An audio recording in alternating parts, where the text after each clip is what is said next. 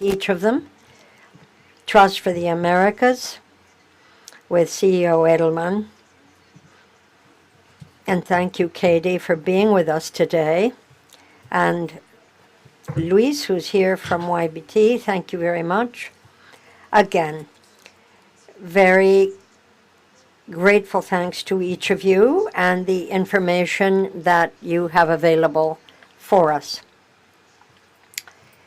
Not to mention the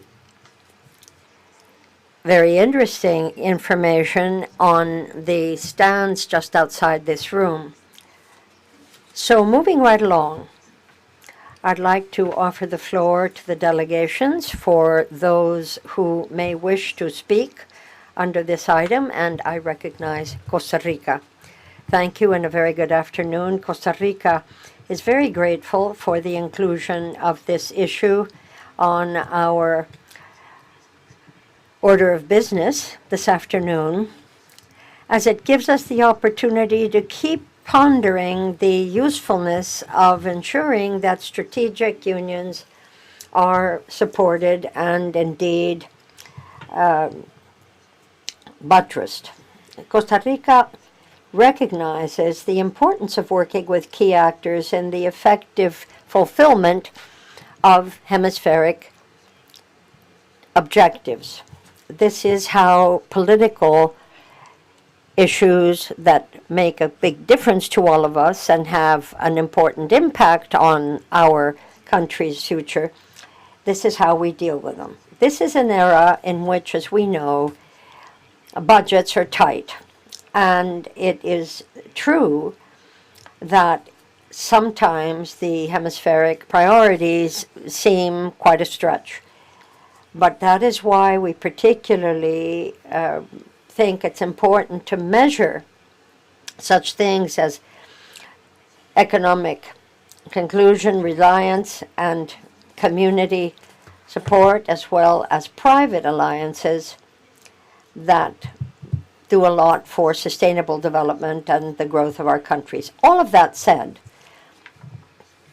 in order to maximize the impact of these alliances and the necessary contributions, we really need to recognize three fundamental pillars and to strengthen each of them. The first has to do with effective coordination. It is absolutely key that we have this among member states, the General Secretariat, the Permanent Council, SEDI, and the affiliated associations that are involved in these synergies.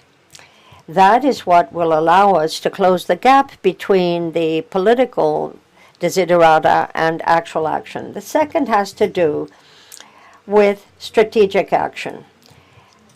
This must be aligned with the national development goals and hemispheric mandates.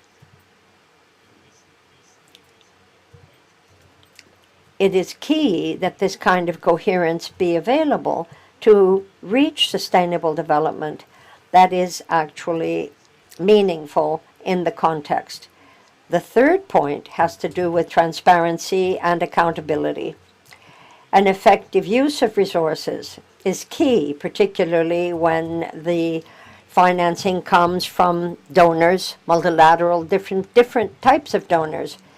But when follow-up and results are key. The Trust for the Americas is one such example. In the governance structure of the Trust of the Americas, we have a number of elements that need to be recognized and protected. We want to be sure that there are economic opportunities on the horizon. And before I close, let me simply tell you that we stand ready to continuing to cooperate in the American context so that we can move forward and that the affiliated mechanisms can serve as engines of prosperity, always based, of course, on institutional coherence and shared responsibility. I thank you very much. Thank you, Costa Rica. Colombia is recognized. Thank you, Madam Chair. The delegation of Colombia, too, is pleased to see this item on the agenda, and we applaud the opportunity to engage in dialogue with the organizations that are affiliated to the Inter-American system and everything that they contribute to the general well-being. Colombia feels that in the present context, to have results-oriented multilateralism, we must look at more transparent and inclusive cooperative mechanisms that will make it possible for the member states to work better together and to gauge their impact. The promotion of best practices and innovative financing mechanisms and better public-private alliances are welcome.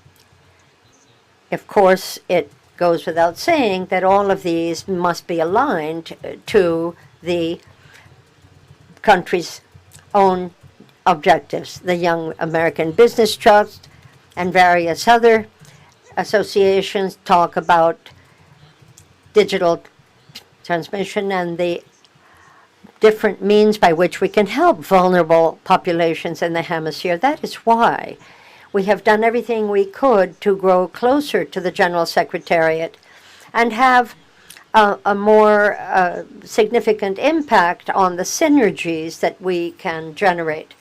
For Colombia, this kind of space also offers the opportunity to give some thought to the link between the mandates adopted by the member states and their concrete implementation on the ground so that everyone benefits. Let me close by saying that Colombia stands ready to continue to work constructively in all of these areas so that we can continue to strengthen the OAS and be sure that our organization is ever more efficient and more results-oriented via strategic alliances that spots the common objectives of the region. Thank you. Thank you, says the chair. Panama is recognized. Thank you, Madam Chair. The permanent mission of Panama is very grateful for this opportunity to hold this debate and recognize the trust of the American Foundation for Development, and the Young Americans Business Trust, three entities that work very much along the goals that we are mentioning. Linda Ellman and Kathy Taylor and Ludwig Guder are three who work with these. All of this goes to the most effective possible implementation of the mandates of the agenda of this organization so that all of our peoples benefit. In like manner, Panama wishes to express its thanks to Stanley Mota, a member of the Trust for the Americas for over 15 years, whose recent distinction involves his commitment to cooperation and development in the region. For Panama, it is key that there be a good link between civil society, academia, the delegates, and the organizations. This is where there is a ongoing synergy amongst these different entities to generate synergy that will make a difference to our peoples. The lessons learned that we are discussing in this session will give us an opportunity to launch initiatives where they are most needed in the region. That is how we hope that our collective commitments will be more effective. Strategic alliances, however, should not be considered only through the lens of financing, but rather platforms to strengthen institutional capacity and broaden the scope of these public policies. For Panama, for its part, it's important that the individual, that people themselves be at the center of all of this. Organizations that are affiliated to the effort may bring various different important contributions, access to cooperation networks, for instance, that will certainly maximize the value of resources available. That is why we hope that we can continue to show innovation when we broaden the scope of such initiatives as prove that they're worth trying, and to make them sustainable over time. always, of course, in tune with the priorities that the members themselves have defined. Madam Chair, this session shows that multilateralism continues to be absolutely key to what we're aiming for here. The affiliated associations bring a commitment of their own and an ability to adopt what we decide here and put them in practice. That is how the Inter-American set of common values can best be felt in the field. We think that it's that important to strengthen these spaces so that our organization is ever more effective, dynamic, and able to assist us and to give the countries what they need. Thank you very much. Jamaica is recognized. Distinguished Secretary General and other senior officials at the head table, permanent representatives, colleagues, good afternoon. The delegation of Jamaica wishes to thank the representatives of these organizations for their very informative presentation and for the important work they carry out to undertake throughout our hemisphere. We want to thank the OAS for placing these organizations on the agenda of today's business. We commend them for their focused, practical, and results-oriented approach to development. At a time when our region faces rapidly evolving social and economic challenges, these entities have distinguished themselves as institutions that not only identify needs, but also deliver tangible solutions that directly improve the lives of our citizens. They represent unique models within the inter-American system by combining innovation, strategic partnerships, and community engagement, and have successfully translated the principles and values of the Organization of American States into meaningful opportunities for individuals and communities across the Americas. Particularly noteworthy is the work in terms of capacity building and skills development through training initiatives and digital literacy, workforce readiness, entrepreneurship, artificial intelligence, and emerging technologies. They equip beneficiaries with the tools necessary to compete in an increasingly digital and knowledge-based economy. These programs empower individuals not only to secure employment, but also to become agents of change within their communities, contributing to sustainable economic and social development. Jamaica can attest to the value of these initiatives. Our country has benefited tremendously from the programs and partnerships that they facilitate. The training opportunities, technological empowerment initiatives, and community-based interventions have contributed to strengthening human capital, enhancing employability, and expanding opportunities for vulnerable populations, including unattached youth, women, and girls. We are particularly encouraged by the efforts to ensure that technological advancement remains inclusive. As artificial intelligence and other emerging technologies reshape the future of work, it is essential that our citizens are equipped with the knowledge and skills required to participate fully in these transformations. Their leadership in this area are both timely and commendable. Madam Chair, the work of these alliances demonstrate how innovation, partnership, and targeted investment in people can generate lasting and measurable impact. Jamaica therefore welcomes the continued expansion of these initiatives and encourages sustained collaboration with member states, the private sector, civil society, and other stakeholders. In closing, the Jamaican delegation expresses appreciation for the dedication to advancing opportunity, inclusion, and prosperity throughout the hemisphere. We look forward to continuing our productive partnership and to supporting efforts that empower citizens, strengthen our communities, and contribute to the development of a more resilient and inclusive Americas. Madam Chair, thank you very much. Thank you, Ms. Delita. Thank you, Jamaica. Y continuamos con... Suriname is recognized. Madam Chair, the delegation of Suriname thanks the presenters from the Trust of the Americas, the Pan American Development Foundation, and the Young Americas Business Trust for their insightful presentations and for the important work their organizations carry out throughout our hemisphere. Today's discussions highlight an important reality.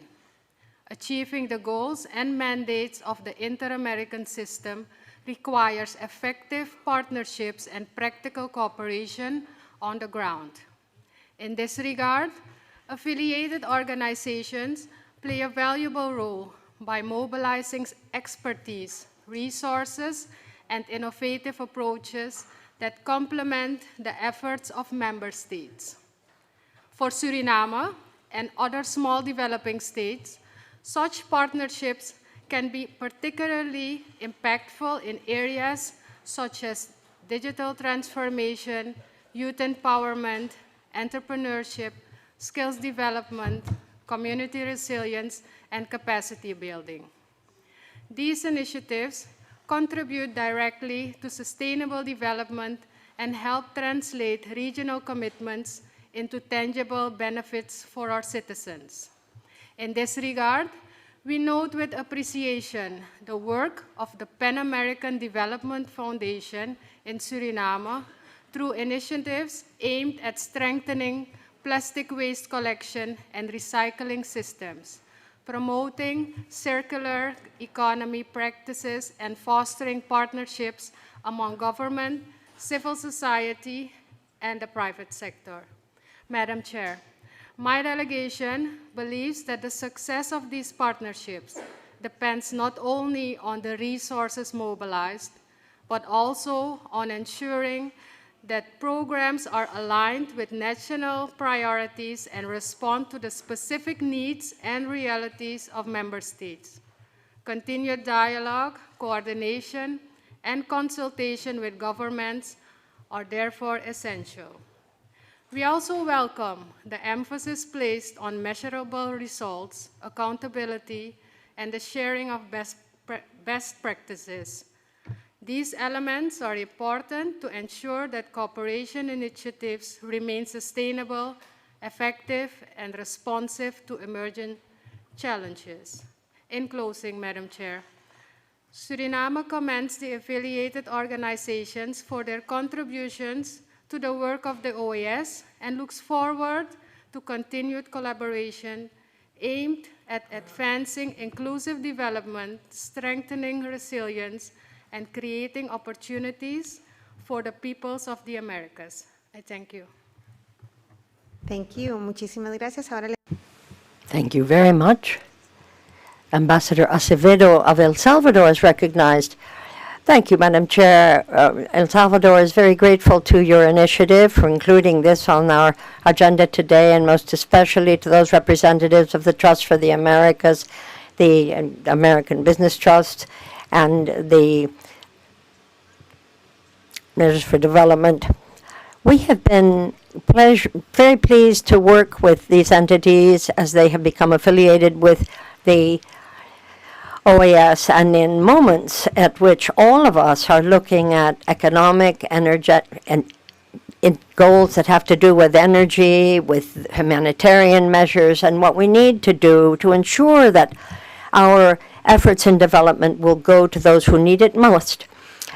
We recognize that its complementarity vis-a-vis the mandate of the OAS, that is what we need to follow, along, of course, with the priorities of each of the member states, equitable work, and everything that we need to look at in terms of democracy, development, and integral development.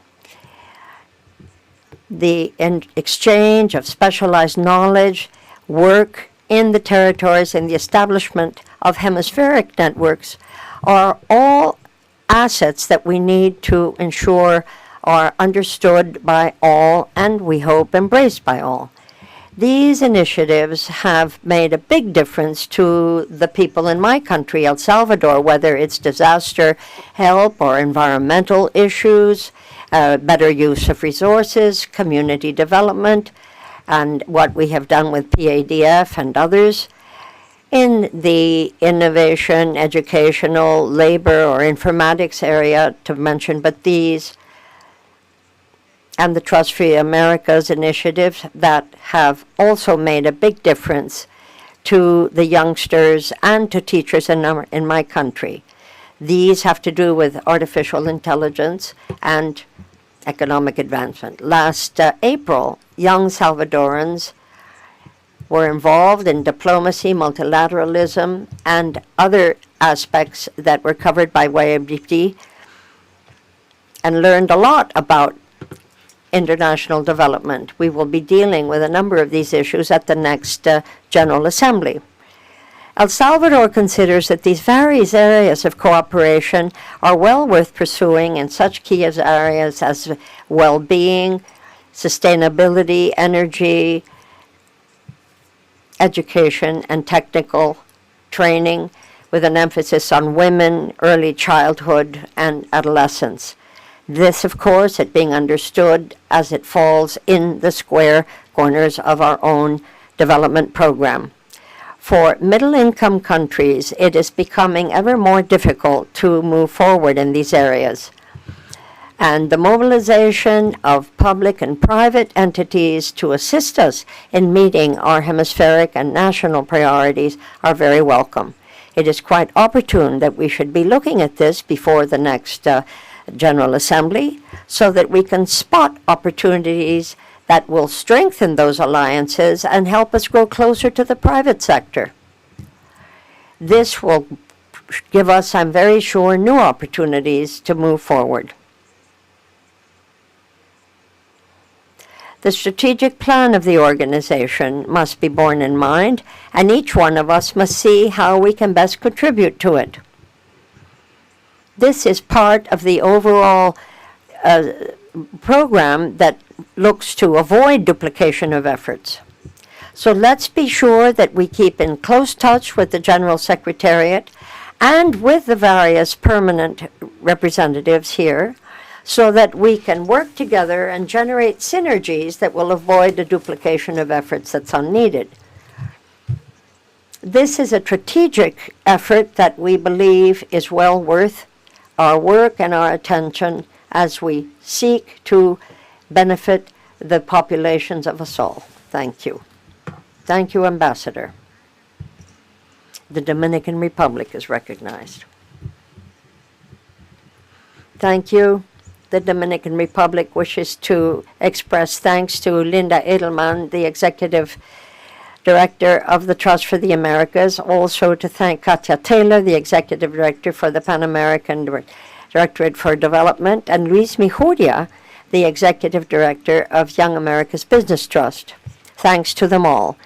These presentations have shown us how valuable these associations that are affiliated to the OAS are to our work, because they offer us ways to ensure that our member states will be able to seize these different ways of ensuring that goals that we all believe in can in fact be implemented.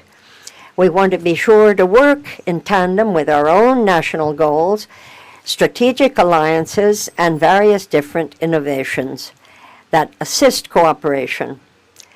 We in the Dominican Republic have seen that with the Young America Business Trust, a great deal has been achieved as we have worked with our youth to build their leadership and entrepreneurship. As part of the process of the Summit of the Americas, the Dominican Republic very much promoted the contribution of young people in the preparatory stages of that meeting so that their own proposals and recommendations could be fed into the overall hemispheric dialogue. We supported such initiatives as the Startup Challenge, a program like Leadership Labs, and the means by which we could make sure that the new and coming leaders of the region could be assisted as they moved forward. Entrepreneurship and the participation of these young people can make a big difference to the economic and social development of our societies.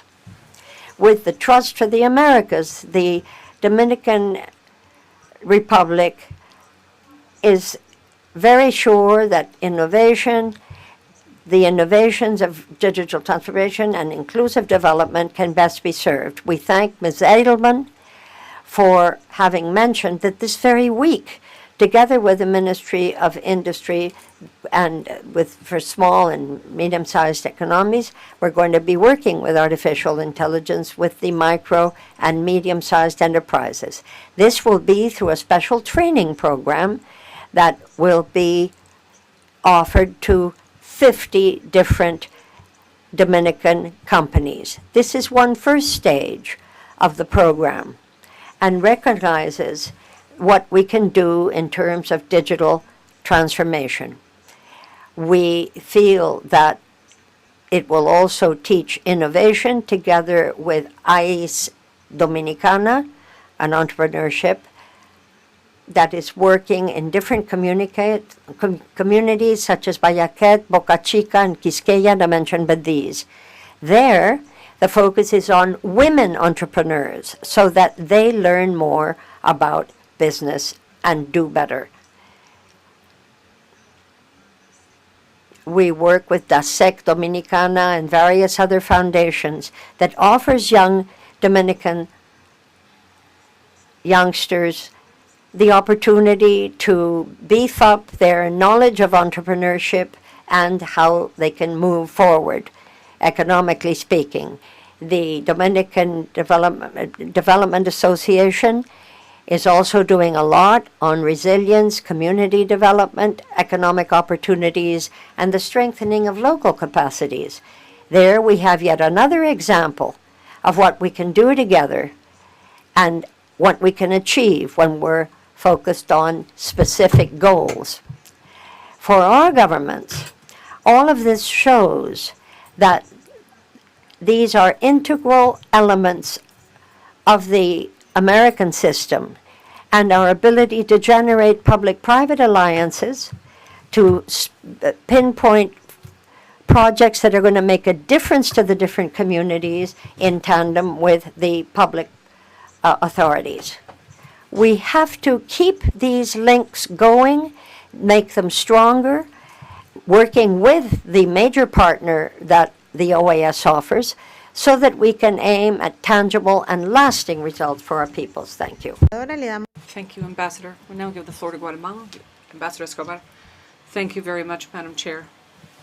We appreciate inclusion of this item and the focus on promoting greater coordination between the different sectors in our region with a view to providing social partnerships to strengthen the architecture of hemispheric cooperation for the common good. Our foundation charter sets forth the main purposes of the organization to promote interactive social cultural action of the American peoples. From that point of view, we value the role played by foundations and entities such as the Trust for the America, the Pan American Foundation for Development, and the Young American Business Trust. Their work contributes to implementing our country's priorities and to making sure that the benefits of intercooperation reaches our communities.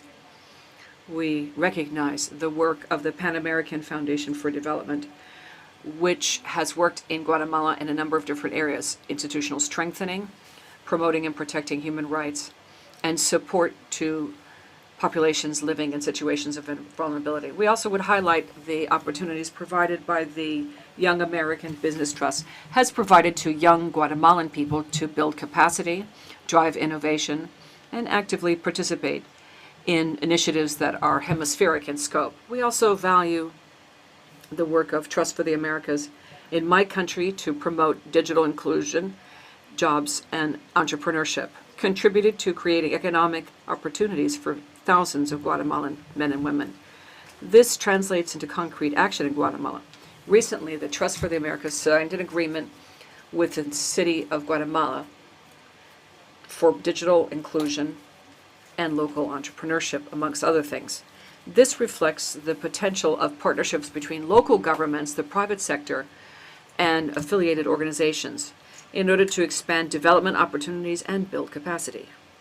Madam Chair, we believe that these efforts show the value of strategic partnerships to complement national action and to contribute to integral development of our countries. And this in a context marked by increasing challenges to development. My delegation recognizes the importance of such initiatives to make it possible to mobilize additional resources create synergies, and promote hemispheric cooperation to support shared priorities. In that regard, we believe that this exchange provides valuable elements to reflect upon as we are currently working on the development of the OAS strategic plan for 2026 to 2030. This is an opportune time to deepen the partnerships with the Secretariat and with competent bodies within the organization, specifically the Inter-American Council for Integral Development. This is a forum called upon to promote development and solidarity. Greater coordination will make it possible to consolidate efforts, optimize resources, and expand the results. We recognize the affiliated entities such as strategic partners that support the efforts of our organization. Their work is a significant contribution to be able to bring the benefits of hemispheric cooperation to our communities and to work for the benefit of all. Thank you, Ambassador. I now give the floor to Peru. Thank you, Chair.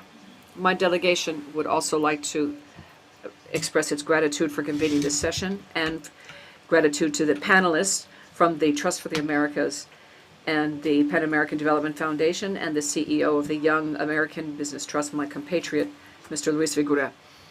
Recently in this council, we have looked at the importance of strategic partnerships to promote the development and well-being of our peoples.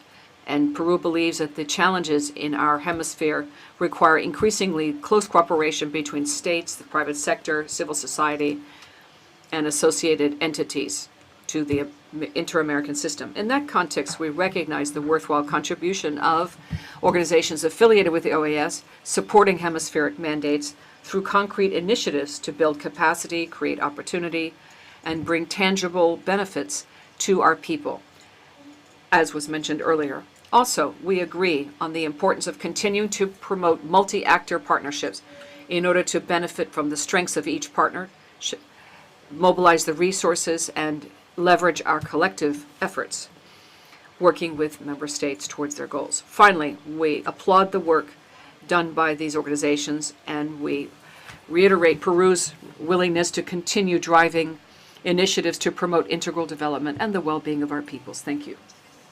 Thank you, Ambassador. I now give the floor to Canada. Thank you, Madam Chair. It's a great pleasure to welcome you today and these representatives of the three affiliated organizations. These organizations play an important role of complementary and support for the inter-American system while bolstering the fundamental mission of the OAS. Their contribution is key because it brings the OAS reach and supports it with technical capacity and institutional capacity. Represented here today extend the OAS impact into development, innovation, youth, entrepreneurship, and democratic strengthening. In 2023, Canada's International Development Research Centre supported a case study with the Mona School of Business and Management at the University of West Indies on the Trust for the Americas' role in catalyzing public-private initiatives in the Caribbean. The study found the Trust to be effective at mobilizing and implementing effective public-private initiatives in Jamaica, Trinidad and Tobago, and Belize. The Trust for the Americas project, empowering Indigenous peoples through digital skills, with the Native Women's Association of Canada, supported 350 Indigenous people to be trained in digital and life skills, learning project management, data content management, digital and financial literacy, entrepreneurship, environmental sustainability, and workforce readiness. We would like to give a particular shout out as well to PADF for the tremendous work in Haiti. Strategic partners such as the Trust for the Americas, the Pan American Development Foundation, and the Young Americas Business Trust are well placed to pursue this line of regional collaboration. This includes advancing collaborative initiatives between Indigenous peoples around economic development initiatives or around mobilizing the private sector to philanthropic pursuits in the region. Affiliated organizations amplify the OAS's impact by transforming its mandates into concrete action, reaching communities and sectors the organization could not support on its own. Their expertise, innovation, and on-the-ground presence strengthen the inter-American system, ensuring that our shared commitments to democracy, development, and inclusion translate into real opportunities for people across the hemisphere. Thank you. Thank you, Canada. Y le damos la palabra. I give the floor to Argentina, Ambassador. Thank you, Chair. Argentina appreciates inclusion of this item on the agenda today and commends the presentation of Trust of the America and the Pan American Development Foundation and the Young American Business Trust. We appreciate that the Permanent Council would be using this space to reflect on the impact on organizations that are affiliated with the Inter-American system in a regional context marked by complex challenges, growing social demands, and limited resources. Therefore, hemispheric cooperation is to be increasingly coordinated, strategic, and oriented to concrete results. From that point of view, Argentina believes that these organizations play an important role as a bridge between approved mandates by member states and implementation of programs on the ground. Their ability to mobilize technical, financial, and human resources and to work with different sectors and to reach specific communities can very much complement the efforts of the OAS and the member states themselves. This is especially true with regard to the good experiences we've had with the Pan American Development Foundation in Argentina, amongst others. We also believe that it's fundamental that that cooperation be based on clear principles. First, it needs to be in keeping with the priorities set by member states, and it needs to meet real needs of our societies. Partnerships are more effective when they do not replace national public policies, but rather buttress them, complement, and contribute to widening their impact. Secondly, we think it's important to make progress for greater coordination between the different actors in the Inter-American system. Often, there are very worthwhile initiatives in the area of social, economic inclusion, digital transformation, labor training, helping young entrepreneurs, community resilience, or institutional strengthening. But the impact is sometimes limited if it's not coordinated appropriately with specialized agencies and national authorities. Thirdly, Argentina would like to highlight the importance of transparency, accountability, and measuring impact at a time when all of our countries are grappling with budgetary limitations. It's vital to clearly show not only how much is being invested, but what results are achieved and who is benefiting, what lessons are learned, and what experiences can be replicated or scaled up in other contexts.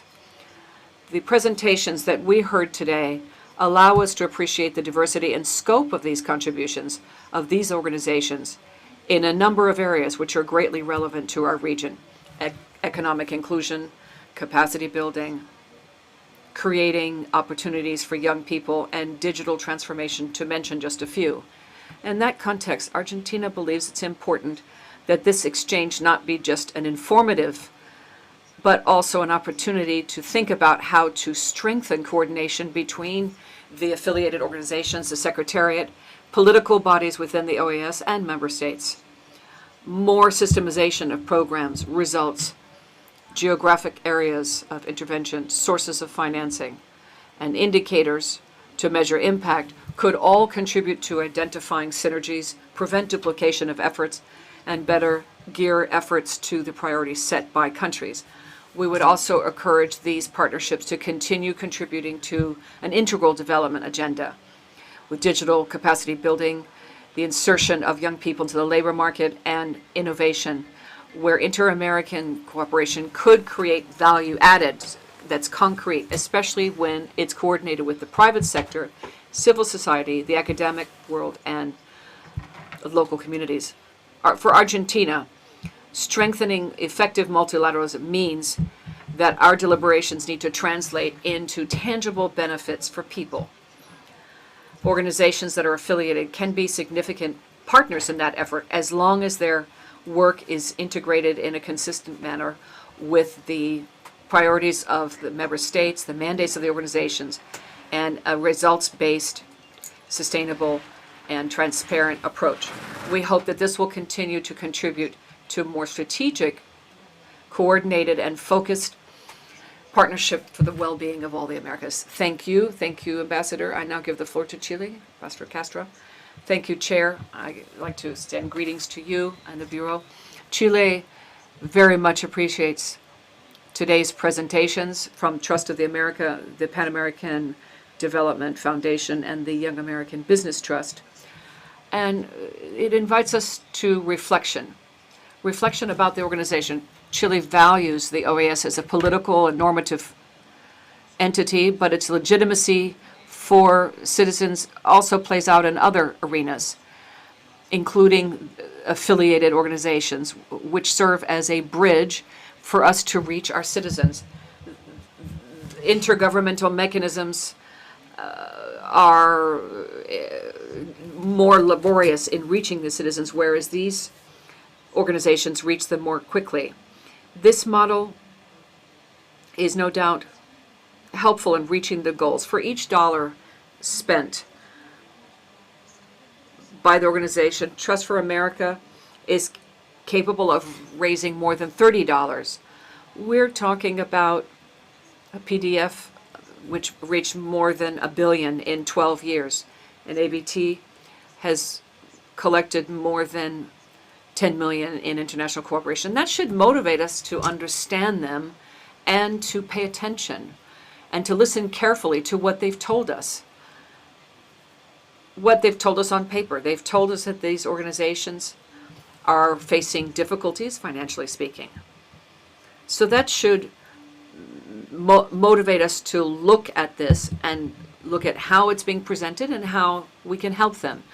How can we help this kind of organization grow? And in that regard, we would encourage the exploration of specific mechanism to promote the sustainability of these partnerships, Chair. And we are also prepared to join any conversations or efforts that would be taking place in that regard. Thank you very much. Thank you, Ambassador. I now give the floor to the Ambassador to St. Kitts and Nevis. Thank you, Chair. My delegation welcomes this morning's presentations and expresses its appreciation to the Pan American Development Foundation, the Trust for the Americas, and the Young Americas Business Trust for the important work that they undertake in support of the mandates of the OAS and the development aspirations of our member states. The cumulative value of their contribution underscores an important reality. The challenges confronting our hemisphere increasingly require partnerships that extend beyond traditional models of cooperation. These affiliated entities and foundations of the Inter-American system serve as a critical bridge between policy and implementation, helping to translate hemispheric commitments into tangible outcomes that improve the lives of our citizens.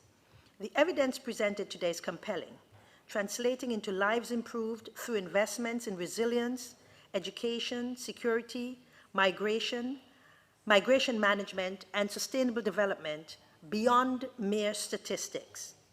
Broadly, the contributions of PADF, the Trust for the Americas, and YABT speak to the value of private sector resources in support of development priorities, highlighting an increasingly important model for advancing sustainable growth in an era of constrained public resources.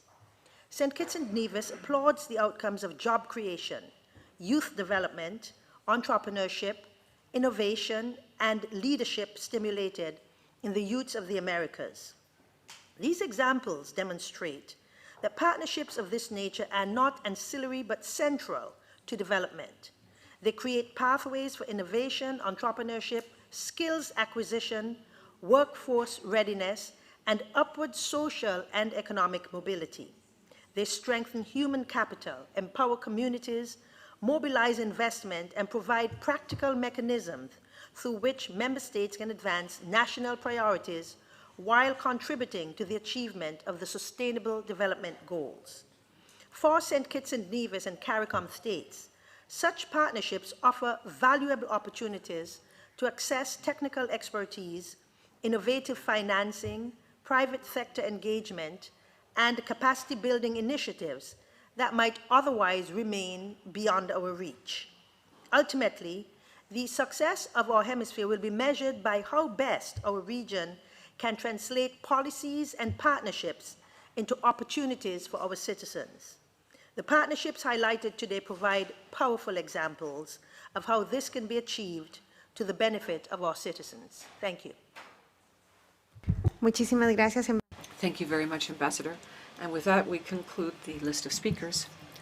The chair would like to once again thank our distinguished panelists that are with us in the room, Linda, Keita, Don Luis, and if I may, I would like to thank them with applause for them and their teams.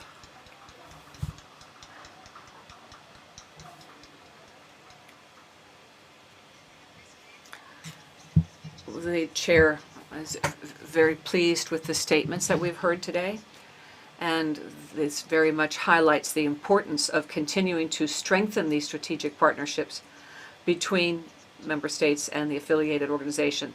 Their work is extremely important, and we brought them to the Permanent Council to highlight the contributions that they make in the various pillars of this organization's work. This is, of course, at the beginning of a conversation that will continue in other more natural spaces, as mentioned in your statements, in the Inter-American Council for Integral Development, CD, and the various commissions, where we've heard about their work, access to rights, migrants, and so we would like to thank them all for their entrepreneurship and their work with young people. It was very important to hear firsthand about the significant work they do, and of course, the political consistency. We need to strengthen it in a deliberative fashion, but also in order to bring about tangible results for our citizens. That's very important. And we've also heard about financing mechanisms that are different, alternative funding. In many cases, the impact of the resources from the regular budget is minimum, and they work with thousands of people who are benefiting in the region. So this is why we wanted to highlight their work, and we very much appreciate their contributions today. And if I may, we are now then concluding this item of our agenda, taking note of the panelists' presentations as well as your own contributions and statements, and we'll continue the conversation in CD and in other natural spaces or venues that would be appropriate. Thank you. It is so agreed. Now we will continue, if I may beg your indulgence. On the next item of our agenda, we actually have Mr. Dean on the audit report. Mr. Dean came here to provide our report, and he needs to leave. So if I could beg your indulgence to postpone item 6 on artificial intelligence and rights of children and adolescents in the Americas, in order to be able to hear firsthand, in person, the report on the audit. I would appreciate your indulgence. This is a request from the Secretariat, and I also just learned of it. If we could, if you could go along with this change as proposed by the chair, we would be most grateful. Thank you for your understanding. So we will now continue with, will now be item 6, annual report 2025 of the OAS Audit Committee to the Permanent Council for the years ended December 21, 2025 and 2024. The document was circulated under CP Doc 6207/27 in English and in Spanish. And without any further ado, I'd like to welcome the chair of the Audit Committee, Mr. Dean Evanson, who will be providing us with a summary of his report. Floor.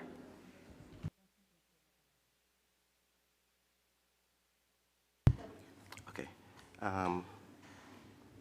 Good afternoon, Madam Chair, and thank you for your kind introduction. I acknowledge His Excellency, the Secretary General, the Assistant Secretary General, members of the Permanent Council, their representative, observers. I'm here today to give a synopsis of the 2025 Audit Committee findings to this Council. The other member of the Audit Committee are Mr. Norman Brown, Acting Deputy Inspector General at the U.S. State Department, and Mr. Jorge Escobar, National Director of Audit, Controller General, Panama.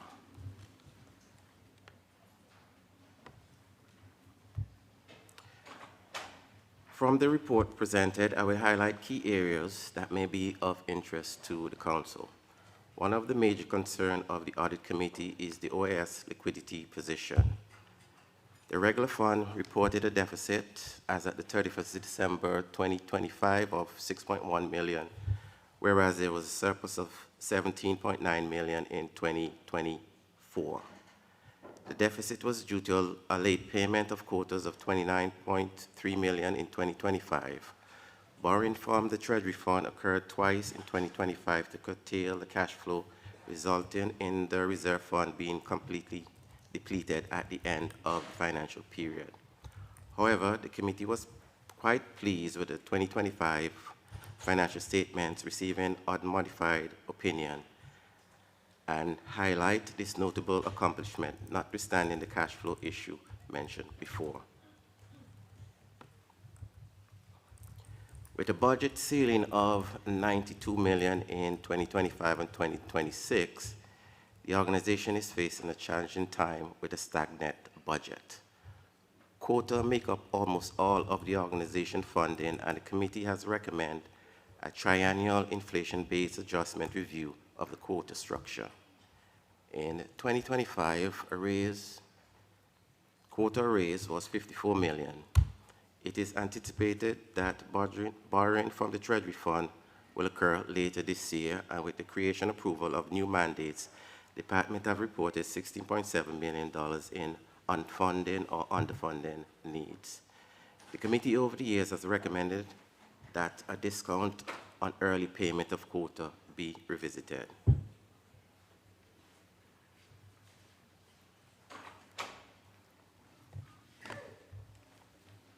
The 2025 financial statements saw an unmodified report across the board from the auditors. There were, however, 5 minor accounting classifications where a correction was done and no material weakness was identified. The regular fund, as I stated before, had a deficit of $6.1 million, whereas the Leo and medical fund had assets of $26.2 million and $98.8 million, respectively. The retirement and pension fund for 2025 saw a 16.5% rate of return with a $382 million in assets. The committee is still analyzing the medical benefit fund with the new provision, such as the 8% cap to contribution from the regular fund. Following the implementation of Sigma, the OAS undertake a comprehensive review of all mandates, resulting in a strategic alignment of mandates with available resource. There are presently 367 active mandates, with only 22 added in 2025, which is a significant decrease from the 251 mandates in 2024. The report also notes a decline in voluntary contribution, especially from traditional donors. This shift in global funding priority towards defense and climate leave institutions such as this one competing for a shrinking pool. To address this, the committee recommends a monetization of the donor strategy targeting private sector partnership and emerging economies. The report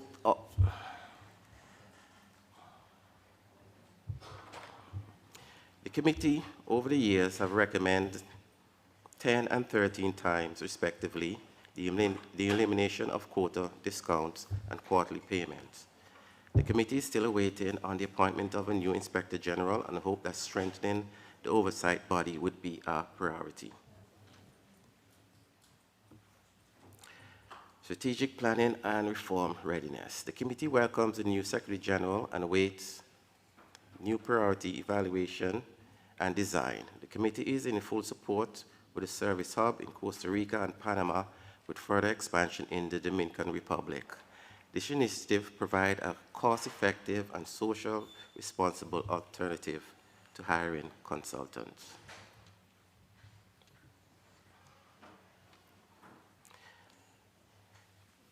The deferred maintenance backlog is still over $50 million. However, that figure should change with the pending sale of the Secretary General's residence and the relisting of the Casa de Soledad. With the strategic rethinking and implementation of the real estate strategy, the maintenance costs should be reduced.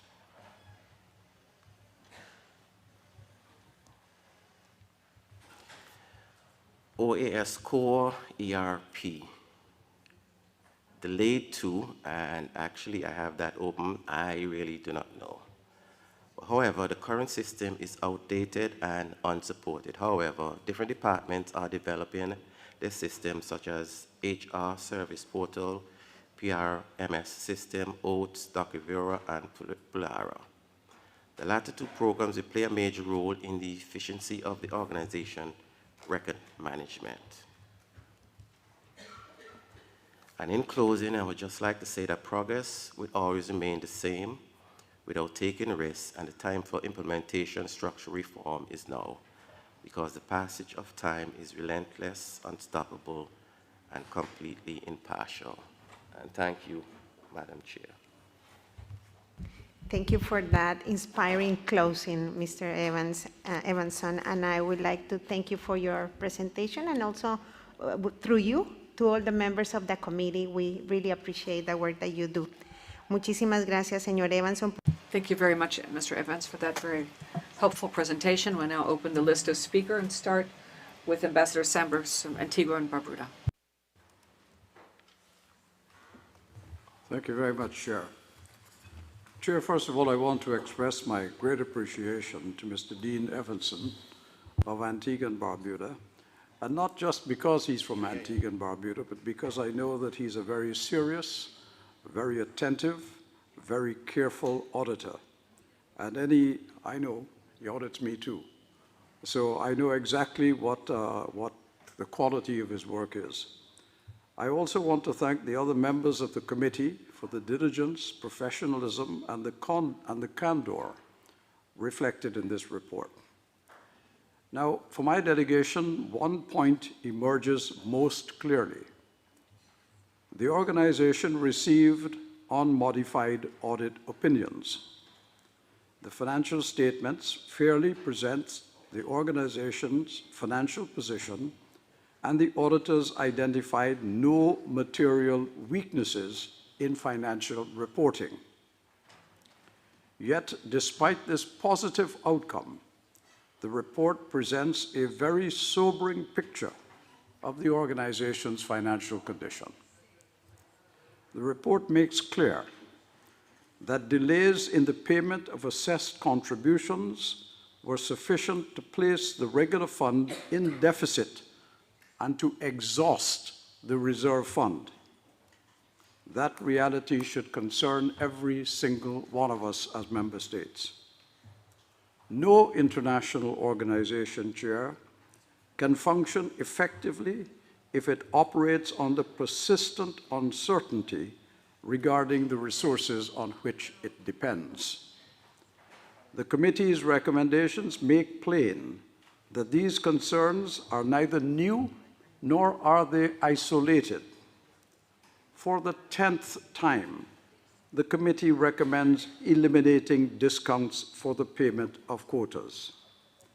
For the 13th time, the committee recommends eliminating for the 13th time, it recommends that the Permanent Council consider quarterly quota payments, required payment plans, and monetary or non-monetary penalties for untimely payment. In other words, time for us to penalize those who don't pay and those who pay far too late. And for the 5th time, it recommends amendments of the general standards to provide for a triennial adjustment of the quota structure indexed to inflation. Well, colleagues, when recommendations of this importance are repeated so many times, the issue is no longer simply one of financial administration. It becomes a question of institutional responsibility. And institutions require resources.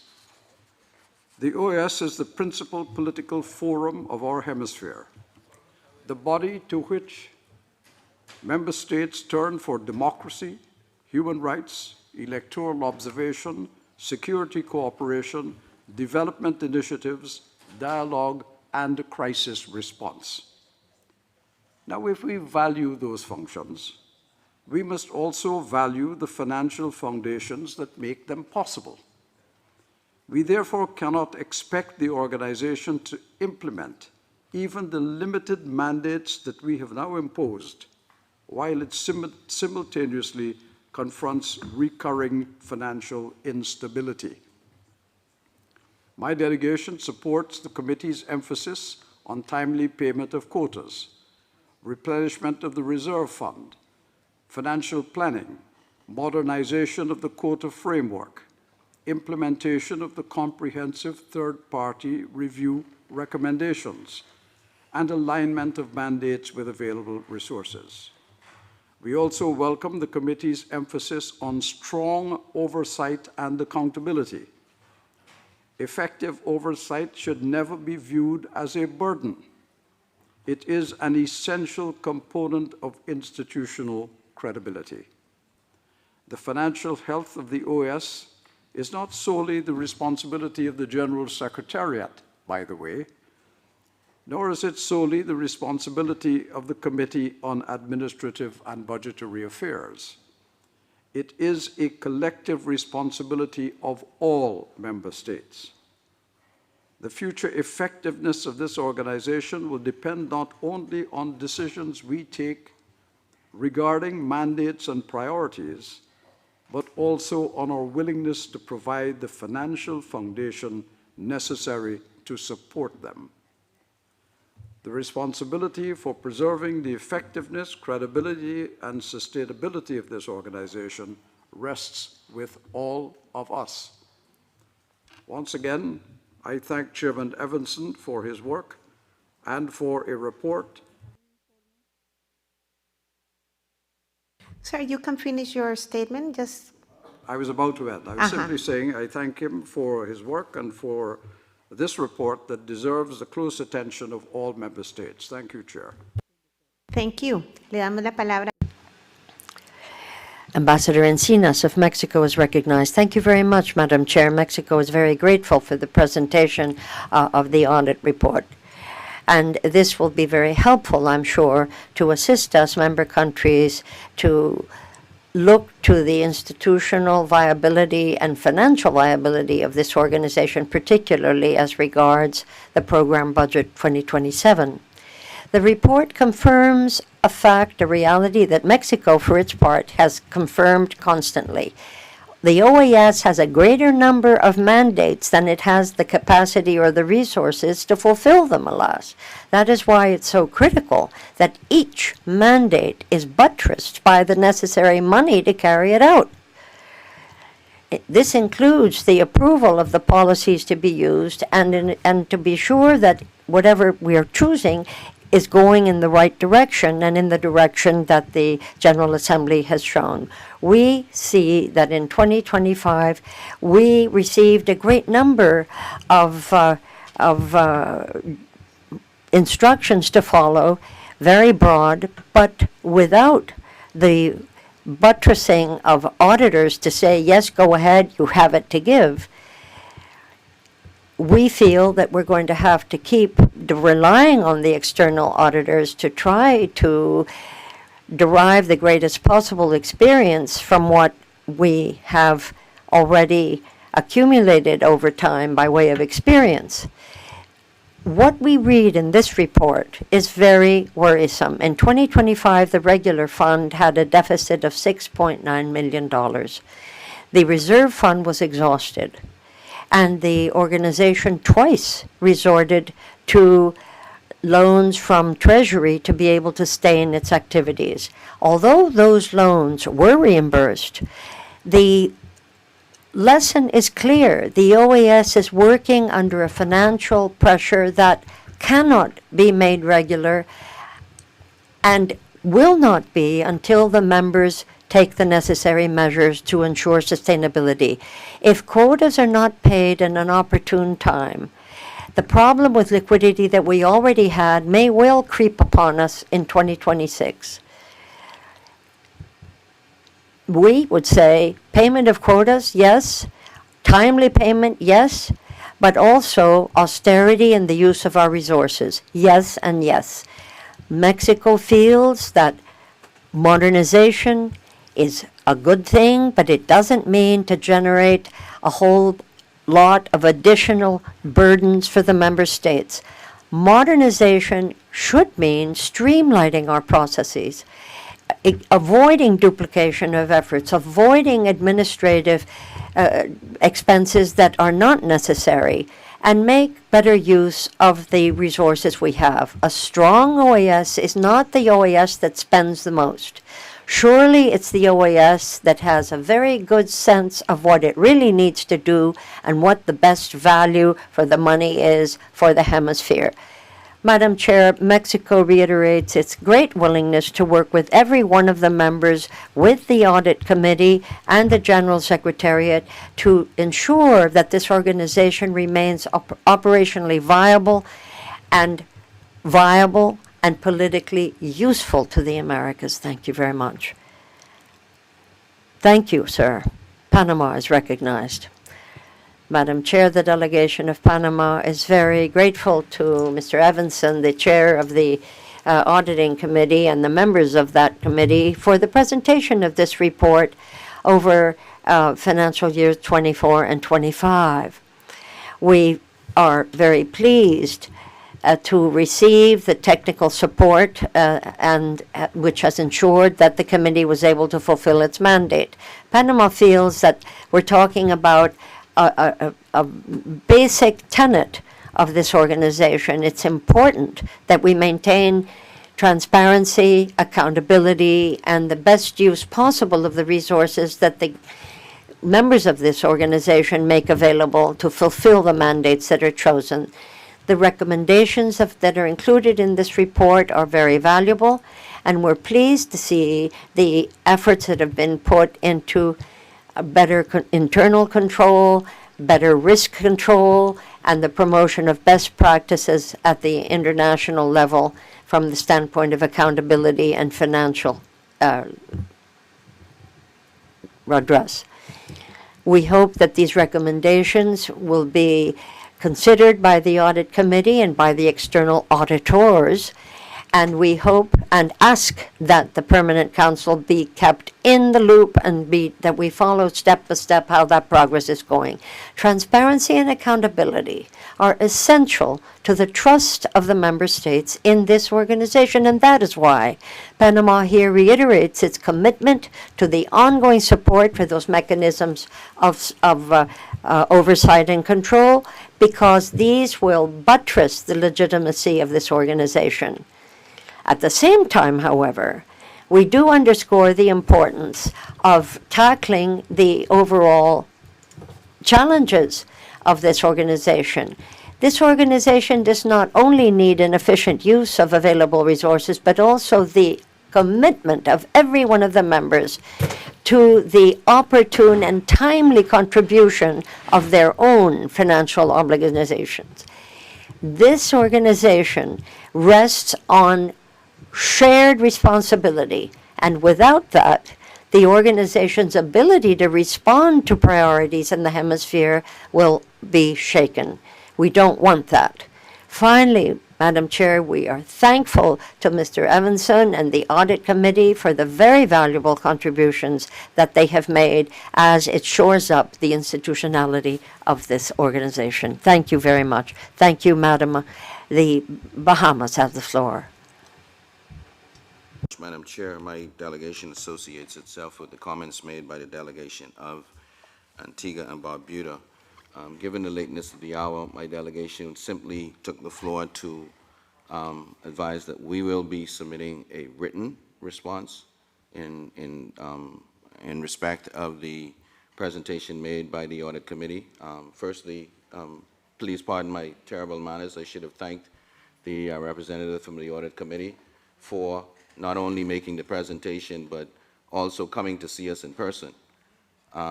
And also, as you are abundantly aware, the Bahamas has been advocating for at least 15 years for the elimination of the prompt payment, notwithstanding. We are still proceeding with a proposal that is before the General Assembly this year. We also have a proposal before the General Assembly for the codification of the cost of living adjustment. That itself brings into play a number of fiscal remedies and also assurances going forward. Again, Madam Chair, if I were to sit here 10 years ago, I would have heard this same report.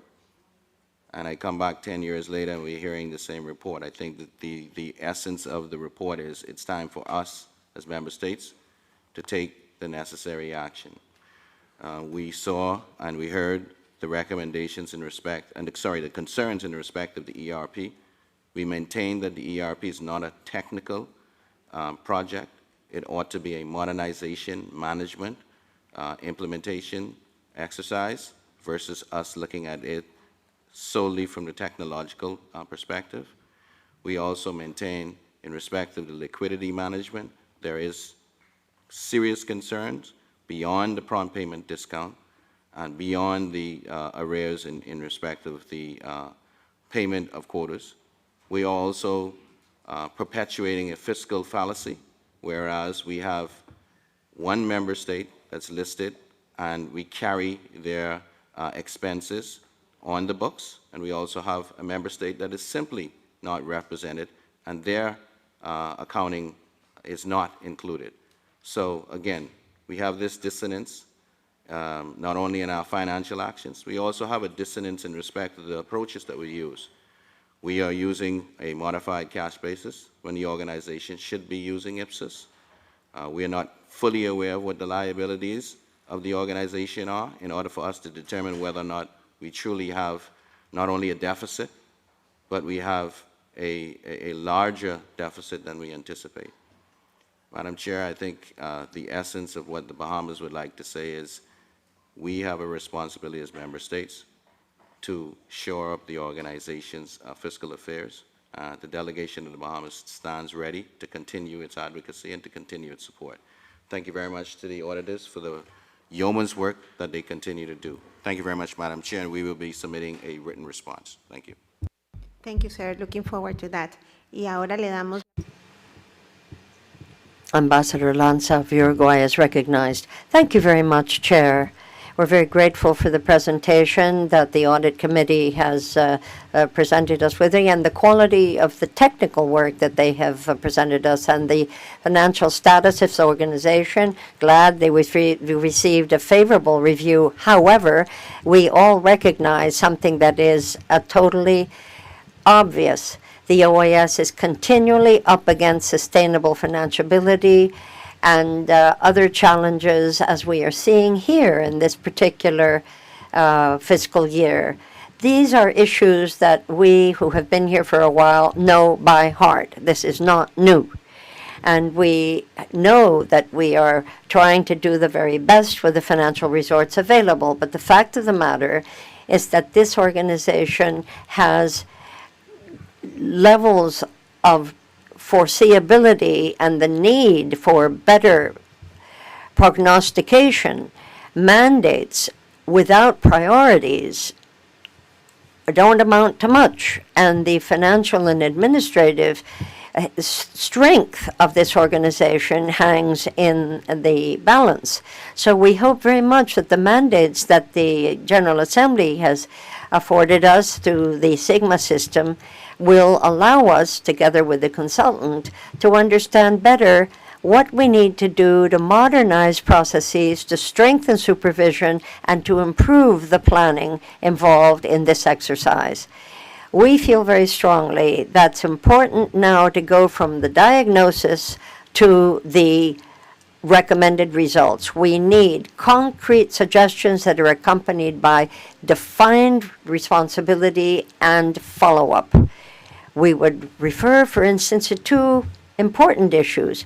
Administrative modernization. The report expresses concern with regard to the delays that have been noted and what we need to do to strengthen the institutionality and the decision-making process. That was point one. Secondly, the report also underscores the need for a reserve fund and better diversification of donors, as well as the need to continue examining a system to afford this organization greater foreseeability. We have got to move to a financial system that is sustainable and foreseeable. So Uruguay stands with the rest of the members and very pleased to work with the audit people and numbers of others to be sure that we are ever more better prepared for the future that we face. Thank you. Thank you, Ambassador. I don't see any further requests for the floor, says the chair. So yet again, thank you, Mr. Evanson, for your statement. Evanson, for your presentation and your great work at your committee, at chairing that committee, y en consecuencia. And to close this item on the agenda, I would like to ask the plenary to take note of this annual report for 2025 for the Audit Committee that, as I indicated, is in CP Doc 6207/16 Rev 1, so that it may be presented to the General Assembly in its first meeting, together with the notes and recommendations that have been formulated here by all of you. If that meets with your approval, it is so decided. Are we in agreement? Very good. Thank you. It is so decided. Moving right along. And thanks again. We're going back. Thank you for accepting this slight change in the agenda, which was unexpected, but I think well worth the change in order, and continue with artificial intelligence and the rights of girls, boys, and adolescents in the Americas towards child-centered inter-American governance. This is item 6, ladies and gentlemen. And this comes in the context of the Day for Childhood in the Americas. It's 1081 recommendation of this council, and it coincides with the 99th anniversary of the Institute for Boys, Girls, and Adolescents. The aim here, ladies and gentlemen, is to try to assess the impact of artificial intelligence on these children and to identify the opportunities for better learning digitally, as well as spotting the gaps that are found in the present regulations in the region. You will have 7 minutes each if you wish to speak, but let me give the floor first to Ms. Maria Julia Garcia Yegres, Director General of the Inter-American Children's Institute, and she is going to be in touch with the others by virtual means. Good afternoon, Madam Chair, distinguished Permanent Council, distinguished representatives. Thank you so very much for being here, and thank you for my colleagues on the panel. And let me speak very specifically to the boys, girls, and adolescents who have been with us from the early morning hours throughout this session. I am here to share a particular fact that I think is important to bear in mind. In November of 2025, the Committee on the Rights of the Child and the International Union of Telecommunications signed a joint declaration on artificial intelligence and the rights of children. This is the first global framework that broaches both of those issues, opportunities and risks that are entailed by artificial intelligence with regard to the children. We're talking about entrepreneurial responsibility, transparency, security, privacy, higher interest, non-discrimination, and participation of children. This goes also with number 25 of the committee and the regional declaration of UNICEF in 1925 that put this issue on the agenda as a hemisphere. Yet, here in the Americas, we do not have an inter-American framework in which these global commitments can be translated, as it were, into our own American cultural realities. The fact that that has not been done is what I bring to your attention so that we can, in fact, catch up. Artificial intelligence is not to be ignored today. Our boys, girls, and adolescents in the regions are operating in that context. There are many pluses, but there are also risks that we are not covering sufficiently. Violence, for example, is very often suddenly apparent in these digital contexts. There has been sexual abuse of boys and girls through this system, children under 15 years of age, and generative international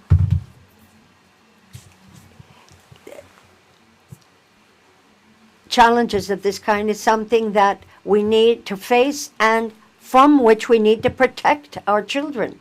At the same time, what have the member states done from a regulatory standpoint?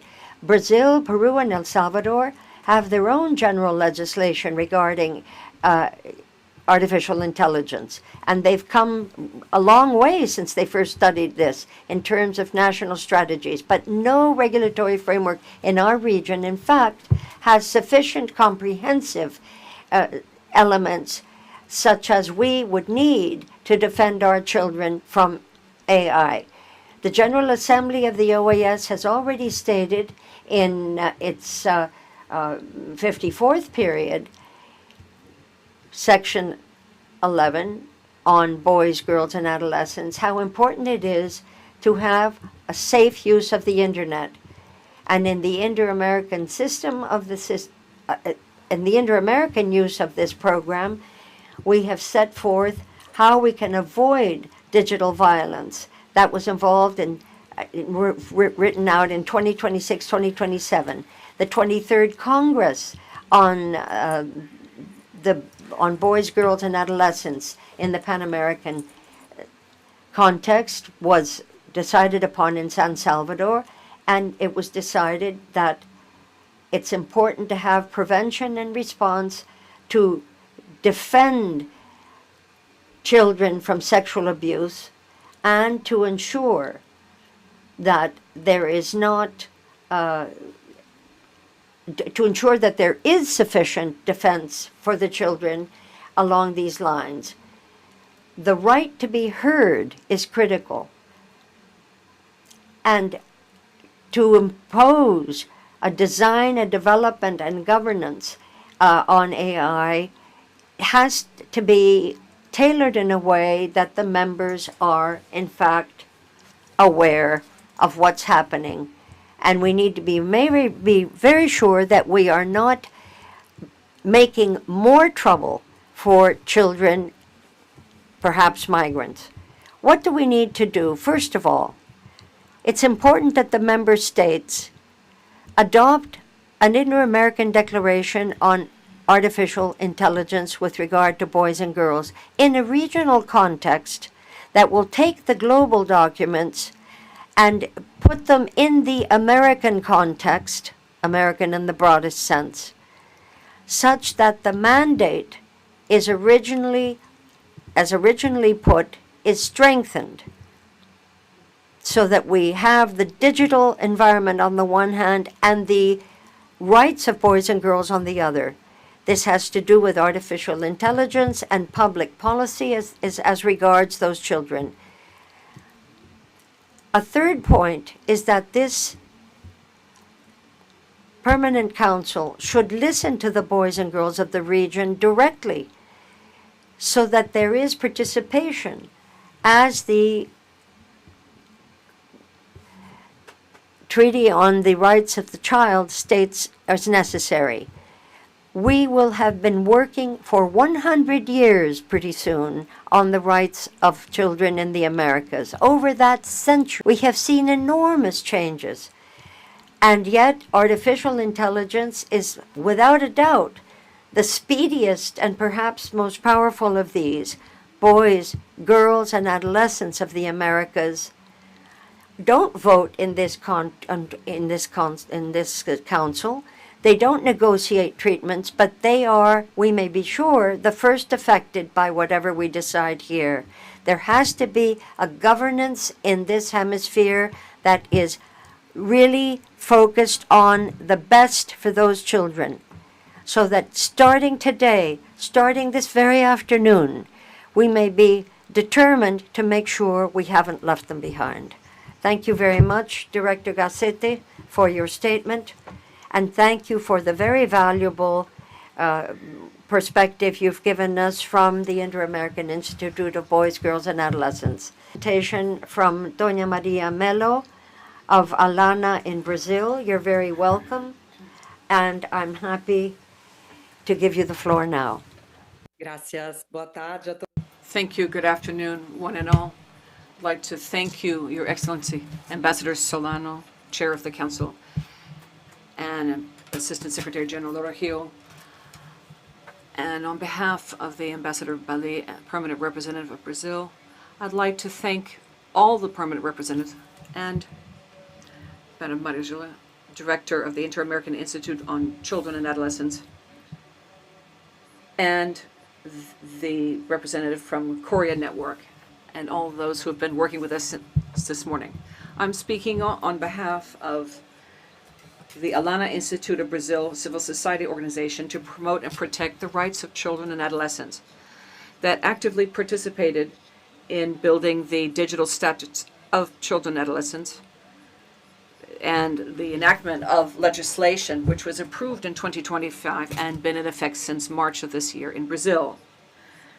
Throughout the process of the enactment of the law, we participated in public hearings and ongoing dialogue with the executive and the legislative branches in Brazil. And the enactment of the law was the result of a broad collective effort involving civil society, the government, academics, and parliament, in a political scenario which is often marked by a great deal of differences.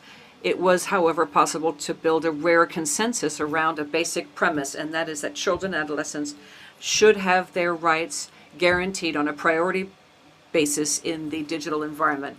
Brazil is one of the most connected countries in the world, with 150 million children and adolescents. For many of them, internet provides important opportunity for education, participation, living together, and connectedness. But it also exposes them, especially the most vulnerable, to risks and damage that are not just because of the content on digital environments, but the architecture itself of the platforms and the digital services. The digital echo is based on this recognition that children and adolescents can benefit from the digital environment while respecting their fundamental rights and dignity. So we inaugurated a new unprecedented chapter in the Americas linked to the whole idea of care and rights. The legislation's in keeping with the Brazilian constitutions, the Convention on the Rights of Children, and General Comment number 25 of the Rights of the Child of the United Nations. The main progress is affirming that protecting children and adolescents in the digital environment cannot fall exclusively on the shoulders of Brazilian families. Businesses also must assume responsibility, as must the state itself, proportionate to the impact they have on the lives of millions of children and adolescents. The law establishes 4 main areas of protection. The first is insurance and security by design, or safety by design, with a practical functionality that making sure that it doesn't compromise the development and the well-being of children and adolescents through a manipulative type design. There's also important progress for the use of personal data and to protect against the commercial uses of their data. The second area strengthens the family's right to require or demand that platform provide effective measures for oversight and protection. The third involves priority mechanisms for response to violations of rights, especially in situation involving illicit or harmful content that impacts children and adolescents. And finally, the last area extends the area of transparency, accountability, and risk assessment for more effective oversight, first by public authorities, but also by Brazilian society. The legislation also responds to emerging threats regarding artificial intelligence. Artificial intelligence is accessible to children and adolescents, and they are therefore now subject to specific safety and protection measures so that these technologies are already very much influencing and impacting the experience of our next generation of our people. The next stage and the next challenge is to guarantee effective implementation. That requires coordination between different public entities, training for institutions, widespread dissemination of information to society, and commitment of businesses to a culture of protection in terms of their products and services offered. It's very important to say that the Brazilian state is committed to this agenda and has published decrees that detail the different paths to implement the law henceforth. This area involves promoters, defenders of consumer rights, also shoulder responsibility for enactment of the law and implementation, and the judiciary has also been broadening its knowledge about the new law. Brazilian experience is in its first steps, but we believe that it can offer a relevant contribution to the regional discussion of this topic. The challenges Brazil faces are not just exclusive to Brazil, but they're shared by almost all the countries of the Americas. Transnational circulation of digital services makes it increasingly necessary to cooperate among states, between international bodies, regulatory and oversight bodies, and civil society to provide overall protection as a priority, absolute protection for children and adolescents online. That's why we understand that strengthening common regional references to protect children and adolescents in the digital environment could be an important step towards promoting their rights in our region, especially with regard to artificial intelligence. The present and future of our children in the Americas will depend on our capacity to build online environments that are protective, inclusive, innovative, and compatible with the rights that states already committed to protecting. Thank you very much, Madam Chair. Thank you, says the chair. To Madam Mello, thank you for being online with us and for your very worthwhile statement. And now our last panelist is a young woman, Pania. She's a Canadian adolescent. She's a member of the Korea network of adolescents. Welcome, Pania. We will be listening to you very carefully. Thank you, and welcome to the Permanent Council. You have the floor. Good afternoon, Madam Chair, distinguished representatives of the member states, observers, and guests. I want to first thank you for giving me the opportunity to speak and represent youth from all over the world. My name is Pania, and I am the Canadian representative for the Korea Network, organized by the Inter-American Children's Institute. As artificial intelligence becomes increasingly embedded in our schools, our communities, and our daily lives, conversations about its future often focus on innovation, economic growth, and technological advancement. These discussions are important. However, there is one perspective that is too often overlooked: the perspective of children. Children are not merely users of technology. We are not simply consumers, data points, or future beneficiaries of policies made today. We are rights holders. The Convention on the Rights of the Child remains the guiding framework for protecting children everywhere, including in digital environments. Technological innovation does not diminish states' obligations towards children. Rather, it reinforces the need to ensure that children's dignity, safety, and participation are protected throughout the entire life cycle of AI systems. This principle is especially important as emerging technologies become more deeply connected to our identities. The Inter-American Declaration of Principles on Neuroscience, Neurotechnology, and Human Rights recognizes that neuronal activity forms part of the very essence of a person's identity and privacy. As technology becomes increasingly capable of analyzing and influencing human behavior, the discussion is no longer about how we use technology. It is about who we are and how our rights are protected.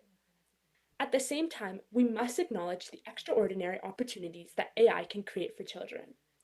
When developed responsibly, AI can expand access to education through personalized learning, improve accessibility for children with disabilities, strengthen health and social services, and help connect children to informations and opportunities that may otherwise remain out of reach.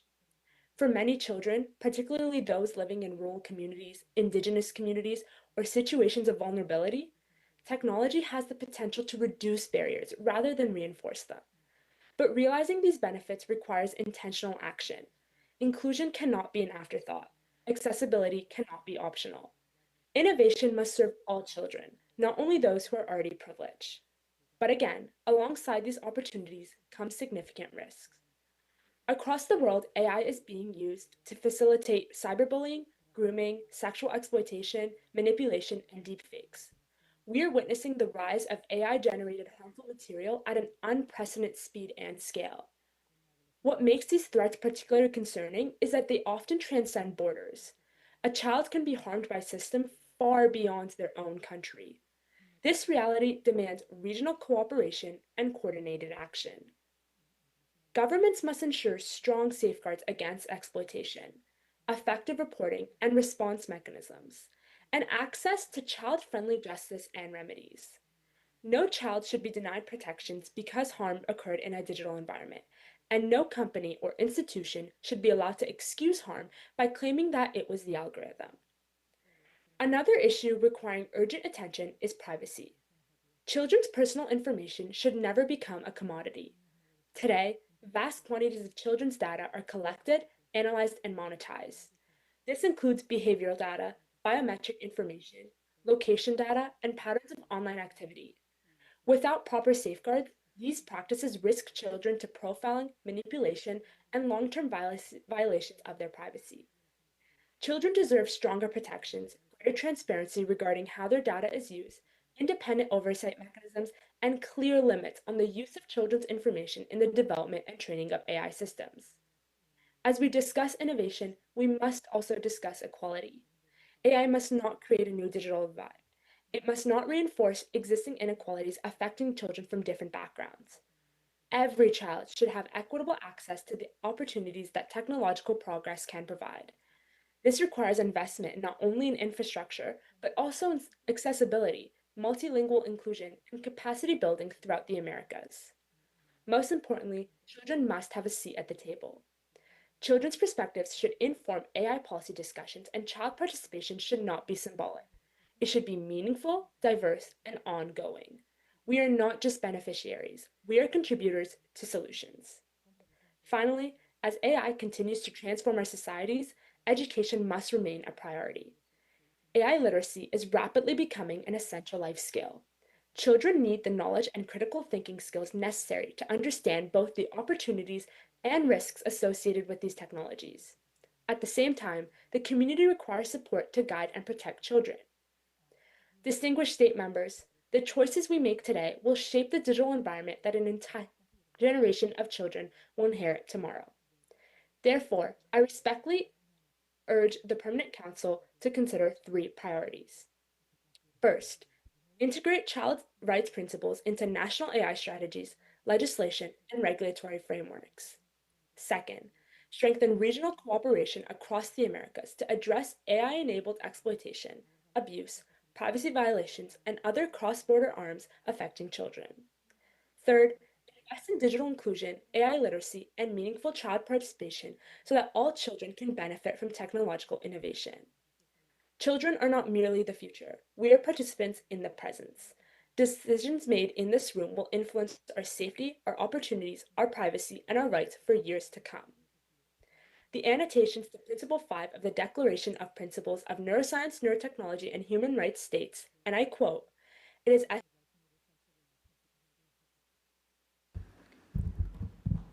Thank you very much, Pania. I lost track of your minutes allocated, but if you can just conclude and say goodbye. I don't want to leave you there since you were waiting the whole morning, but I didn't catch how many times were used until you just disappeared from the screen. So if you can please request the floor again, just to finish in less than a minute, please.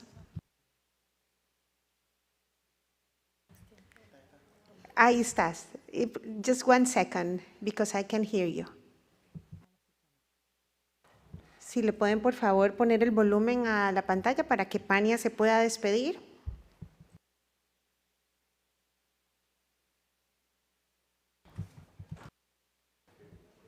Try again.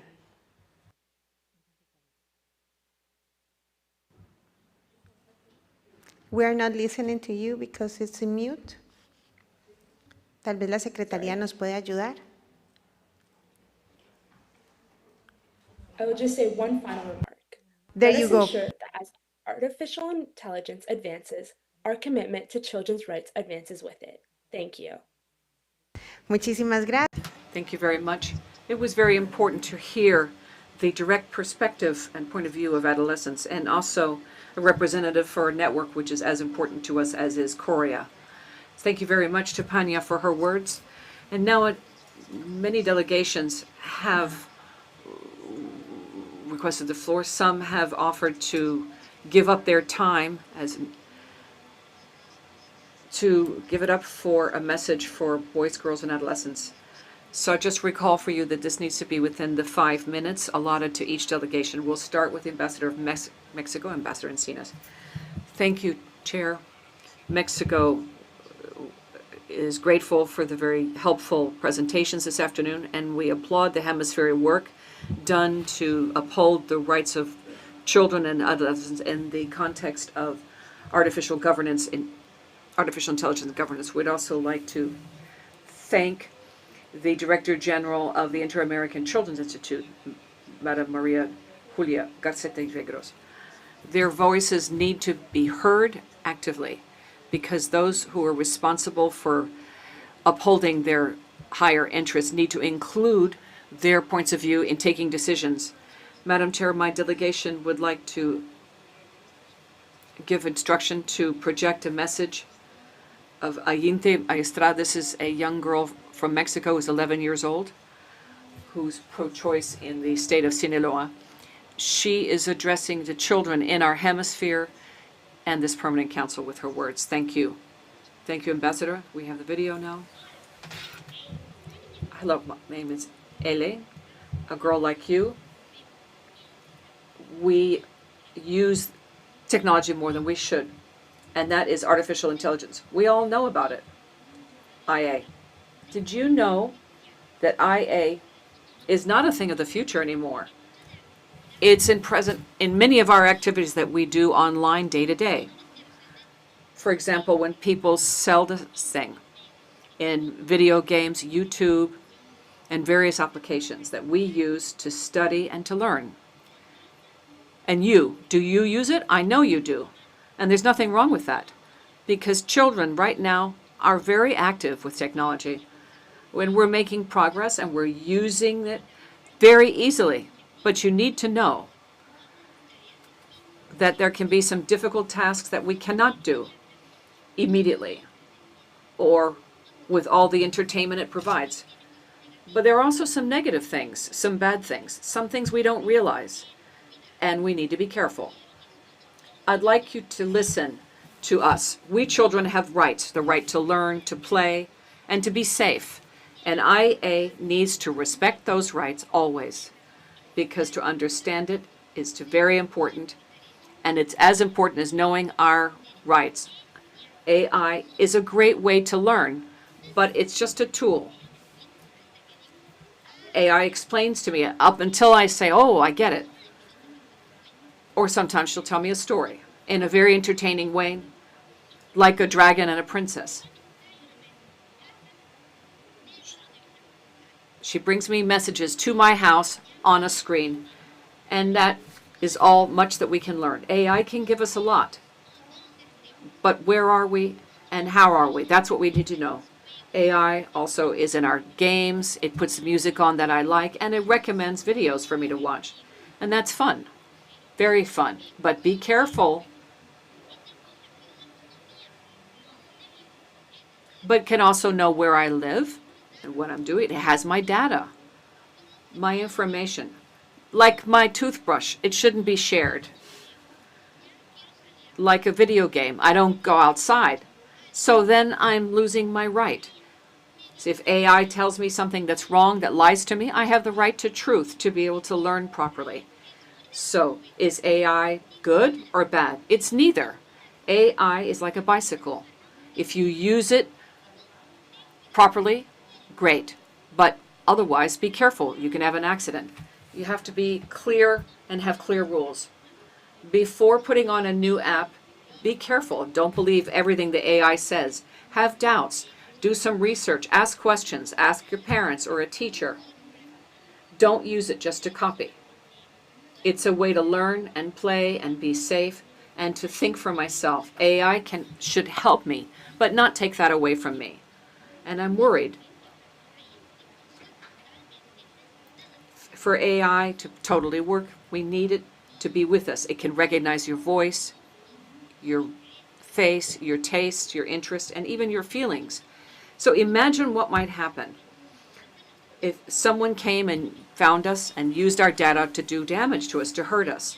So AI would be a great way of discovering the world, but only if we use it carefully, protecting our personal information and data. What's important is that we children never stop using our own ideas, our imagination, and our huge hearts, because the future is ours. And we decide how to use technology in order to build, not to replace us. And you, what are you going to use it for?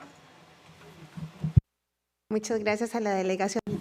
Thank you to the delegation of Mexico for that lovely video from Detroit. And now we give the floor to Uruguay. Thank you, Madam Chair. How difficult to talk after that young lady who was so charismatic, but I'll try not to bore you. Well, first I'd like to thank the chair for having this dialogue proposed by a number of countries, including them Uruguay, to look at an issue which is really relevant for all of us and for children especially, and the importance of artificial intelligence and protecting children. And of course, I'd like to thank the Director General of the Inter-American Children's Institute, Madam Garcete, and also appreciate her coordination of this initiative. I'd also like to thank the delegation of Brazil for bringing us the perspective of civil society. And I'd just like to call your attention, as the person before me said, half of boys and girls use artificial intelligence, 2/3 of it do it for play, and out of that 6 out of 10 go to the internet on a daily basis to do work or homework. And that shows that artificial intelligence is a central dimension of the environment in which children learn, have relationships, and exercise their rights. The Convention on the Rights of the Child and optional protocols are key tools for guiding states in their action, especially with regard to digital environments. It can expand opportunities for the exercise of rights, but it can also deepen inequality and create new forms of exclusion if there's not a guarantee of effective digital inclusion. Artificial intelligence offers important opportunities for strengthening education, health, and accessibility of boys, girls, and adolescents. But it also presents us with challenges with regard to privacy, the protection of personal data, algorithmic discrimination, the manipulation of information, exploitation of girls, and other ways that rights are undermined.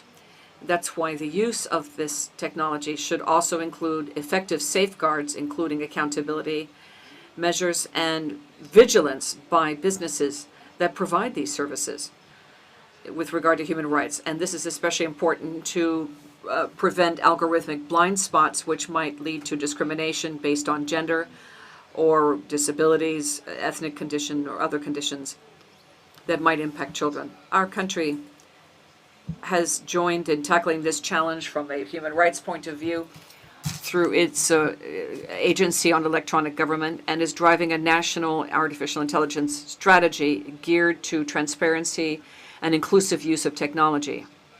Also, the CEBAL plan, we continue to promote digital inclusion and capacity building so that children and adolescents, accompanied with pedagogical support, can use these technologies in a safe and constructive manner. with critical thinking. Supporting the rights of children and artificial intelligence should also consider the impact on the freedom of expression, access to information, and democratic participation. Algorithms increasingly impact increasing generations, which has an impact on media literacy, information. We need to strengthen critical thinking with regard to the content that is created by or amplified by artificial intelligence. We also believe the Inter-American system, especially the Inter-American Institute for Boys, Girls, and Adolescents, the Inter-American Commission on Human Rights, and the Special Rapporteur for the Freedom of Expression, can play a vital role in building regional standards that would guide our governance of artificial intelligence based on human rights. The Americas have an opportunity to drive their own vision of artificial intelligence based on human dignity and democracy and the higher interests of boys and girls. Thank you. Thank you, Ambassador. I now give the floor to Brazil. Thank you, Chair. Brazil would like to thank the Director General of the Inter-American Children's Institute, Madam Garcetti, for her contribution, as well as Madam Melo from Brazil and the young Pania from the Korea Network. Since 2018, Brazil has been part of the global partnership to put an end to violence against children, through which we took on a commitment to develop policies that are comprehensive and multi-sectorial in line with international parameters set by the Convention on the Rights of the Child. In that process, we would highlight the participatory nature of our national policies shaped by central action of the National Council of the Rights of Children and Adolescents, a body which is a deliberative body of the government, civil society, and especially representatives of adolescents. Exponential growth and presence of children in the digital environment imposes complex challenges legally and in public policy. Full protection of our people involves risks which are amplified in this virtual space and needs to be oriented by government action. In Brazil, we have been working on the legal protection, the full protection of children and adolescents, recognizing them as subjects with rights and established with fundamental guarantees in the area of education, healthcare, protection against exploitation, and protection against negligence. In 2025, we had a new framework put in place which is fundamentally relevant in the context of modern challenges in the digital environment, and that is the enactment of the Digital Statutes on Children and Adolescents, which was discussed by the Brazilian representative, Madam Melo. ECA Digital, the law which provides the reasoning for comprehensive protection in online environments and to adopt principles of the highest interests of children as a central parameter for the design, operation, governance of platforms, applications, games, and other digital services that are accessible to minors. Included amongst the main guidelines are the adoption of measures for safety and privacy based on the design of the services, mechanisms for denunciation, prevention policies, digital education, more transparency, and to protect against abusive practices or commercial exploration and violence online. Brazil reaffirms its firm commitment to the complete protection of children and adolescents. We will continue strengthening our policies through regional cooperation and through effective measures to prevent and grapple with sexual abuse in the digital environment in order to promote the dignity and rights of children and adolescents. Thank you. Thank you, Ambassador. I now give the floor to Colombia. Thank you, Madam Chair. The Colombian delegation would like to express its appreciation of the presentations by Madam Yegros, Melo, and Pania, whose statement reminds us that children and adolescents are not just beneficiaries of public policies, but also rights holders, and their views are important in the decisions that impact their lives. For Colombia, the governance of artificial intelligence should be guided by the higher interests of the child, the full inclusion of their rights, and the guarantee of their effective participation in digital environments where they learn, interact, and develop. We recognize the enormous potential of artificial intelligence to expand learning opportunities, inclusion, and access to knowledge. However, we would also warn against the risks for boys, girls, and adolescents, including sexual exploitation and violence, facilitated by digital environments with the undue use of personal data, algorithmic discrimination, disinformation, and the deepening of digital gaps. In this regard, we think it's vital to work towards governance of artificial intelligence that would be based on human rights, with a preventative approach, and with a sectorial approach, and with shared responsibility among states, technology businesses, and other involved actors. Colombia has strengthened its laws and strategies for digital literacy and prevention of risks. Within actions taken, we would highlight participatory spaces that are provided by ICBF, where boys, girls, and adolescents from different territories in our country have contributed with concrete proposals on the challenges and opportunities of artificial intelligence. These experiences confirm a fundamental conviction that we have, and that is participation of children and adolescents should be significant and with a real impact on the design, development, and supervision of technologies which impact their rights. Finally, we would call for strengthened inter-American cooperation to adopt common standards to guarantee safe, respectful of dignity, privacy, and well-being of boys, girls, and adolescents for artificial intelligence. And I now give the floor to the teenager Ana Maria Duque, who is speaking from Colombia online. Buenas tardes. Nuestra generación vive conectado a plataformas. The interpreter regrets we can hardly hear the speaker. Do the best I can.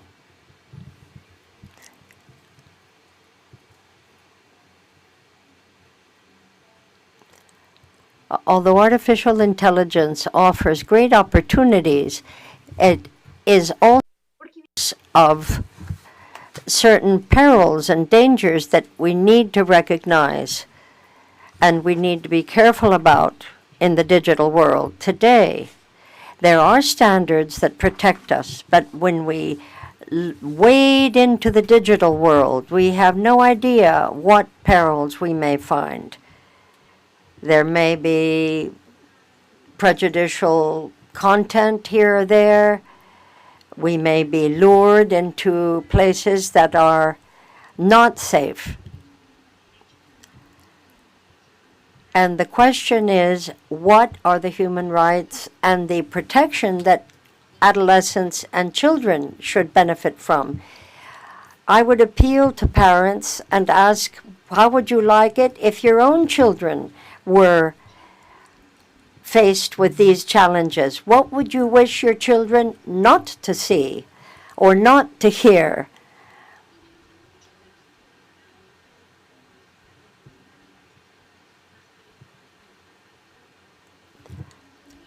With the risks that we know are out there, we can be more careful. But more than ever, we need to be aware that we have rights, and it's important that we protect them. And we look to those who generate these web programs that security and safety be involved. Artificial intelligence cannot trump our rights. We need to guarantee and to protect our identity, our present, and our future. Thank you very much to Colombia for that input. I'm pleased to give the floor now to Costa Rica, says the chair. Thank you, Chair. Costa Rica is very grateful for the statements we have heard this afternoon, which underscore how critical it is to ensure that our children are not exposed to areas in which there's a lack of ethics and increasing danger. With the participation of the students and the professionals of one of our schools in San Jose, we will share more now.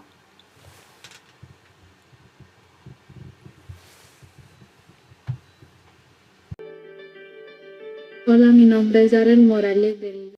My name is Darrell Morales Delgado. I'm in 7th grade. Artificial intelligence has helped me a lot. and a number of projects and homework to understand better some of the tasks that my professors give me. Hi, I'm Abraham Granja Suarez. Artificial intelligence has helped me a great deal to organize my time and to learn. Artificial intelligence has helped me get along better with my friends and to use these tools more responsibly. Hi, my name is Carla. I work in the Liceo del Sur, the Del Sur High School. Artificial intelligence is there in various different forms. It helps me carry out different jobs. My name is Maria del Pilar Rojas Cambronero. I'm a professor in informatics at the Liceo del Sur. There are best practices with regard to artificial intelligence, but we need to understand that not all artificial intelligence systems work the same way. To implement artificial intelligence in the education sector, it's important to consider it maybe as an assistant to the professor, something that complements what we learn in class. But we need to be able to evaluate what we're hearing, and we need also to take into account our fellow students. All of us have to carry out different research that we're told to that may involve videos and graphics. Some are more creative than others. But all of this is something that the students greatly enjoy and that's important to them. But safety in the digital area is key. We have to protect the students as the people they are, the individuals they are. We want to be sure that the students themselves feel comfortable and not threatened. My name is Andres Rodriguez Bosa. I'm the head of public education in Costa Rica. And it is certain that when we integrate artificial intelligence, we need into the curriculum, we need to do so in a responsible way. We have been greatly held by UNESCO, also by the Ministry of Public Education in my country. Artificial intelligence offers a way to really improve one's learning mechanisms in a safe way. We have basic concepts as to the use of tools like ChatGPT, Copilot Gemini, to mention but a few. There are numbers of other programs. But evaluation, critical thinking, and digital citizenry are all elements that should help junior school and high school students to better integrate what artificial intelligence can bring. The strength that it will offer in digital competencies is also to open ever more innovative ways to tap your own talents. For Costa Rica, artificial intelligence represents a wonderful opportunity to really transform our educational system with equity and excitement for all. Thank you very much for this opportunity. Thank you, MEP. Hey, MEP, thank you very much. Thank you, too, for offering us the use of artificial intelligence.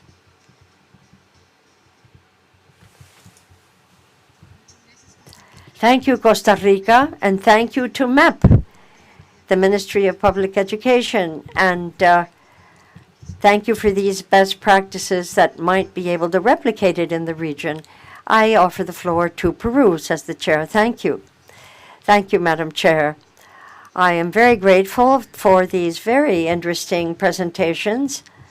I'm very grateful to the permanent representative of Uruguay for having promoted the inclusion of this item on our agenda here in the Council, and the Institute of Boys and Girls that is very much behind the efforts as well. We likewise applaud the boys, girls, and adolescents that we have seen online and that bring us a better understanding of what artificial intelligence is to them. A few days before we celebrate Children's Day in the Americas, 9th of July, we have this wonderful opportunity to put our heads together and see how it can help the children enjoy their rights and privileges, and that is why Peru insists so much on the ethics involved. Law 38-114 promotes the use of artificial intelligence on behalf of the children and the privacy of personal data, sensitization, accountability, among others. That regulation establishes that regulations based on artificial intelligence has to fully consider the security and safety that boys and girls need to have in these arenas. It's important that the new generations, in order to be more informed and more influential in the world, also be safe. That is why Peru considers it fundamental that we have digital literacy and ensure that our children and youngsters are well informed but safe in the world of artificial intelligence. And finally, Madam Chair, Peru congratulates the American Institute of Boys, Girls, and Adolescents, which next year is going to be celebrating its first century, 100 years. So we hope that this digital transformation is going to continue serving boys, girls, and adolescents as a fundamental priority. Thank you very much, Madam Chair. Thank you, sir. Thank you, Ambassador Coronado. Pleased to give the floor to Jamaica. Thank you very much, Madam Chair. The delegation of Jamaica thanks the presenters for bringing forth this timely and important topic. We also commend the efforts of the Inter-American system in fostering dialogue on the opportunities and challenges posed by artificial intelligence, particularly as they relate to rights and well-being of children and adolescents in our hemisphere. Artificial intelligence is rapidly transforming the way our societies function. It is reshaping education, communication, healthcare, commerce, and public services, while creating new opportunities for innovation and development. For children and adolescents, AI has the potential to expand access to learning, facilitate inclusion, enhance educational outcomes, and support the development of skills necessary for participation in an increasingly digital world. At the same time, the rapid advancement and deployment of AI technologies presents significant challenges. Children and adolescents are among the most vulnerable users of digital technologies and may be disproportionately affected by risks associated with data privacy violations, algorithmic bias, misinformation, online exploitation, cyberbullying, manipulation, and excessive digital surveillance. The use of AI-driven systems can also inadvertently reinforce inequalities and discrimination, particularly for children from marginalized or disadvantaged communities.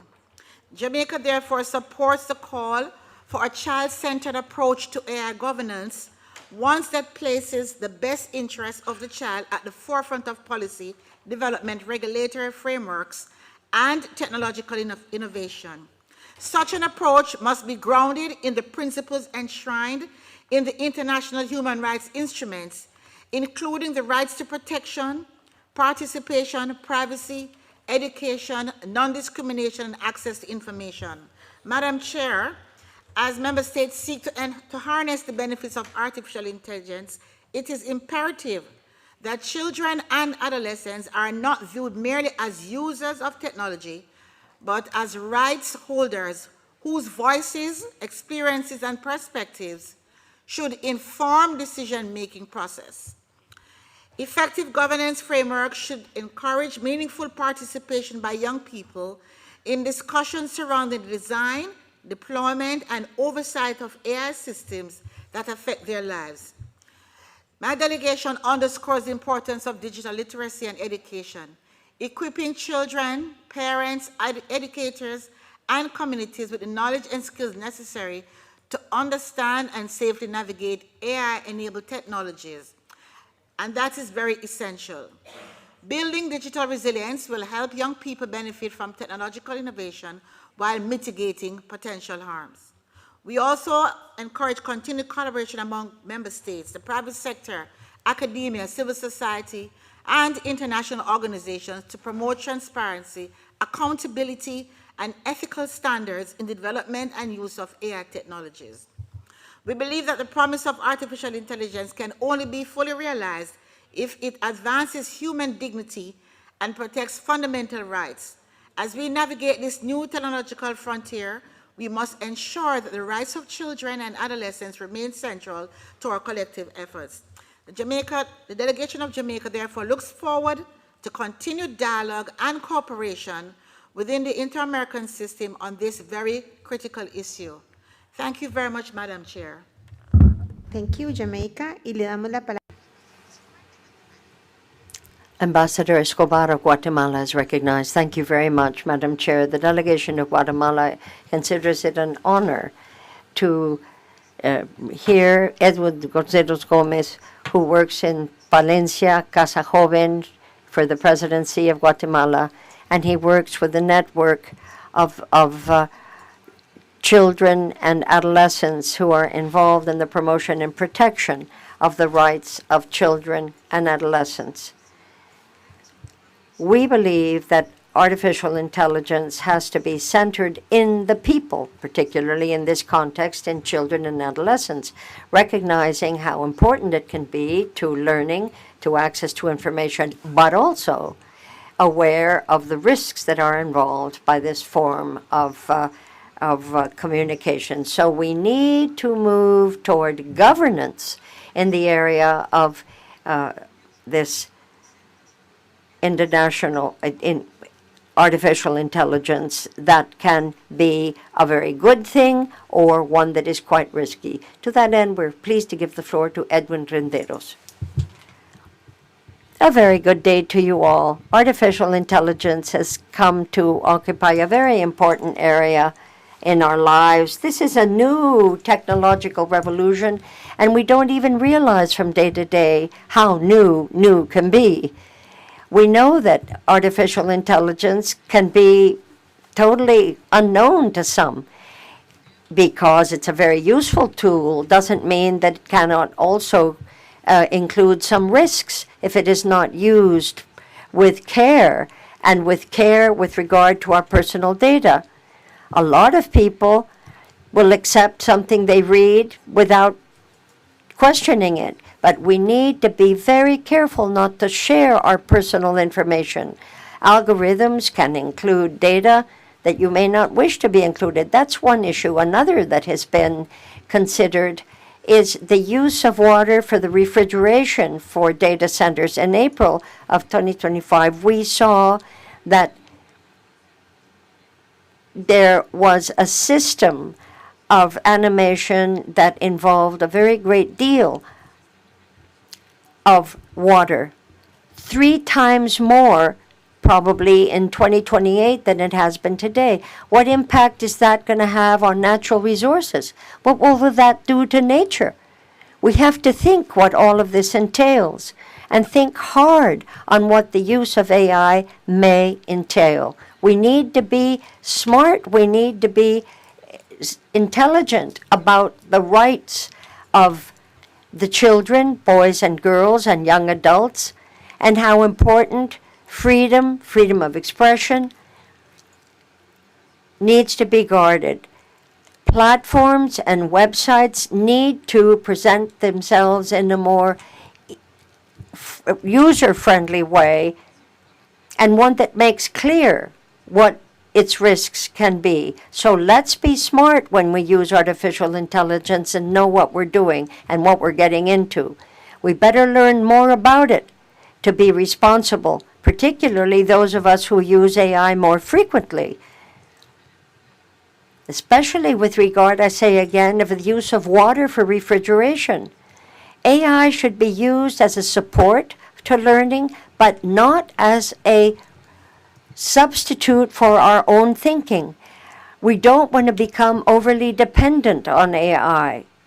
We live in a technological era that's full of opportunities, but it's critical that we learn to use these opportunities responsibly. Thank you for the Secretariat, the Ministry of Social Use, and that's how I have understood better what my rights are and how I can best use AI smartly and responsibly. Thank you.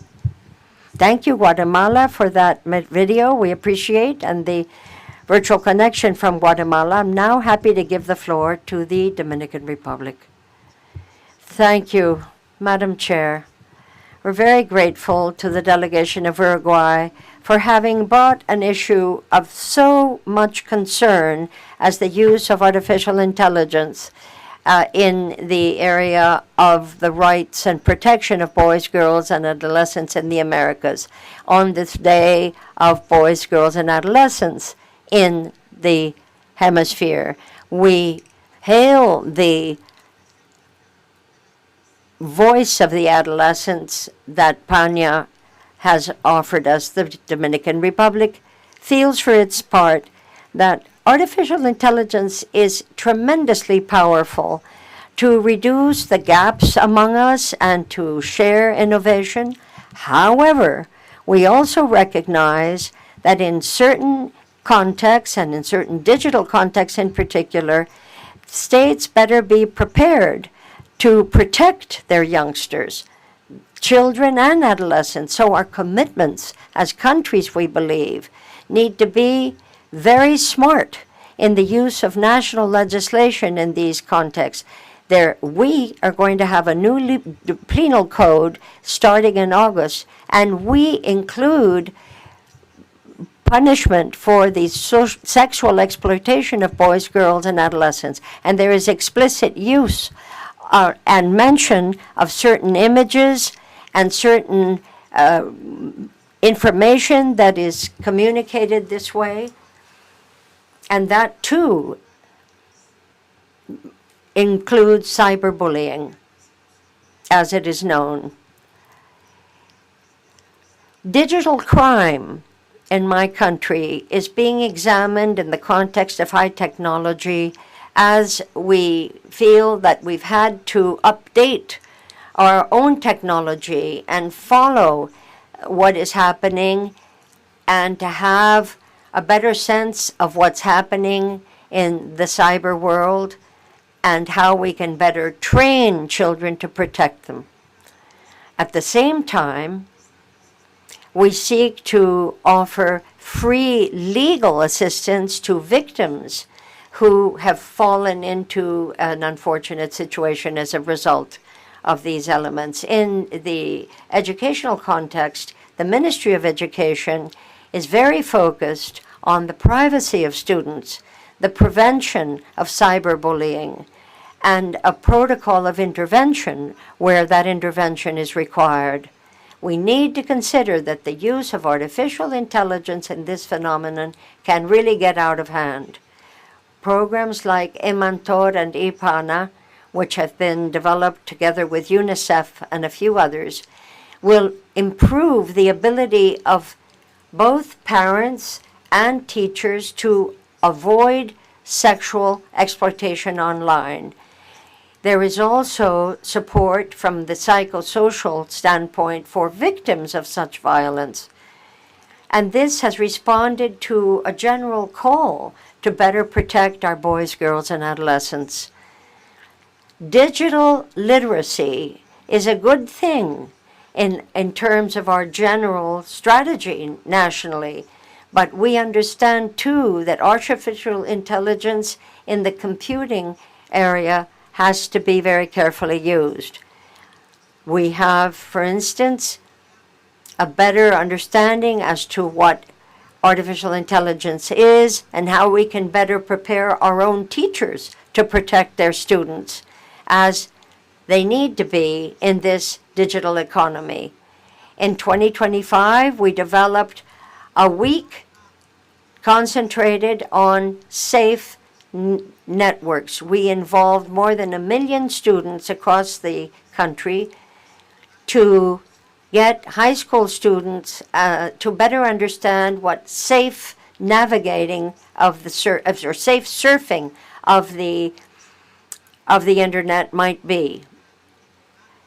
In the Dominican Republic, to protect our children, we want to understand that much needs to be done.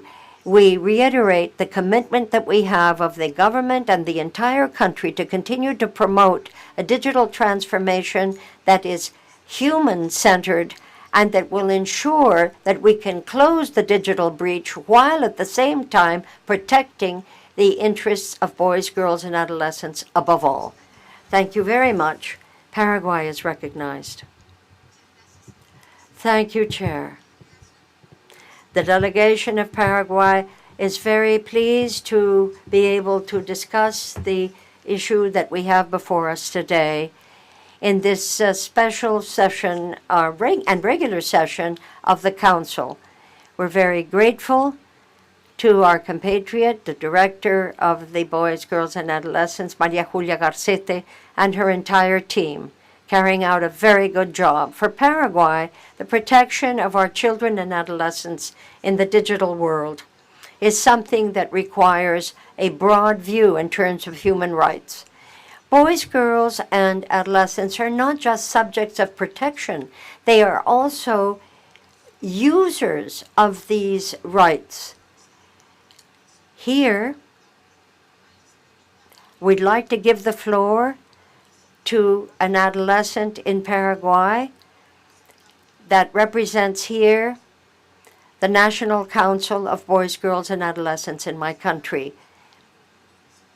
We would be grateful for the help from the Secretariat that will allow us to connect to that council and for you to hear those people directly. Thank you.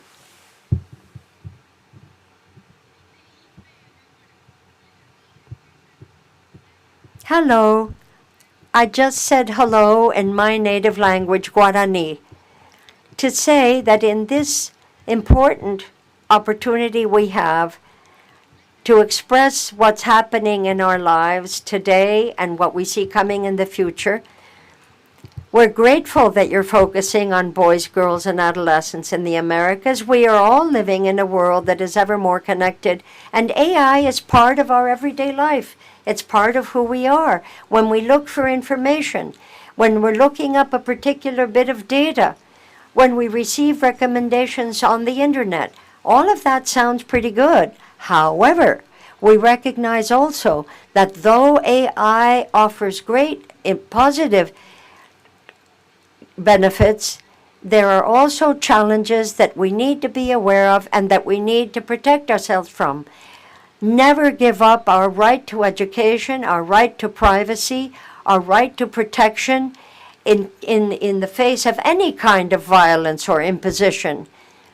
That is why we're well aware that all of these technological examples of progress can't be taken without realizing that we have to protect our own children and adolescents. We cannot just be users of technology. We must be heard as right holders, as the political norms that will affect us all our lives spell out.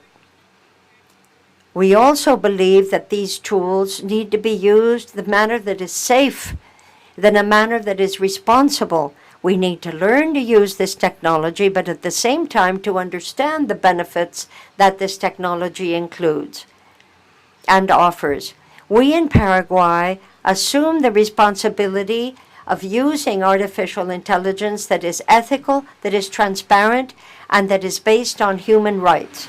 We want to be sure that that technology will help us make our dreams come true and make sure that our societies grow ever more just and equitable, because that is our future too.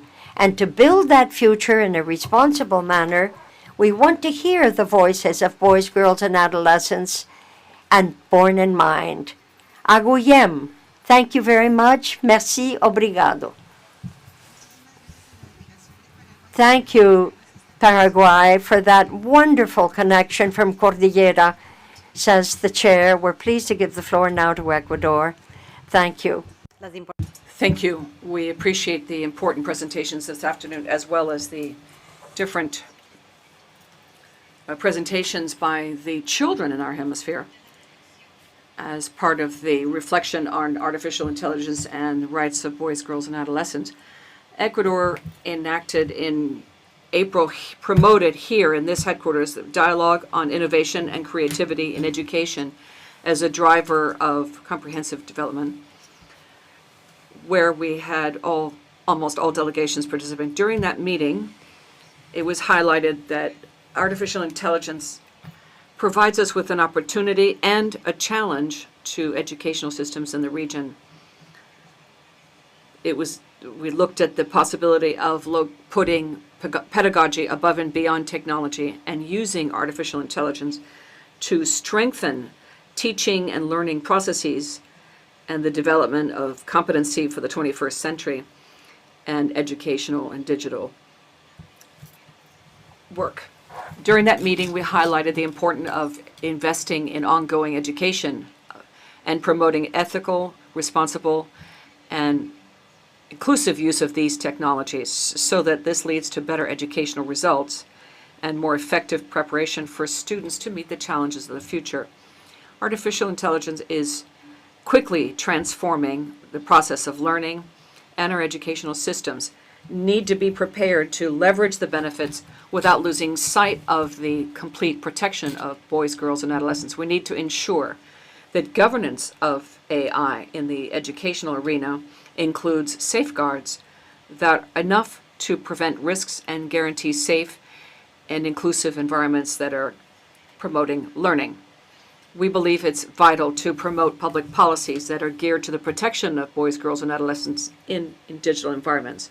Safety, privacy, and the protection of personal data, as has been said here, should be the essential pillars of any strategy for transformation. We must have access to opportunities provided by technology without compromising the rights of children, their integrity, or their well-being. It's vital to drive literacy programs and citizenship digitally that allow boys, girls, adolescents, and teachers and families to have access to the use of these technologies and to develop the necessary tools to use them in a safe way, a critical manner, and responsibly. Boys, girls, and adolescents are the future of our societies. To prepare them to develop themselves with trust and confidence in this digital world is not just a need for states, but it's also a strategic investment in development, innovation, and prosperity for the Americas. Thank you. Thank you, Ecuador. I now give the floor to Ambassador Saavedra from El Salvador. Thank you, Chair. We'd like to thank the delegations for including this item on our agenda and the distinguished panelists for their presentations, especially panel and all the boys and girls who shared their points of view on this topic, which is so relevant. We also appreciate this commemoration, reaffirm that boys, girls, and adolescents have rights, are agents of change, and protagonists of the future that we are building. In the current context, marked by ramped up technology transformation and increased use of artificial intelligence, it's important to point out that while technology provides extraordinary opportunity for the development of new generations, it is also a space that requires protection, regulation, and rigorous oversight.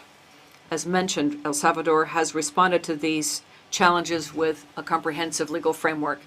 The law to promote artificial intelligence and technology establishes the foundation for public policy of responsible technology use. In this regard, the law provides for comprehensive protection for children and adolescents and enshrines the state's responsibility to prevent, investigate, and punish all cybercrimes against children, including through the use of artificial intelligence. And the special law on computer crimes and related works along these same lines. Operationally, addressing early childhood and adolescence, we have driven development of risk assessment in digital environments to provide protection and effective and rapid response to any vulnerability of the rights of children and adolescents. We now have the boards for protecting children and adolescents. They are responsible for denunciations, and acting in consequence to prevent any kind of violence online and preventing this from occurring, to ensure that there's a safe environment. Access to protection is not enough if there's not training. That's why El Salvador has undertaken a transformation of its education system, which is without precedent, through the program Ties with Education, Links to Education. We're using technology such as tablets and laptops and providing access to Google Workspace for education, including the Gemini tool. In December of 2024, El Salvador announced a pioneer project in the world with XIA to launch the first national program for education using artificial intelligence. Through this, more than 1 million students will receive personalized curriculum with AI. This guarantees that young people in El Salvador will be protagonists of the digital revolution, with skills for the safe and responsible use of these tools. El Salvador reaffirms its commitment to promoting and protecting children's rights, especially in digital environments. And we value this space for the exchange of experiences, and we take note of the importance of making progress in the region towards better mechanisms for protection, safety, protection of data, active participation for children and adolescents in the region. We reaffirm our willingness to work in a coordinated manner with other member states towards inter-American governance of artificial intelligence centered on children, to protect those that most need it, and to empower the talent of every boy, girl, and adolescent of the Americas. Thank you. Thank you, Ambassador. I give the floor to Canada. Thank you, Madam Chair. I'd also like to thank the Director General of the Inter-American Children's Institute and the other panelists. And I'd like to especially thank Panya, the young Canadian who generously accepted to share her personal experience with us. It's a rare privilege to be able to directly hear the perspective of people who are living the challenges of this world. Adolescents are powerful agents of change. And we thank the Institute for allowing them to participate in a number of activities, which is a unique practice in the inter-American system. And in this spirit, Canada is firmly committed to making sure that children and adolescents can evolve in all safety in digital environments, including those using artificial intelligence. We recognize that emerging technologies provide both important opportunities but also present new and growing risks, especially in the area of sexual exploitation online, cybercrime, and ill use of content generated by AI. Canada is taking concrete actions through the National Strategy for the Protection of Children from Sexual Exploitation on the Internet, which supports prevention, reporting, and responses to these crimes. This includes initiatives that detect and help remove exploitative content online. We are also strengthening law enforcement capacity, enhancing international cooperation, and working with the digital industry to promote concrete standards and solutions to better protect children online. Canada's efforts to protect children and youth across the globe from the harmful effects of artificial intelligence are also grounded in various international commitments, including the UN Convention on the Rights of the Child and the Council of Europe's Framework Convention on Artificial Intelligence. Domestically, Canada is working to establish an online safety framework that will hold platforms accountable and contribute to a safer digital environment for children and youth while respecting their rights to privacy, dignity, and participation. Ensuring children and youth are protected online is a collective responsibility and a priority for Canada. Rapid technological advancement, including the growing use of artificial intelligence, is fundamentally changing the way we interact with each other and experience online harms, calling for greater transparency and safety from online platforms and actions from governments. This is why Canada is taking steps to protect individuals online, laying the groundwork for a robust online safety framework to address these serious harms. Although the details of this framework are still under development, we intend to draw on leading international practices and closely monitor policy developments worldwide to inform our approach. Sessions such as the one organized today are extremely valuable in this regard. Beyond protection, Canada places strong emphasis on the meaningful participation of children and adolescents. Guided by the Convention on the Rights of the Child, we recognize their right to express their views and to be heard in decisions that affect them. Canada will also continue to promote the empowerment of children and adolescents, including strengthening their ability to navigate digital environments safely and knowledgeably through awareness, prevention, and knowledge-sharing initiatives. We believe it is essential to strike the right balance between protecting children from online harms and enabling them to participate safely and meaningfully in the digital world. We would like to take this opportunity also to highlight the important work undertaken by the Special Rapporteurship for Freedom of Expression of the Inter-American Commission on Human Rights, amongst which we can cite at least 2 reports: Digital Inclusion and Internet Content Governance, and Childhood Freedom of Expression and the Media in the Americas. Canada remains committed to working with partners across the Americas and beyond to ensure that all children and adolescents are protected, empowered, and able to safely and meaningfully participate in an increasingly digital world. Thank you very much, Madam. Thank you. And now we give the floor to the United States.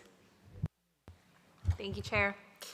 I would like to express appreciation to the delegation of Uruguay for putting forward this agenda item. Artificial intelligence represents both extraordinary promise and profound responsibility for our hemisphere's children and adolescents. The United States is committed to ensuring that AI empowers the next generation while protecting children's and adolescents' rights, safety, and dignity. In April 2025, President Trump signed an executive order on advancing artificial intelligence education for American youth. This executive order established a White House task force on AI education and launched the Presidential AI Challenge, encouraging students and educators nationwide to explore AI innovation. It establishes public and private partnerships to develop K-12 AI education resources, prioritizes AI training for educators, and expands registered apprenticeships in AI-related occupations. For the United States, our approach rests on 3 pillars.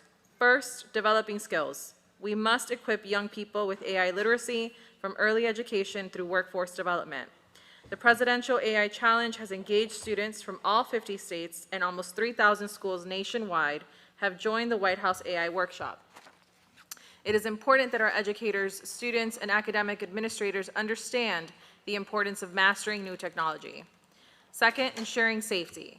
Technology must serve children, not exploit them. The United States passed the Take It Down Act, championed by First Lady Trump, to protect children from non-consensual intimate imagery and deepfake abuse, demonstrating our commitment to child protection in the digital age. Third, fostering innovation. As First Lady Trump emphasized at the Fostering the Future Together Global Summit, AI can personalize learning with AI-powered educators delivering adaptive learning experiences. We must balance optimism about technology with caution, ensuring safety while fostering discovery. First Lady Melania Trump has demonstrated visionary leadership through her Global Coalition for Children, Fostering the Future Together, which brings together first spouses from over 50 countries and was launched at the United Nations General Assembly in September 2025. The coalition's mission is clear: help children thrive in the digital era by expanding access to advanced tools like AI, robotics, and EdTech, while addressing both benefits and risks. The United States stands ready to partner with OAS member states to ensure that AI becomes a force for opportunity and empowerment, not exploitation or fear. It is important that we work together to ensure that the next generation is set up for success in the digital age. Together, Madam Chair, we can build an Americas where every child has the skills, including awareness and knowledge of how to safely navigate digital environments and support to thrive in the age of AI. Thank you, Chair. Muchísimas gracias. Thank you very much. for your statement. And with that, we have now concluded the list of speakers on this item of the agenda. We would like to most especially thank, from the chair, the Director General Maria Julia Garcete, Madam Maria Mello of the Alana Institute, and most especially Pania from the Korea Network for their presentations. We'd also like to thank delegations for their contributions today. This exchange reminds us of the urgency of working towards governance of artificial intelligence in the Americas that would put the rights and the higher interest of childhood at the very center, both addressing digital security and closing the gaps in education. We would also like to congratulate the Inter-American Institute of Boys, Girls, and Adolescents on their 99th anniversary and on this path towards the centennial. As a result, the chair proposes that the Permanent Council take note of the presentation of the experts and the celebration on our agenda, and also take note of what has been said today in representing the Korea Network, the children, boys and girls, adolescents that participated today. Thank you so much for enriching our session and for putting a smile on our faces as we discuss a topic that's so important for us and for you. We would also like to thank all the delegations for their comments and observations. If there is no objection, it is so agreed. Thank you. We now continue with the next item of our agenda. We will address a request put forth by the Secretary General, and we'll hear a presentation on the 40th report of the OAS mission to support the peace process in Colombia. This is distributed under document CP/M 10954/26 and 6215/26. We will now have a presentation by Mr. Roberto Menendez, the Chief of Mission from Colombia. You're most welcome, and you have the floor for up to 7 minutes. Thank you very much, Madam Chair. Permanent representatives of the member states and observer states, Secretary General, Assistant Secretary General, and the Secretary for Strengthening Democracy, Secretary for Legal Affairs of the Assistant Secretary General, colleagues of the organization, and of MAP, OAS. At my last report to this Permanent Council, and in fulfillment of the MAP OAS mandate, I would now like to present the 40th report of the OAS mission in Colombia, corresponding to the period of July to December 2025. In the period under review, the mission conducted 967 missions on the ground, covering more than 260,000 kilometers by land and more than 3,000 kilometers by rivers, which allowed us to cover 272 population centers in 169 municipalities and 20 departments of the country. These territories are in a majority inhabited by rural communities, indigenous and Afro-descendants. After 22 years of ongoing presence and the presentation of 40 reports, the Permanent Council at MAP OAS has shown institutional consistency in ever-changing context. The participation in all peace initiatives underway confirm its relevance as a credible, flexible, and reliable actor to contribute to different peace processes with different paces, scopes, and levels of complexity. Madam Chair, during this period, the dialogues and conversations between the Colombian government and armed groups that led to commitments relating to the protection of rights of women, boys, girls, and adolescents, the management of the zones of temporary location and the transit of civilians and members of 4 armed groups. Also, 5 armed groups subscribed to agreements to not interfere in the electoral process. These agreements reached led to verifiable events with clear goals, defined responsibilities, a sufficient budget, and effective mechanisms for verification and follow-up.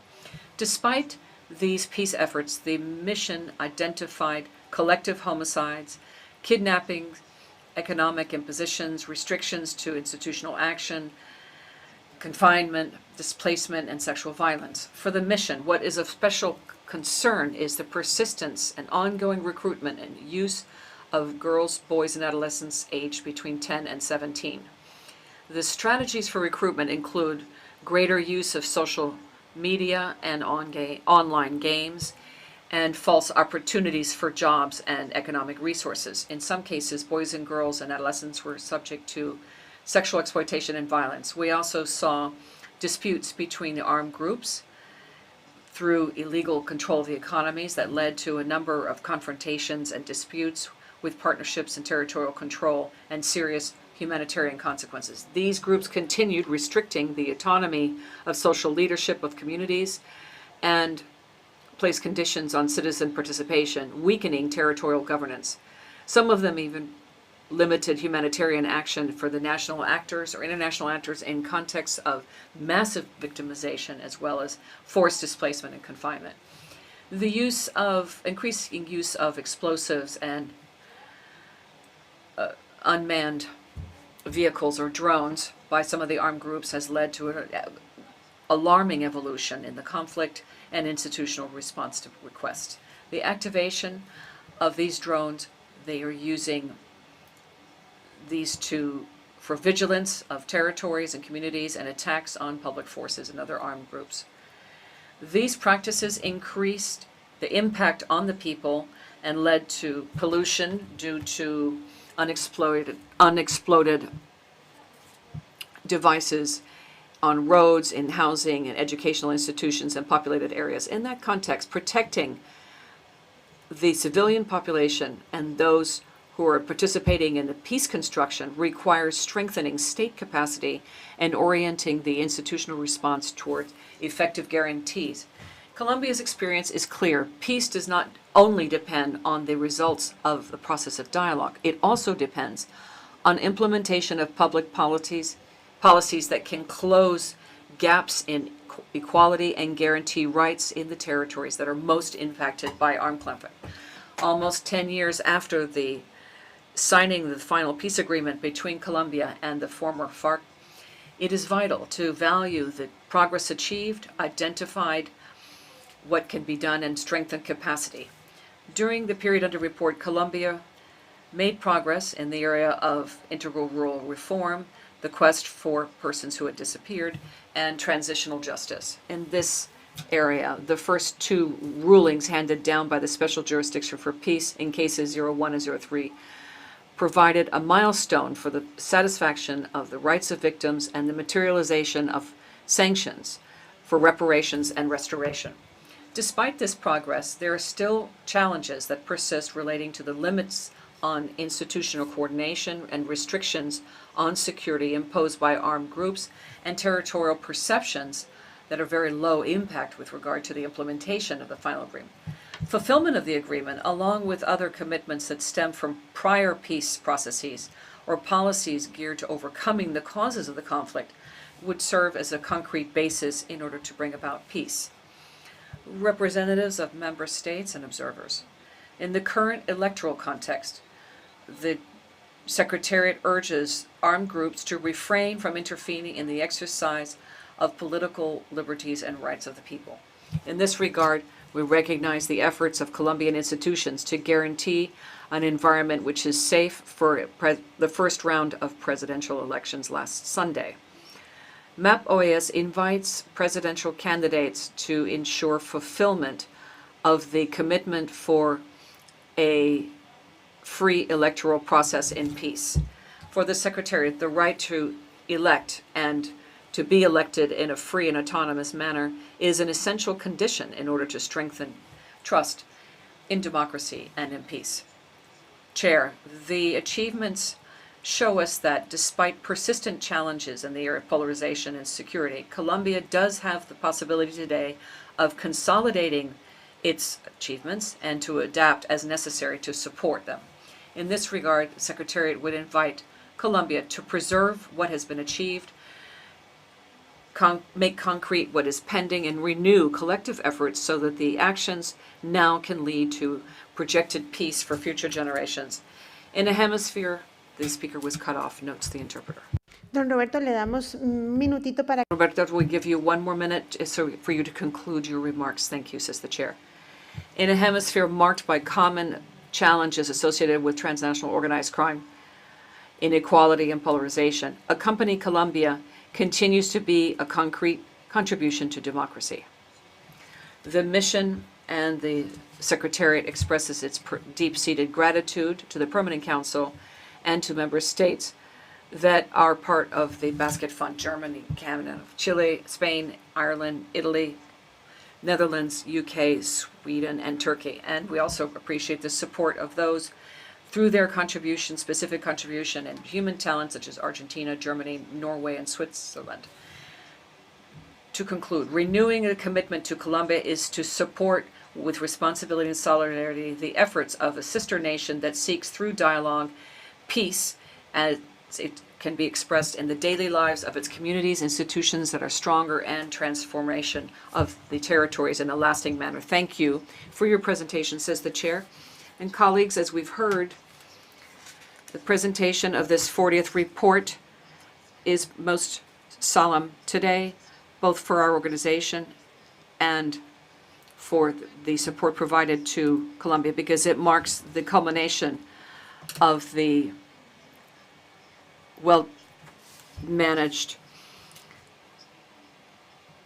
stewardship of the MAP process. Don Roberto will be concluding his work in June. And we'd like to thank you for all of your work during these years of service. On behalf of my colleagues, I'd like to express our deep-seated recognition for your work. And you are concluding more than 30 years of service dedicated to the OAS, having led the support mission for the peace process in Colombia for the last 13 years. We would like to highlight that under your stewardship, the mission always maintained as a guiding presence the well-being of the communities and of the victims of the armed conflict, making their resilience more visible and their quest for dignity as the very center of your work, always thinking about the human beings to whom we provide a service throughout the OAS and throughout the bodies that make up the OAS. That's why we would like to most especially recognize you and your exceptional teams working for MAP OAS that on a daily basis visit the territory. And we'd also appreciate all the support provided by member states, by the permanent observers who have politically and financially supported this mandate. We would like to thank your family who has supported you throughout this process and that is with you here in the room today. We're very pleased to receive you. You are supported by that love of your family. And that also makes it possible, impeccable delivery of work for which you were contracted, above and beyond that. And that's why today the Permanent Council recognizes a great public servant who has dedicated his career to strengthening peace and democracy in the hemisphere. We wish you every success in all your future chapters, both personal and professional.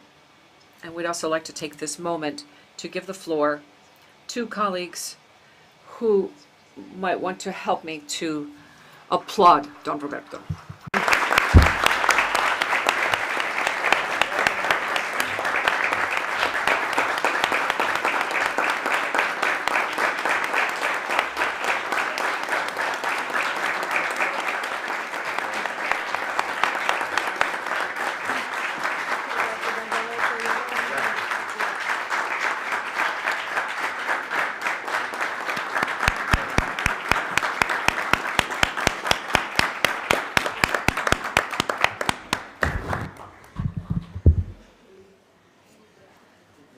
Ahora sí, le damos... Now, of course, we'll start the list of speakers with Colombia.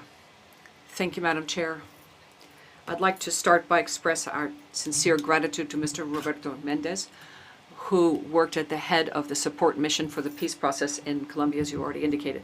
We'd also like to thank him for the presentation of the most recent report on the last quarter of 2025. During 13 years of leadership, he has supported us in decisive moments in building peace in our country. His knowledge of the Colombian reality, his commitment to peace, and his capacity for dialogue leaves an indelible trace. On behalf of the Colombian government, we would like to acknowledge his extraordinary trajectory and appreciate the work with trust, building trust with constitutions, and promoting reconciliation. We are sure that he will continue guiding MAP and OAS in future years. That recognition extends to the team of MAP OAS, whose work in the territories has been vital to support and verify the peace process efforts.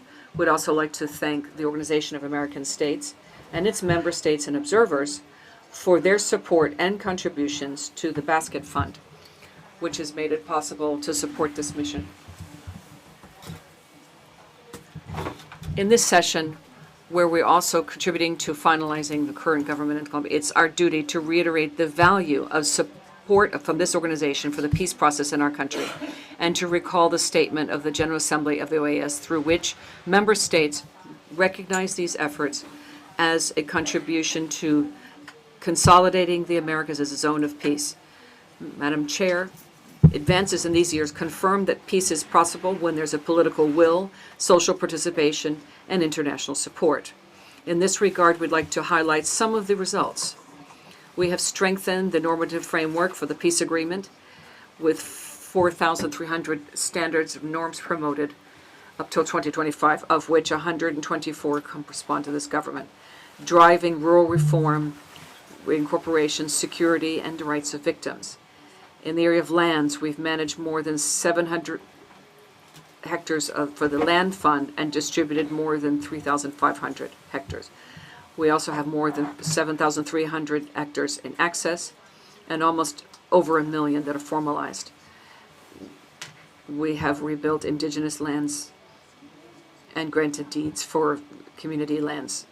Multidimensional poverty decreased by 12.9% to 11% at the national level, whereas municipalities, it went from 38.9 to 24.4, which shows real progress in those areas most affected by the conflict. Almost 11,000 signatories are still on the route, and they are operating a national system with 22 coordinated systems. These efforts have been complemented through initiatives of scaling the violence, transforming the territories, and expanding citizen participation. This includes specific mechanisms for indigenous peoples and historically excluded communities. But as we heard in the presentation of the report, there are still large challenges. One of the worst is perhaps the security and safety of the signatories of the peace, because the agreement in 2026, many combatants have been assassinated.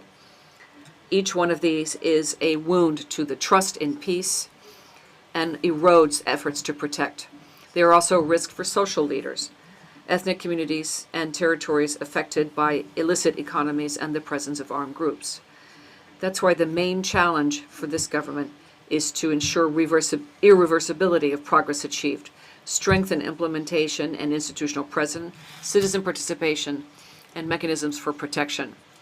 The results achieved to date are the result of the commitment of communities, victims, the signatories of peace, institutions, and international support. Colombian experience shows that peace is an ongoing process that requires perseverance, sound institutions, social participation, as I said before, international support.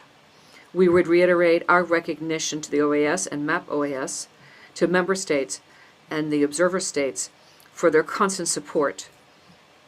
As this government comes to a close, our efforts are focused on ensuring continuity of what was achieved so that implementation can be consolidated as a state policy. We put our trust in that what has been accomplished to date serves as a sound basis for a lasting and transformative peace that would honor the victims and that would contribute to consolidate America's was a real zone of peace. Thank you. Thank you for those words. I now give the floor to Brazil. Thank you very much, Chair. I'd like to begin by expressing Brazil's support for the very proper recognition of the head of MAP who has done so much to assist us in bringing peace to territories in Colombia that so needed it. Brazil reaffirms its support to the MAP OAS as an instrument that is very useful in the organization, and this is 22 years after it first was brought into the fray to help us move forward in Colombia. MAP OAS is indeed the only international organization that is present in the country assisting the Colombian state as it moves forward. Now, Brazil is concerned by the persistence of this armed conflict and its impact, as we know that social leaders and humanitarian bodies are restricted from helping. And we also know how important it is that the use of drones with explosive artifacts stop being used as often as they are, and they're quite intensely used. This is being terribly dangerous for children and adolescents in dozens of departments of the city and social platforms that need to be borne in mind.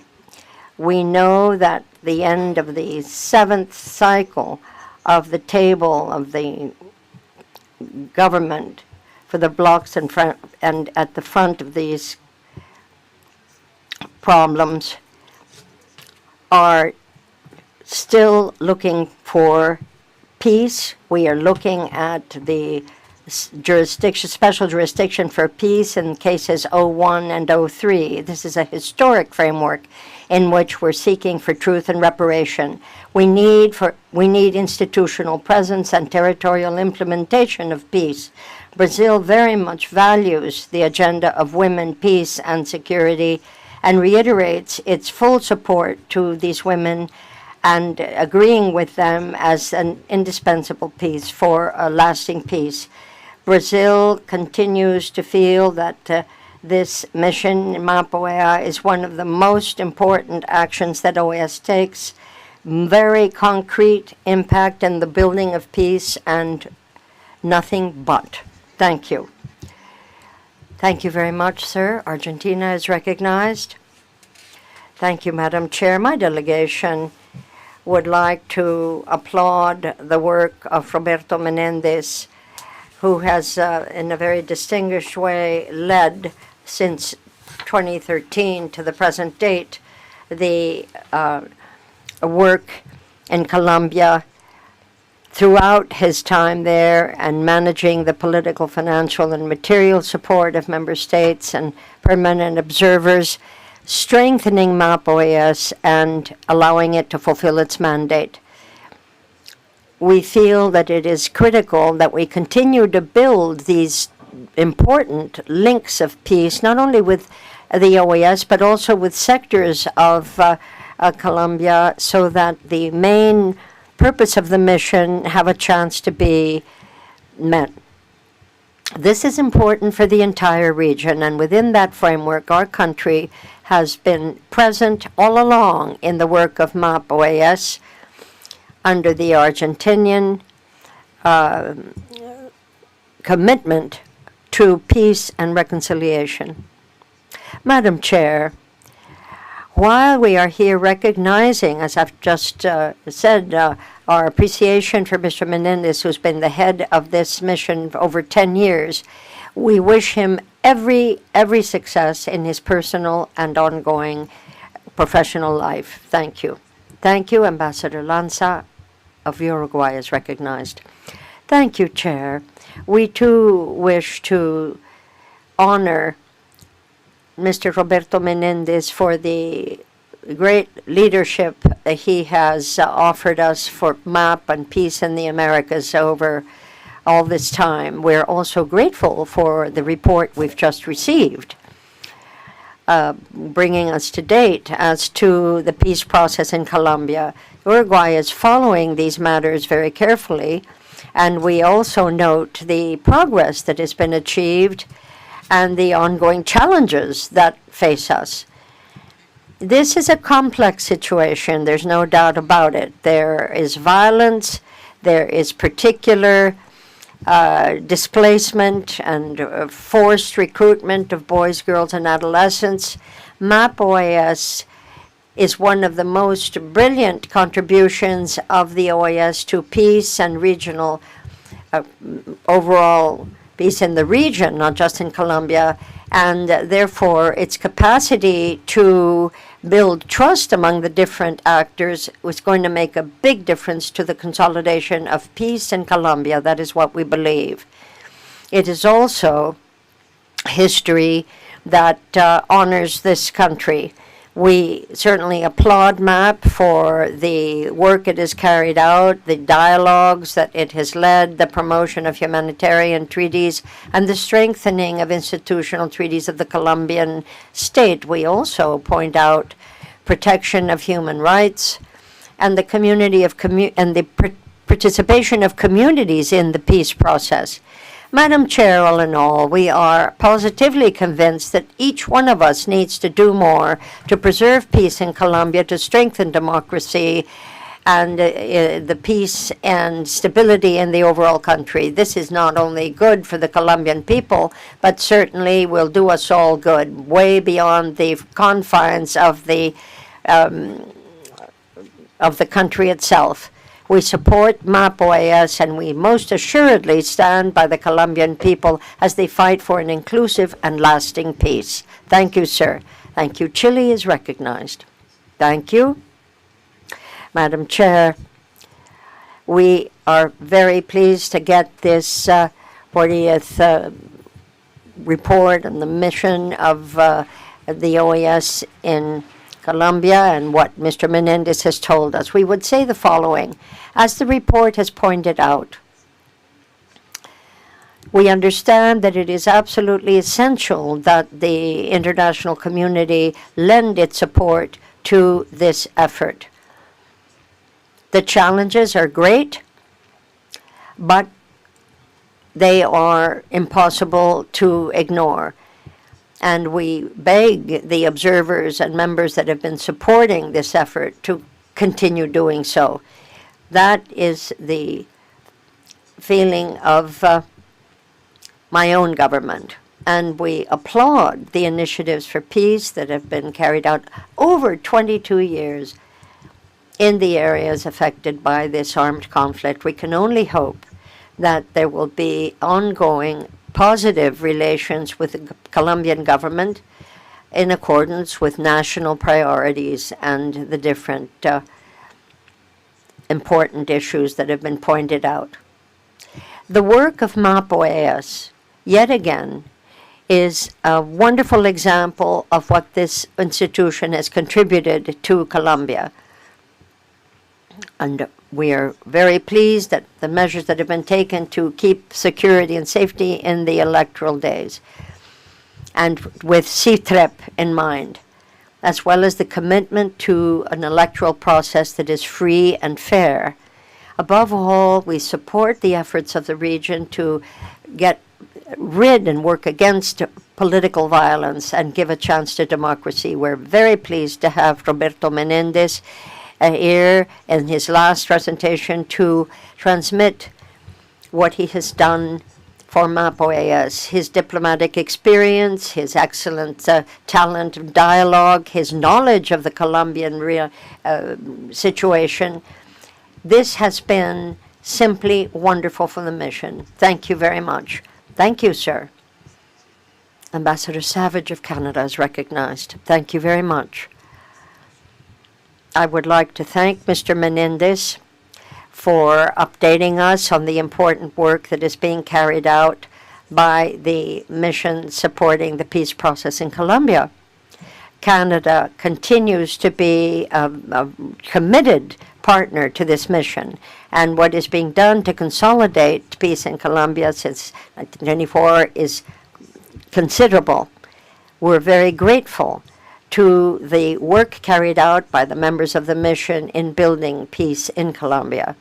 The mission certainly plays a crucial role in as regards the electoral process, particularly in the areas that have been most affected by the conflict. Supports peace efforts of the Colombian government and wishes once again to highlight the importance of full implementation of the 2016 peace agreement, including the ethnic chapter and gender equality provisions, as the foundation for future peace efforts.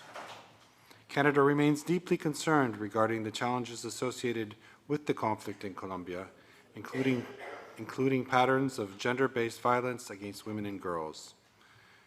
This matter continues to be an integral part of the human rights work undertaken by the Embassy of Canada in Colombia.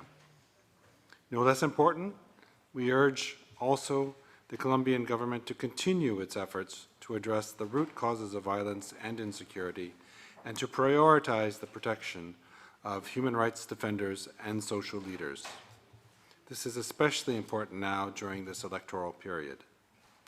Canada will continue to work closely with the Government of Colombia, the OAS, and other international partners towards lasting peace and stability in Colombia and the region. We continue to support their ongoing work and the detailed recommendations presented in the mission's report. Finally, we would like to take this moment to thank Mr. Menendez for his more than almost 13 years of dedicated leadership and contributions to peace.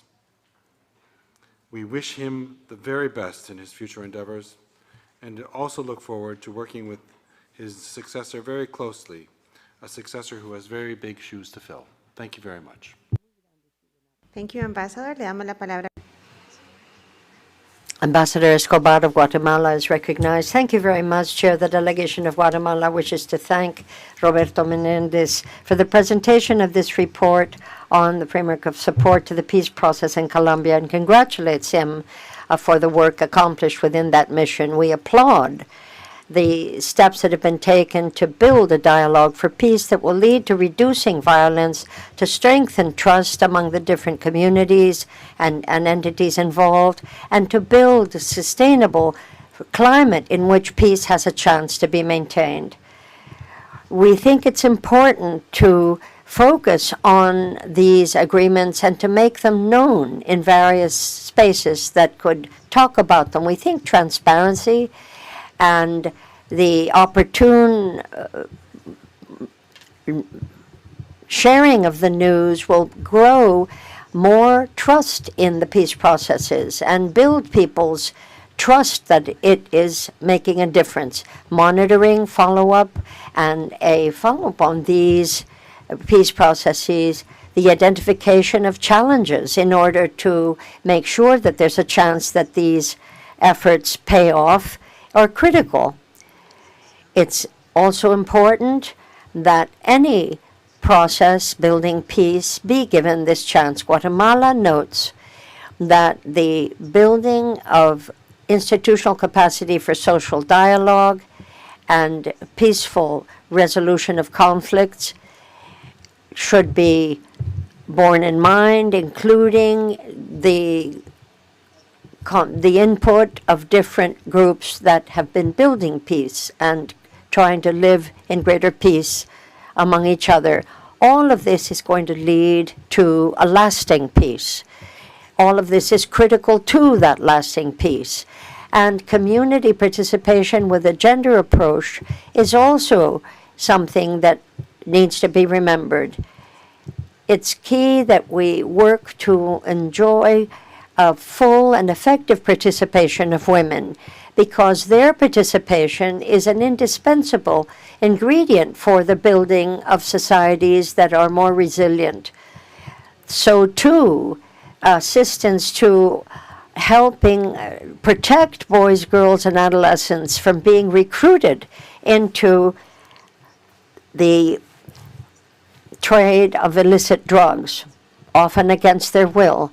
The mechanisms of reparation and conciliation must also be remembered, including the hours and hours of activities that have been channeled to try to build the social fabric of this country and to assist the victims. That is why Guatemala encourages the relevant parties to please remain present and to ensure effective cooperation among the state, communities, and civil society. We reiterate our own support to all such efforts and to ensure that an inclusive and ongoing policy can help move the ball. Thank you very much. The United States is recognized.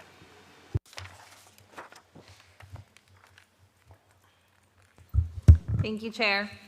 The United States thanks the OAS mission to support the peace process in Colombia for presenting the 40th report covering July through December 2025.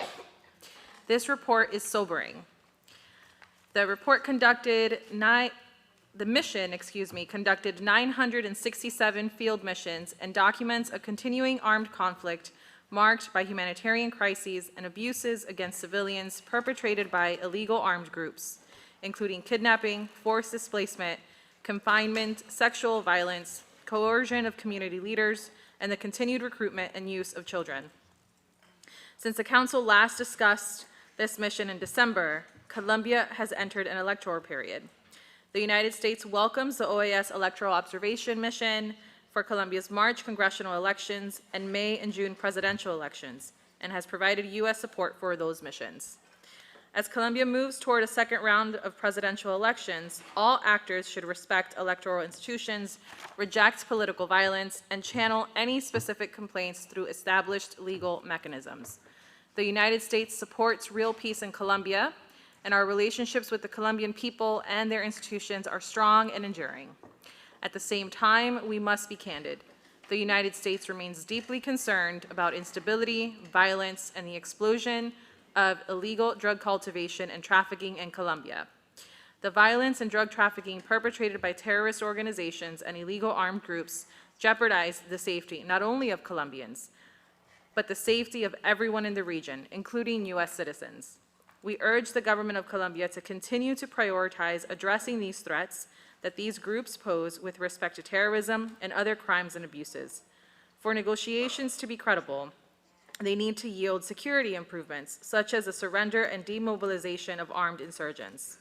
Illegal armed groups have precipitated an acute humanitarian crisis while committing rampant abuses against civilians, including forced displacement, confinement, sexual violence, and the unlawful recruitment and use of children in combat. We urge the Colombian government to uphold its responsibility to protect children and ensure security for all its citizens. The 40th report reinforces these concerns. It also underscores the need for measurable counter-narcotics results. Coca cultivation stood at 262,000 hectares as of August 2025. Current manual eradication efforts barely scratch the surface. Meaningfully curbing the cultivation of coca and production and trafficking of cocaine is essential to preventing illegal armed groups from imposing a reign of terror across the country and the region. We condemn those who undermine peace through narco trafficking and terrorist activity and demand that criminals face justice. We also need stronger action against other sources of illicit revenue for these groups, such as illegal gold mining. Last December, the United States designated Clan del Golfo as a foreign terrorist organization, cutting its access to funding and resources. There must be no impunity for acts of terror or violence by illegal armed groups.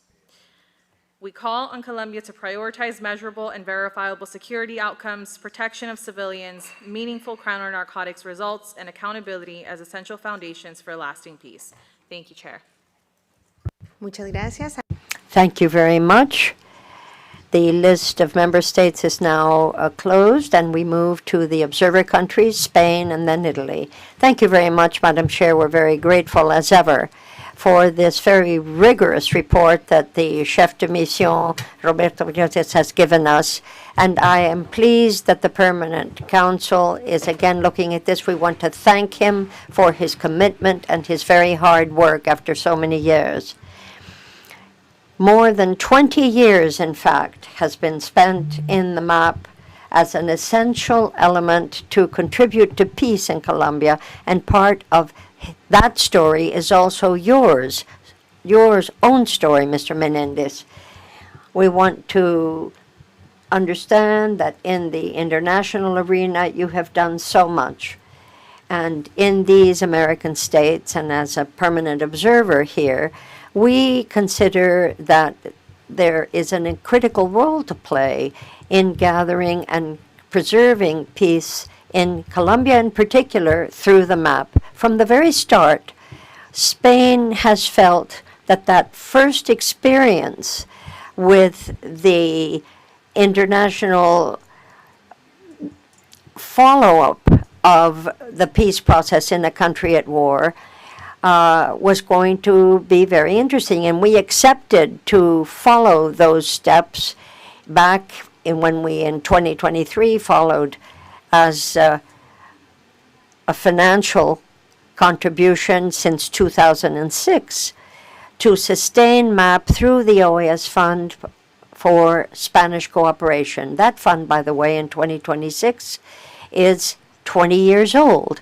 Over these 2 decades, ladies and gentlemen, we have contributed more than 12 million euros. We also have strongly backed MAP in all of the international fora, particularly in the inter-American field.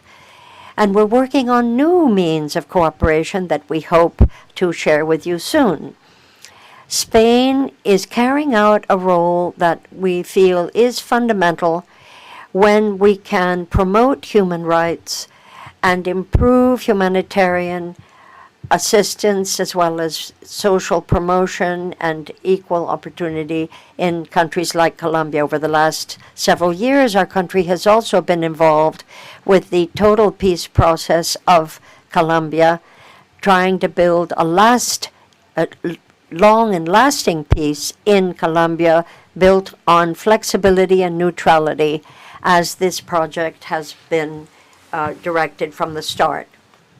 We have kept I think, historic set of links that have assisted democracy and peace and democracy in Colombia. And so I thank the General Secretariat, I thank the OAS and the mission supporting peace in Colombia. Deeply grateful. We also support the work of the Colombian representative who has been good enough to share with us how things stand at the moment. The OAS can continue to count on Spain as a reliable partner as we applaud the ongoing structure of building peace based on people. Thank you. Thank you. Italy is recognized. Thank you, Madam Chair. On behalf of the Italian delegation, we too take the floor to appreciate our very warm appreciation to Roberto Menendez as he concludes his mandate heading up the peace process in Colombia. We want to recognize his commitment, the technical rigor, and all of the ways in which Mr. Menendez has assisted that effort. We are particularly pleased by his ongoing and always present availability to dialogue with us, and all of the ways by which he has contributed to a solid peace taking root in the region. We wish him the very best success in the future, whether professional or personal, and thank you very much. Grazie mille. Thank you. Pleased to give the floor to the Office of the Secretary General. Thank you. I will speak on behalf of the Secretary General in speaking to this item of the agenda. Madam Chair, Assistant Secretary General, and colleagues, those who have supported the mission to support peace in Colombia, especially the Chief of Mission, Roberto Menendez, it is truly an honor to be able to address you at this council meeting to reflect on the role of the MAP OAS at this time. Roberto Menendez has presented the report, and it's good to remember that over the last 22 years, MAP has committed itself to principles and to spending the necessary time in building peace, whatever it took and however long that might necessitate. Our commitment has remained unwavering, guided by one objective and one alone: that is to offer as much as we possibly could to peace in Colombia. For over a decade, under the leadership of Mr. Menendez, the institution has actually generated an operative model with a solid presence and an always rigorous assessment of the situation on the ground and our commitments to the state and to international donors. This may seem an abstract commitment, but it is very far from that. It is truly a matter of being present in one of the most difficult and fraught areas of this hemisphere, understanding what it takes to build peace. The trajectory of the mission has been guided by the highest possible standards of professionalism. We have systematically preferred credibility over visibility, substantive contribution instead of self-congratulation, and a dialogue that we have kept on an ongoing basis, not only with the Colombian professionals, but civil society. Building, therefore, ongoing ways to face the challenges in the field. The leadership of Roberto Menendez in this regard has been remarkable. The role has certainly put the OAS squarely in the field to build peace and democracy. The entire team has consolidated its position and has meant that the OAS is greatly respected and trustworthy by so many, very broadly recognized as an impartial partner and a true builder of peace. As Roberto ends his mandate as the chef de mission, we applaud him for his leadership, and we certainly also turn to Magdalena, his wife, who honors us with her presence in this room at this very moment, and thank him for his ongoing participation and wonderful contribution to such an important goal. Madam Chair, the OAS is ready to continue in its support to the Colombian people. Through MAP, we will continue to support the peace process in that country, adapting it as needed, and always guided by the objectives for peace that the Colombian state itself chooses, and following whatever its view is. Peace in Colombia is an imperative. It's not just wishful thinking for the moment. It is an imperative for the entire region, and we thank you for the opportunity. Thank you, Secretary Krasavich. On behalf of Secretary General Ramdin, we're now pleased to give the floor to the Assistant Secretary General, Laura Gil. Muchas gracias, señora Presidenta. Thank you very much, Madam Chair. As the Assistant Secretary General and former civil servant, and as a Colombian, I would like to thank Roberto Menendez for his service. I have lived an experience map along with you. Roberto worked under various political powers, and all of them trusted him. He verified disarmament, demobilization, reinsertion, the release of kidnappees, different armed groups, and they all trusted him. He went from one end of the country to the other. He visited the most remote communities, the most vulnerable ones, and they all trusted him. He maintained a dialogue with all branches of the state in Colombia, and they all trusted him. He worked closely with the private sector, with labor, with civil society, with the media, and they all trusted him. And that trust led to trust in the OAS. So thank you, Roberto, for us on behalf of the OAS. My country will lose Thank you. Muchas gracias, señora secretaria adjunta. Very much to the Assistant Secretary General Argil. That emotion moves us all because it shows what Don Roberto did for the country, what he did for the region, and for democracy and peace in the region.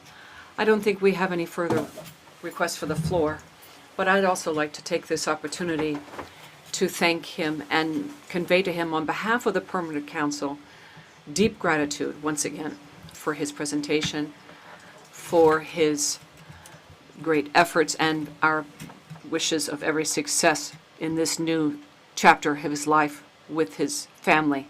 You're always welcome to all the countries represented here. Once again, I'd like to congratulate you and your entire team who works with you in MAP OAS and the staff of the Department of Sustainable Democracy, the Department of Strengthening of Democracy. We have Teresa Melikin with us, and all those who work on this project on the ground. Thank you so much on behalf of the Permanent Council. Having said that, we now conclude this item of the agenda, and the chair suggests that we take note of the presentation of the 40th annual report of the OAS mission to support the peace process, contained in document C-Doc 62115/26, and we also appreciate the comments made today. Without any objections, it is so agreed. We now will continue with item 9, but first, if I may, I'd just like to once again thank you for all of your work. Thank you. If I may, I'd like to make an announcement. As you know, we started this morning at 9:30 in the morning. We took a brief break for lunch, and now it's 6 o'clock in the evening, and we will be continuing with the nocturnal session. We'll probably get out in a couple of hours, so I would like to ask for your blessing to continue with item 9 of our agenda today, which is consideration of the draft resolution, establishment within the framework of the Committee on Juridical and Political Affairs.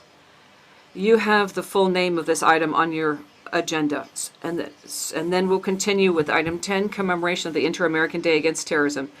And then we'd have a very brief pause to have a coffee, recharge our batteries, and continue with the night session. If everyone agrees to that, we will then continue now with 9 as the next item on our agenda. We need to consider draft resolution entitled Establishment within the framework of the Committee on Juridical and Political Affairs of the Permanent Council, an open-ended working group to all member states, tasked with following up on ongoing negotiations with the objective of preparing a draft Inter-American Declaration on the rights of persons and peoples of Afro-descendants in the Americas. This draft resolution was presented by the delegations of Brazil, Antigua and Barbuda, Barbados, Bahamas, Colombia, Ecuador, St. Kitts and Nevis, St. Lucia, Mexico, Uruguay, and it was co-sponsored by the delegations of Belize, Jamaica, and Suriname. To that end, I now offer the floor to the delegation of Brazil to share with us a presentation on the draft resolution.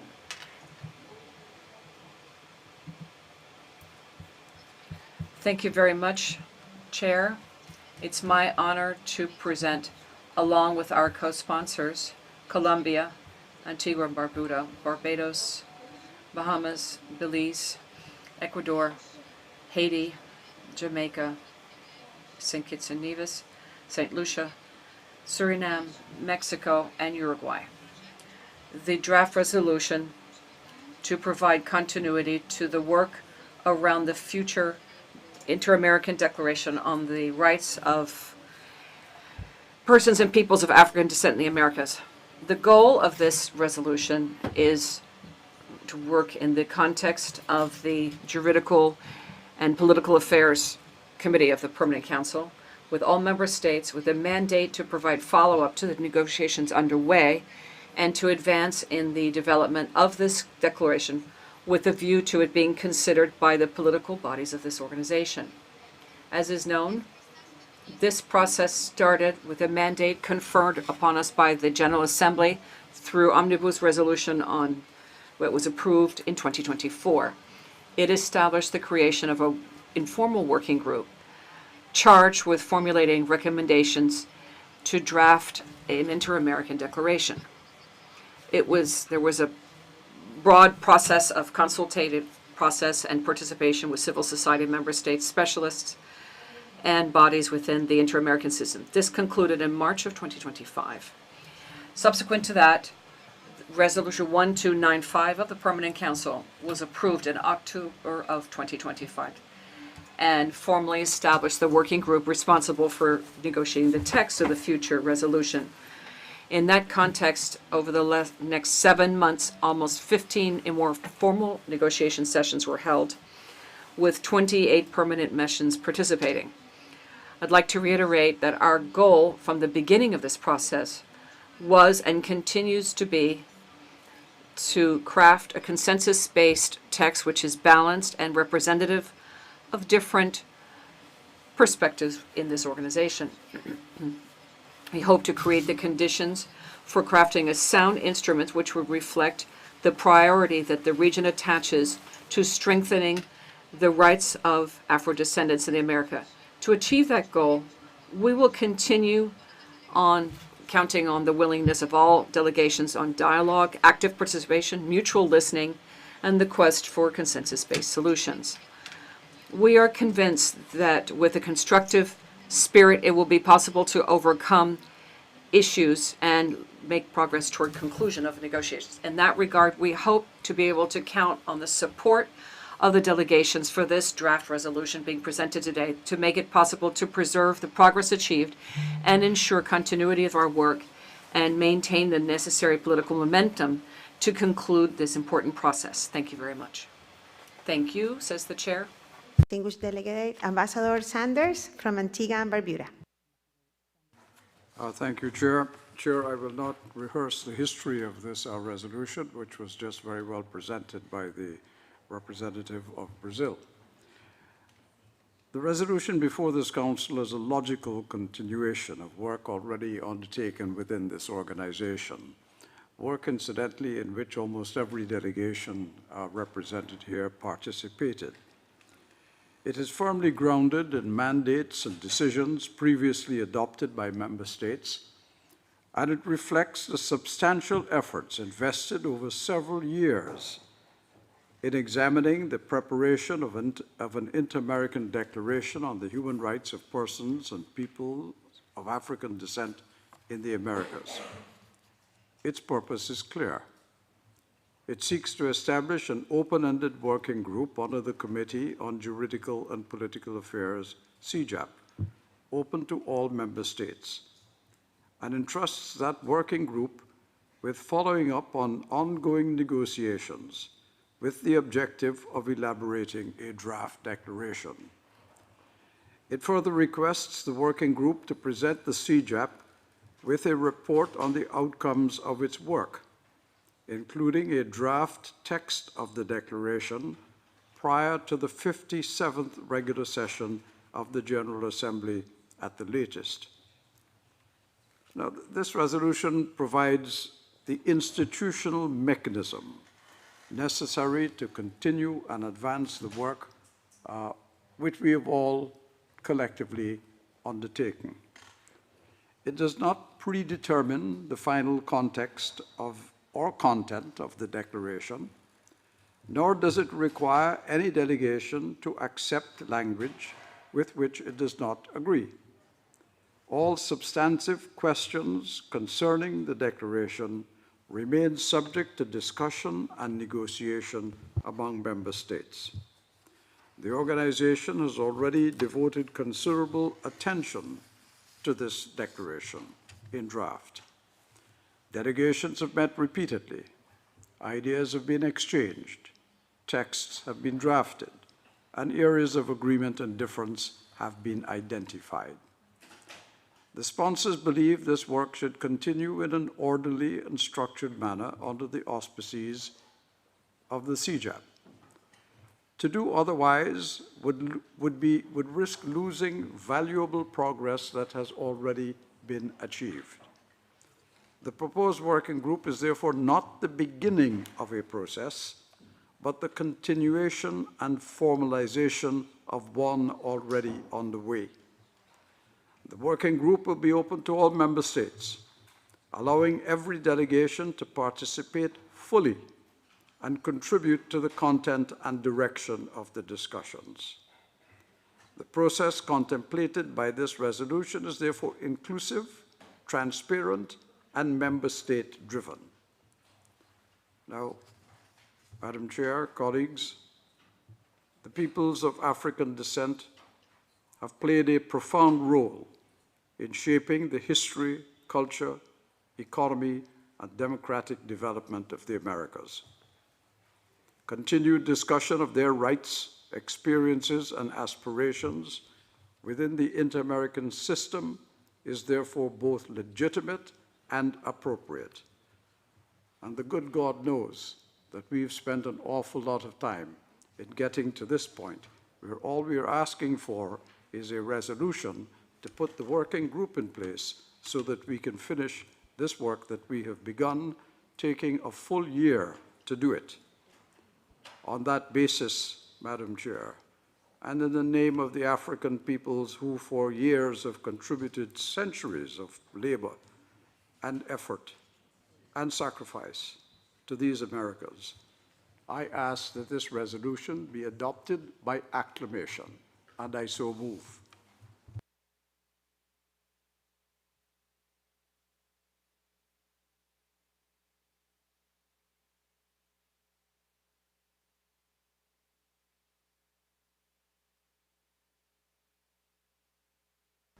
Muchas gracias, señor. Thank you very much, Ambassador. I now give the floor to Ambassador Encinas of Mexico. Just to second the motion presented by the representative of, which I think will be accepted by acclamation. Yes, when we conclude the list of speakers, I was going to reiterate that it would be adopted by acclamation. We'll continue with the list of speakers. St. Kitts and Nevis, please. Thank you, Chair. I also join with the request that the agenda item be approved by acclamation, but wanted to make the point that St. Kitts and Nevis strongly believes that an organization founded upon the principles of human dignity, equality, justice, and the promotion and protection of human rights, the Organization of American States, does have a responsibility to ensure that the experiences, contributions, and rights of persons and peoples of African descent are afforded the serious consideration they merit. The establishment of this working group presents an important step in this direction.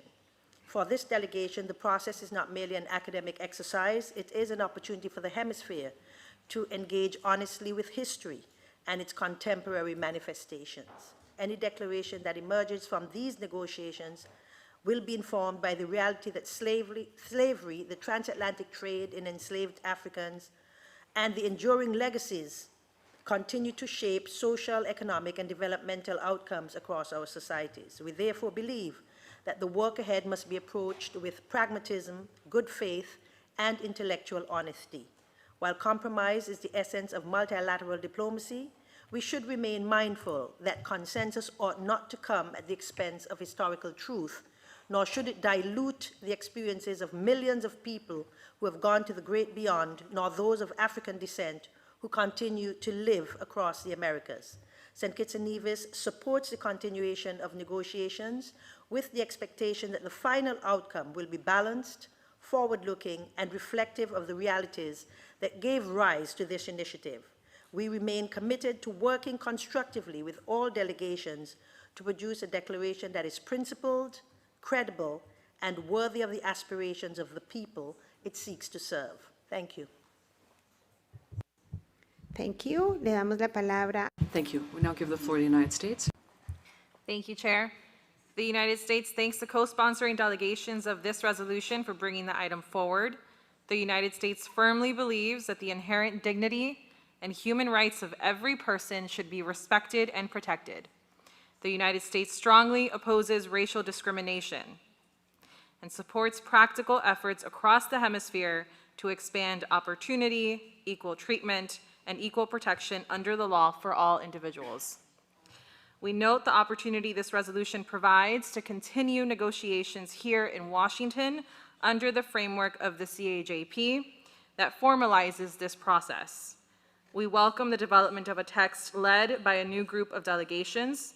We believe this can provide a useful opportunity to take stock of views expressed to date, identify areas of convergence, and work carefully through issues that require additional consideration. As these discussions move forward, the United States believes it will be important for all OAS member states to participate, and that the process be transparent and respectful and helpful to the different constitutional systems, domestic legal frameworks, and policy approaches of the member states. To truly make this a collaborative effort, we echo the proposal we've heard outside of committee of other colleagues to have this process led by the CAJP chair with support from interested member states on a rotational basis. We also believe the group should proceed in a careful and consensus-oriented manner, avoiding pressure to rush negotiations on complex issues where delegations may still have substantive policy or legal concerns.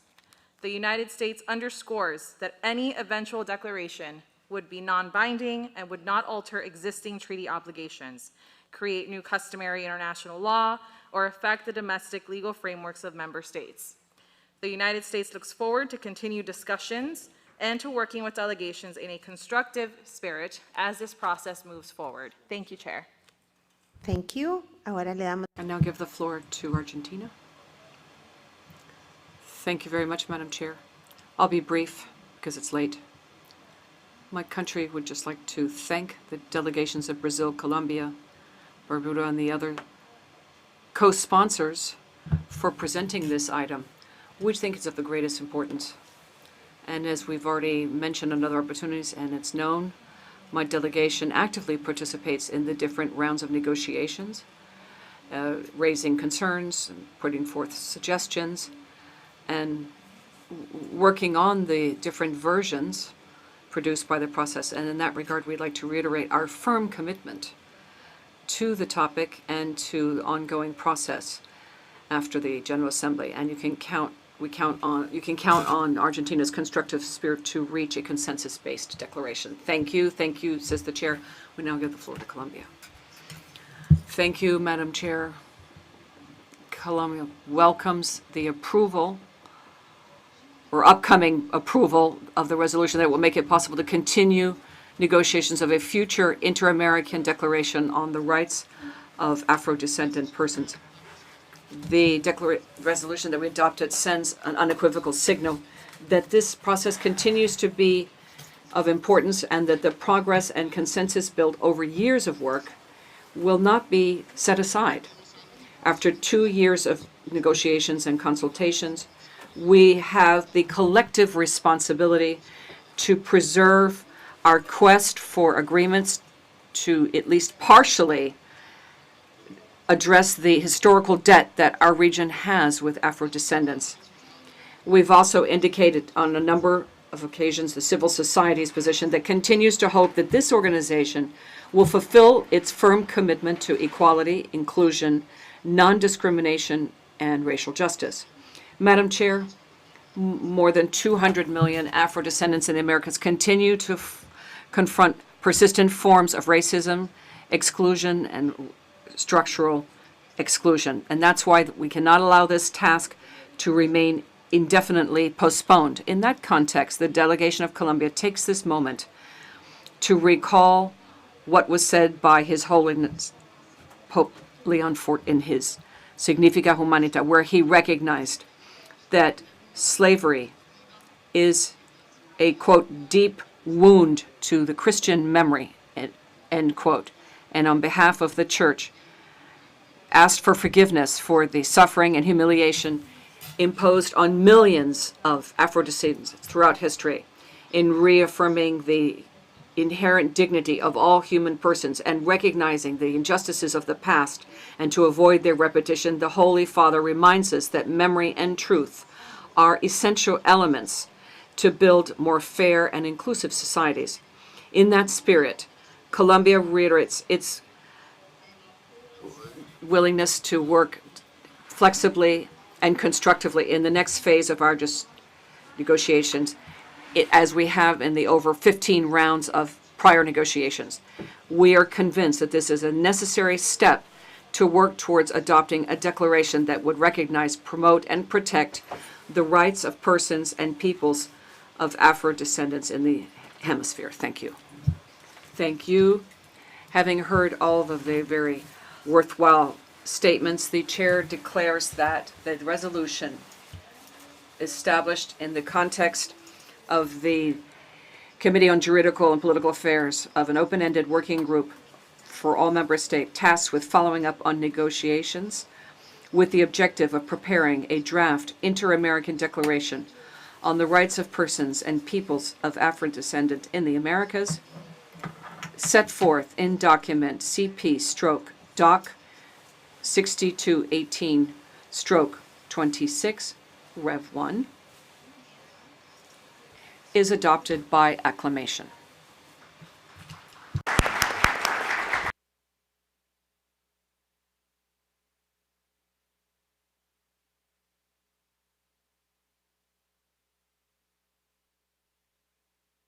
Muchísimas gracias a todos. Thank you very much. And as I was mentioning earlier, before taking a break, we have item 10, which is commemoration of the Inter-American Day Against Terrorism. This item of the agenda refers to an issue proclaimed by the General Assembly of this organization, and which is commemorated on the 3rd of June. The origin of this date is that a day like today in 2012, the Inter-American Convention Against Terrorism was signed in Richmond, Barbados. And we are convened here then to reflect on the memory of the victims of these scourges and to reaffirm the commitment of member states to prevent, combat, and eradicate terrorism in all of its forms and manifestations. This commemoration takes place according to Article 46 bis of the Rules of Procedure. And in this regard, I would invite delegations who are interested in sending in their comments in writing and that they do so to the Secretariat to commemorate today as soon as possible. And this with a view to the fact that we distributed to the membership. And since there's only one speaker on the list, is the permanent representative Peru to the OAS, Ambassador Coronado. I'll give you the floor for up to 7 minutes.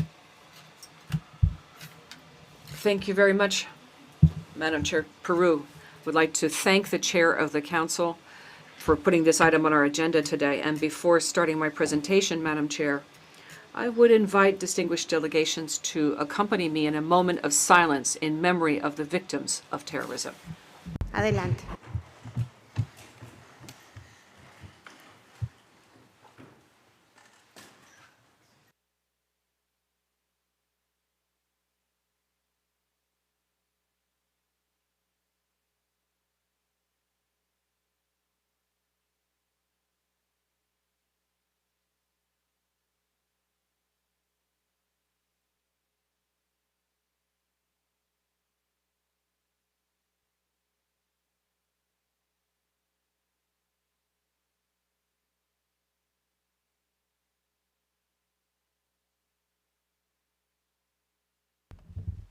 Muchas gracias.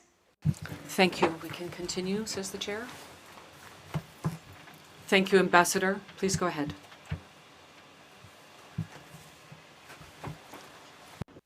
Please double-click. Thank you, Chair.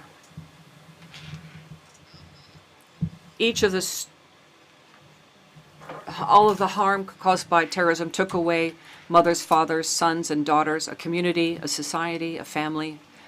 These facts remind us of the deep suffering caused and the need to act with cooperation, firmness, and humility vis-à-vis this scourge. This task is still not over, clearly.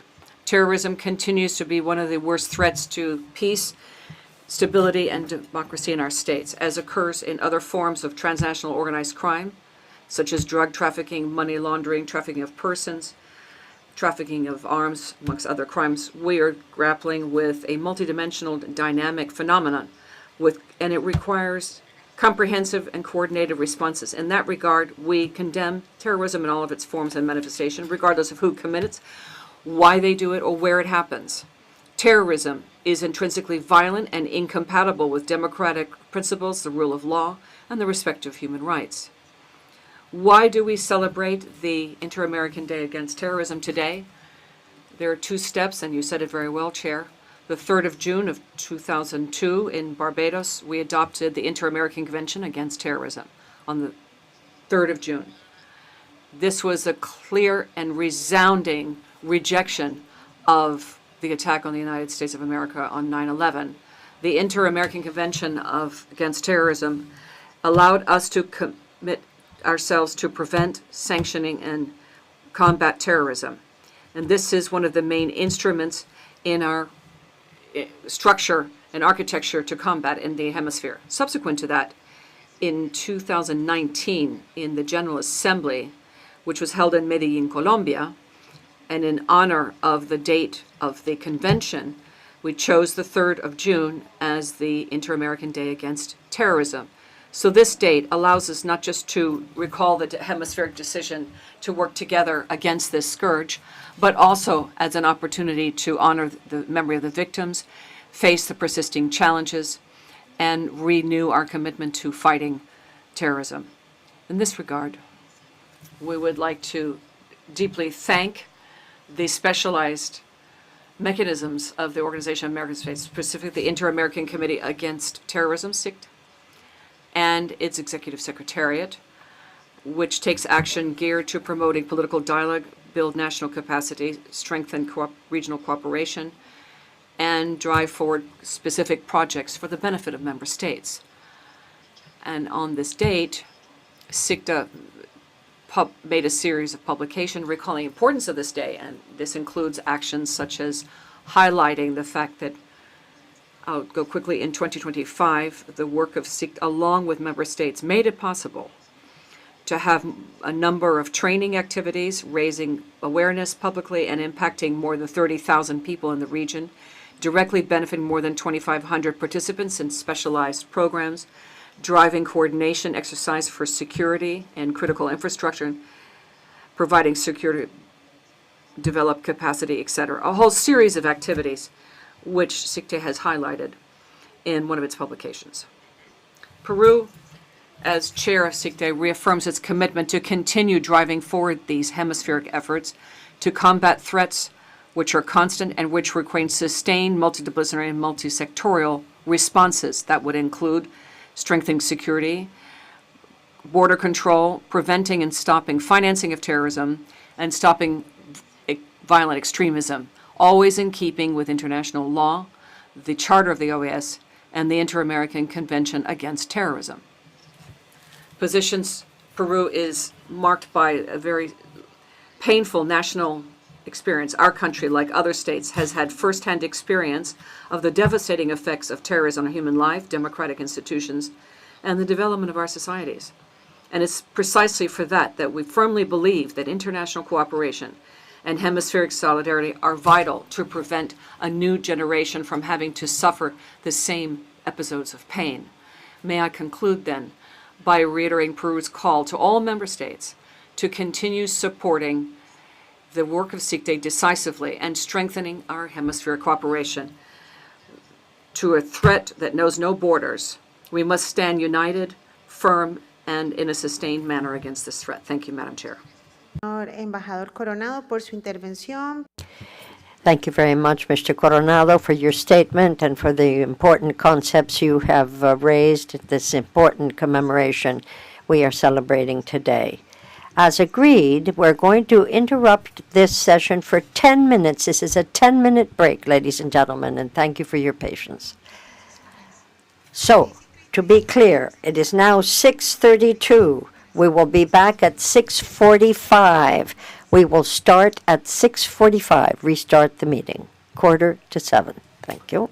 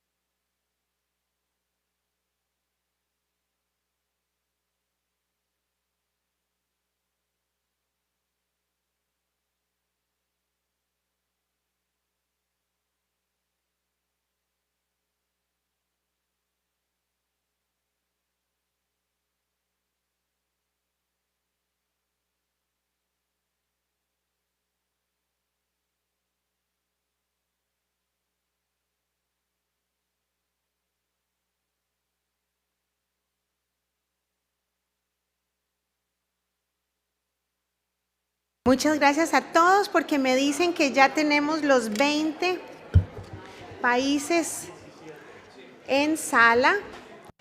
I ask you to take your places, says the chair. She says there are 20. 20 countries are in the room.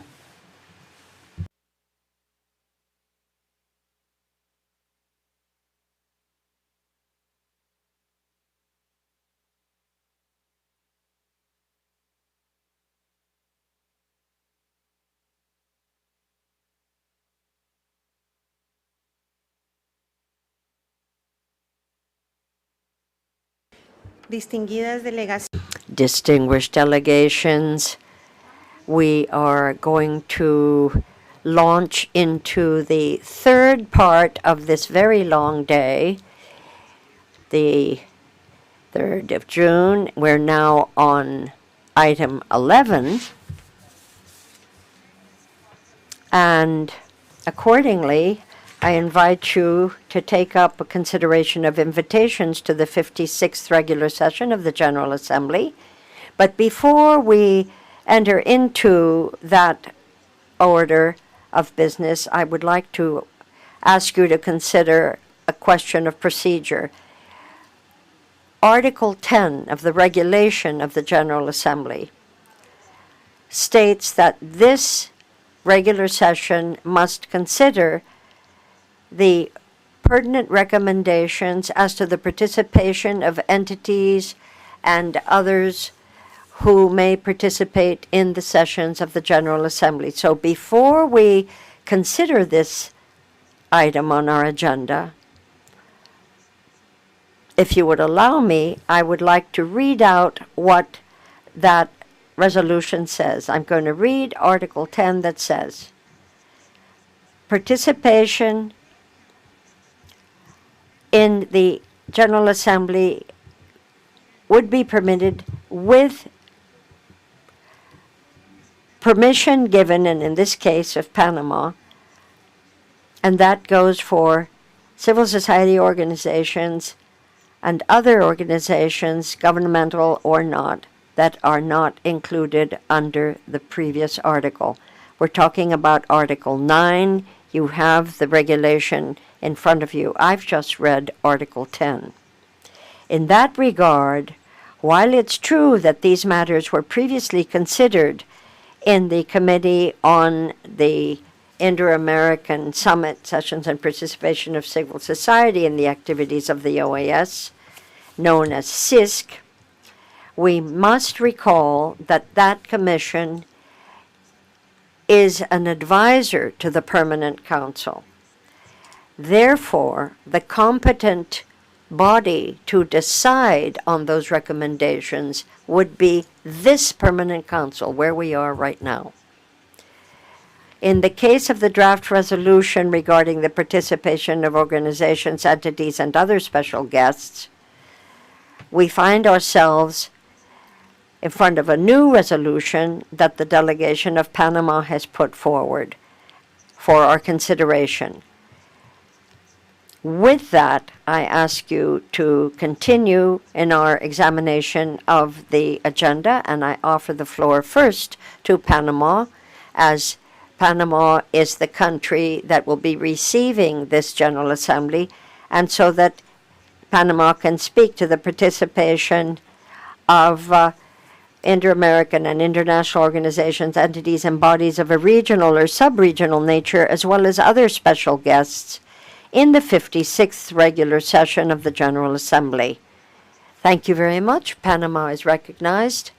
Maria Fernanda, Ambassador, you're recognized. Thank you very much. The Permanent Mission of Panama has presented the draft resolution entitled Participation of Inter-American and International Organizations, Entities, and Bodies of a Regional or Sub-Regional Nature, as well as other special guests, in the 56th regular session of the General Assembly.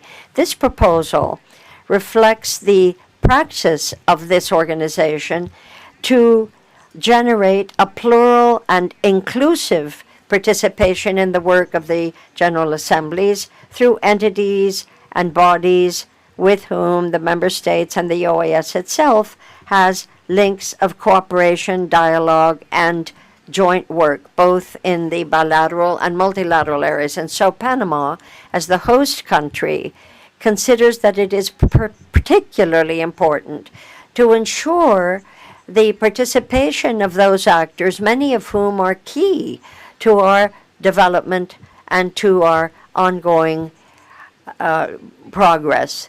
Our country has many of those represented in our country, and we act as a hub, an international hub for all those bodies.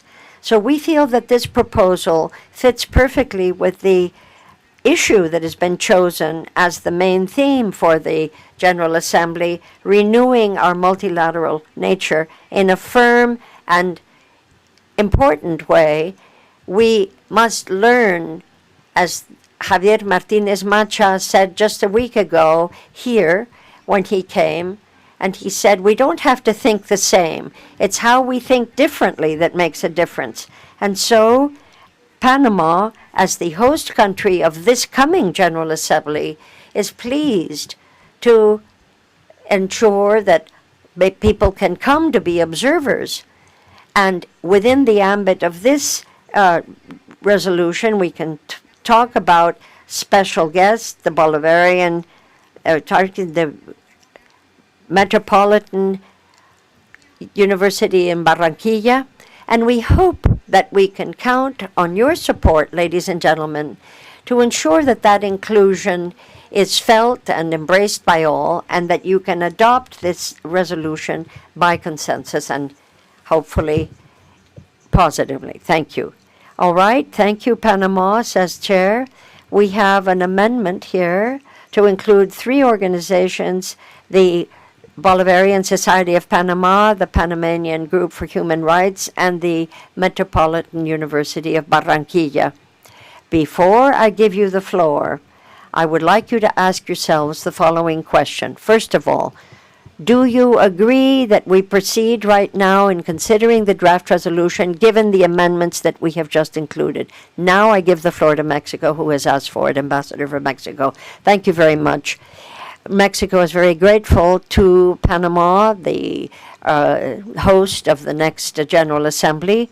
We think that we are advancing very positively toward holding that. However, we cannot approve the draft in the current terms because Mexico feels that there are principles involved, and the invitation to the Assembly should be broad, inclusive, and as open as possible without establishing any particular groups of specialized international bodies.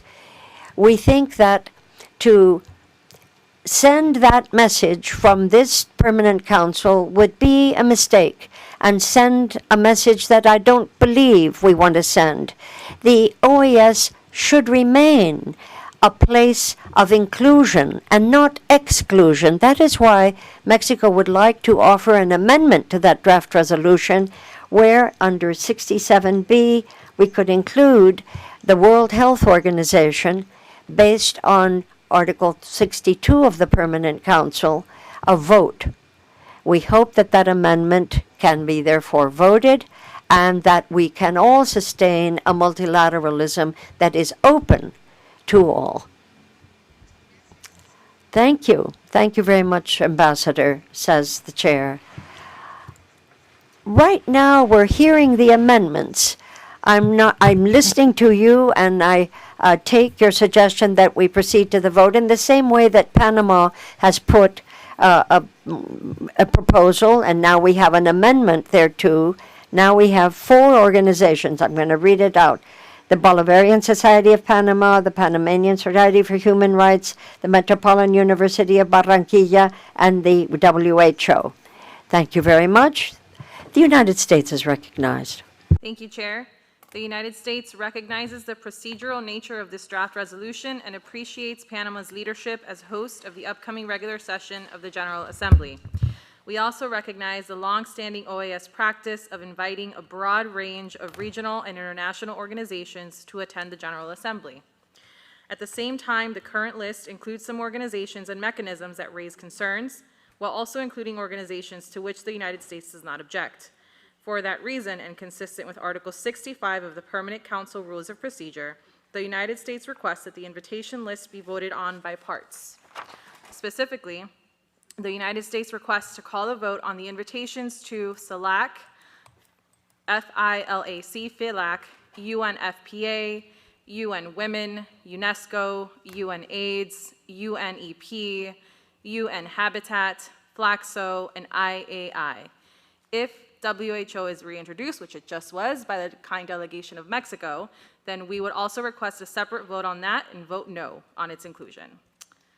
Our request for voting should not be interpreted as opposition to Panama's preparations as host, nor as opposition to the procedural organization of the General Assembly. If the Council does not agree to vote by parts and instead proceeds to a single vote on the draft resolution as a whole, the United States will vote no. Moreover, although we have identified certain organizations of concern, our position should not be interpreted as a U.S. endorsement of all remaining organizations included in the list. The United States remains firmly committed to a strong, effective, and relevant OAS as a central forum for hemispheric democratic engagement and cooperation, seeing it as an organization that is primarily focused on and centered on member state participation. Thank you, Chair. Muchas gracias. Tomamos nota de la solicitud de exclusión.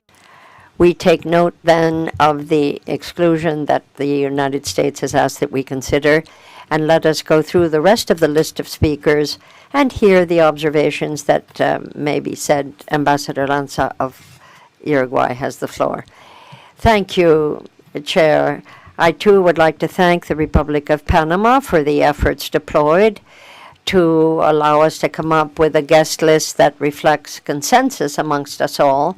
We're well aware that these issues are complex, and I certainly also thank you, Madam Chair, for your goodwill in allowing us to consider this year after broad and open consultation, trying to bring spirits together and find a way forward.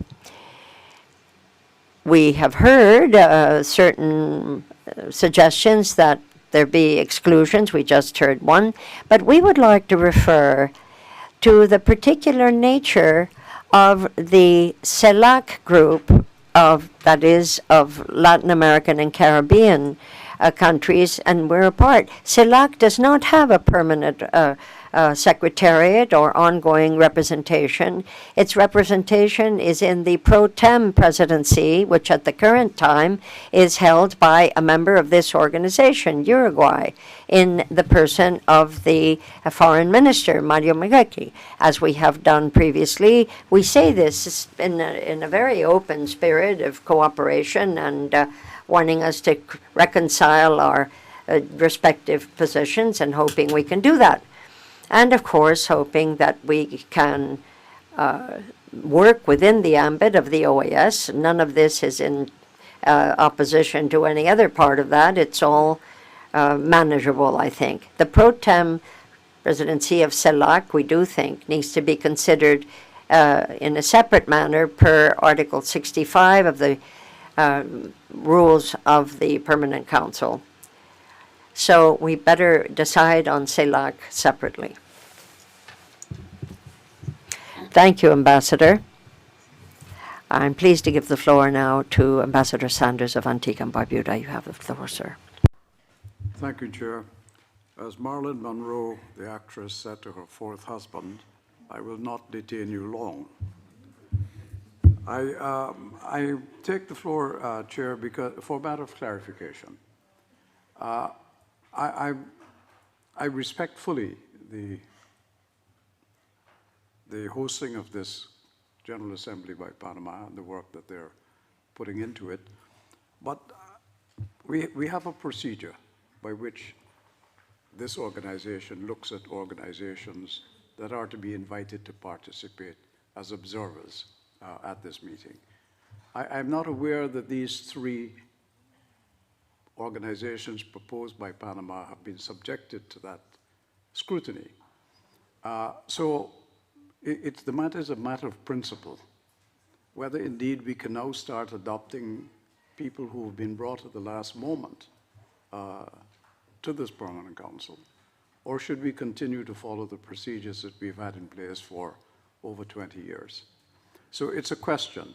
Chair, if you rule that the Secretariat has looked at these organizations and find that they are suitable and would, in any event, had they been looked at with great scrutiny, been accepted anyway, then I will concede immediately asking this question. But I do think it's important for us not to begin to stray outside of the rules of how we make these invitations. I think it is critical that if the rules are going to be changed in any way, we do so collectively. Thank you. Muchas gracias. Thank you very much to the delegation, to Ambassador Sanders of Antigua and Barbuda. With regard to the request by the host country to include these 3 new organizations, in all the standards or norms we've seen, there's an understanding that the host country has an important voice and can be consulted and is allowed to bring an initiative forward to the consideration of member states. And it's in this exchange where we might have been able to listen as to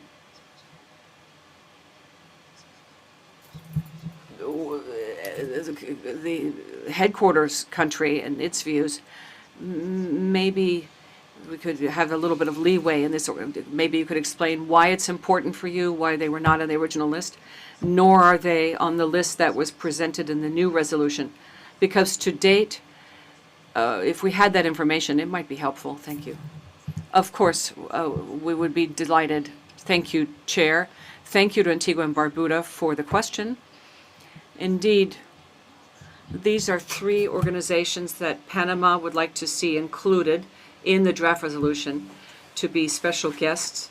The Bolivarian Society of Panama, a civil and cultural society founded in 1929 that works for their freedom under Simon Bolivar and working with the Panamanian government to commemorate the bicentennial of the Panama Antigua meeting. There's also the meeting of the Civil Society Human Rights Organization.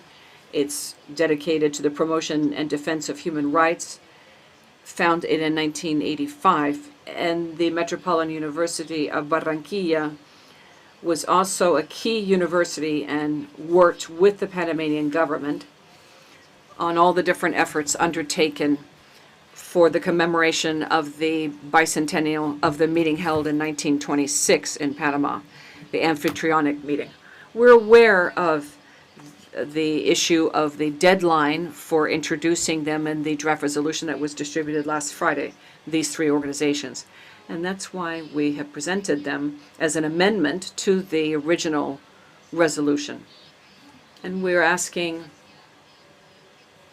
for the support that could be provided to be able to introduce in the context of the draft resolution and their capacity as special guests. Thank you very much, Chair. Thank you, says the Chair. I'd like to thank both delegations for their statements. As I read only a part of the article, but I'd like to read the complete article because our analysis also depends on this at this time. Paragraphs 2 and 3 of Article 10 of the Rules of Procedure of the General Assembly say the following. I apologize, I'll read it again because I need you to have it all in mind, the whole text in mind. Special guests can attend the General Assembly with prior authorization of the Permanent Council and with the approval of the government where the assembly is to take place, as long as they manifest an interest in doing so. The representatives of specialized agencies linked to the Organization of the United Nations and other international bodies, government bodies, or non-governmental organizations not included in the prior article. Second paragraph. To the effects of this article, the Secretary General of the organization will extend the following invitations. Third paragraph. The petition to attend as special guests of the General Assembly should be presented to the General Secretariat of the organization at least 30 days ahead of time before the opening of the General Assembly. The paragraph concludes there. So we are continuing this discussion, but I just read out the rule of procedures, and we just heard we are an organization based on rules, and with all the full respect for and fact that we hold Panama dear, this is the first time that we're hearing of these three organizations. I didn't hear about it before the session. We didn't hear about it 30 days ahead of time. So I'd like to conclude with the list of speakers and then give the floor back to Panama. I'm seeing that Bahamas has a point of order, but if I may, is it a point of order or did you want to raise an issue? With Colombia's indulgent, I will give the floor to Bahamas for a point of order.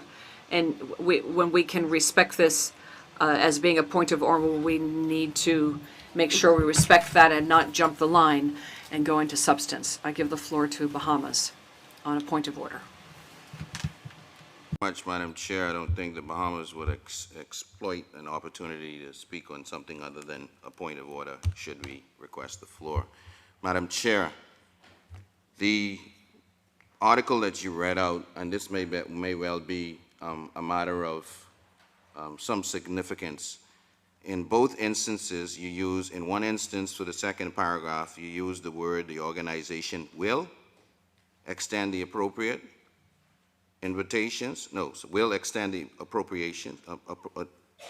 invitations, and in the second instance, you said special guests should be. In the English versions, the word is emphatic. It says shall. So the reason the Bahamas raised that is would, could, and should is different than shall.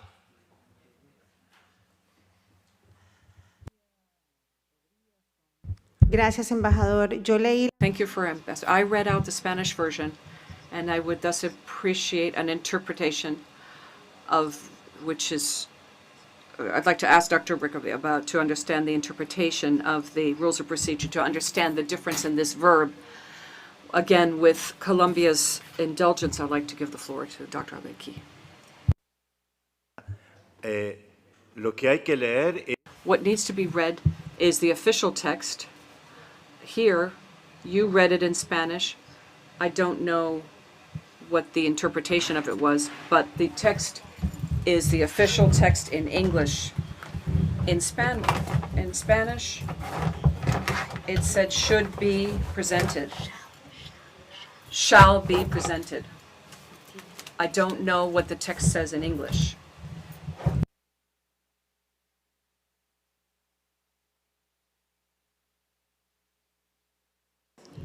Muchas gracias. Tratemos de. Thank you. We're trying to refrain from comments, so if anyone wants to take the floor at this time, Colombia is withdrawing their request for the floor. Antigua and Barbuda, please. Madam Chair, I really didn't want to do this, but the interpreter said both should be and shall be, so we are totally confused as to which it is. Another shot at it. Perhaps Dr. Regi has to speak somewhat slower. He's a very fast speaker of the Spanish language, and then maybe the interpreters may follow him more carefully, and we would then be able to comprehend exactly what he's saying. Thank you. Thank you, sir. Maybe I will use my English. So I can tell you that in Spanish it's a mandatory. It's an obligation to send it prior to the General Assembly with 30 days in advance. In Spanish is mandatory. This is why in English is as well mandatory. I'm going to read it in English so we have the original text. The interpreter apologizes in English. We do not have the text in English. Until the third paragraph, Article 10. Request to attend General Assembly sessions as special guest shall be presented to the General Secretariat of the organization at least 30 days in advance of the opening of the assembly session. So the word in English is shall be presented. In Spanish, it's very clear for us in the Spanish language that is a mandatory expression of the use debería, deberá, deberá. En ese sentido, In that regard, I would reiterate the observation that I made at the beginning, and that is the Secretariat had not been notified, nor had the chair been notified of these 3 new additions to the original text, additions by Panama. And that's why to ask them to reconsider the fact that the deadline has passed for new considerations. We're on the 3rd of June now. Has it been 1920? When does it start officially? The 22nd. So, I'll give the floor to Panama.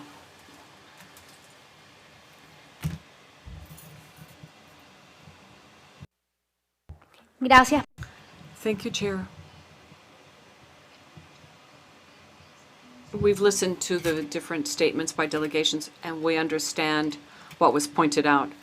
Our delegation's understanding was that this article would be applied to those organizations that had indicated an interest, and there was an interest in Panama to extend an invitation. Now, based on what was explained, our delegation would ask at this time, if it's possible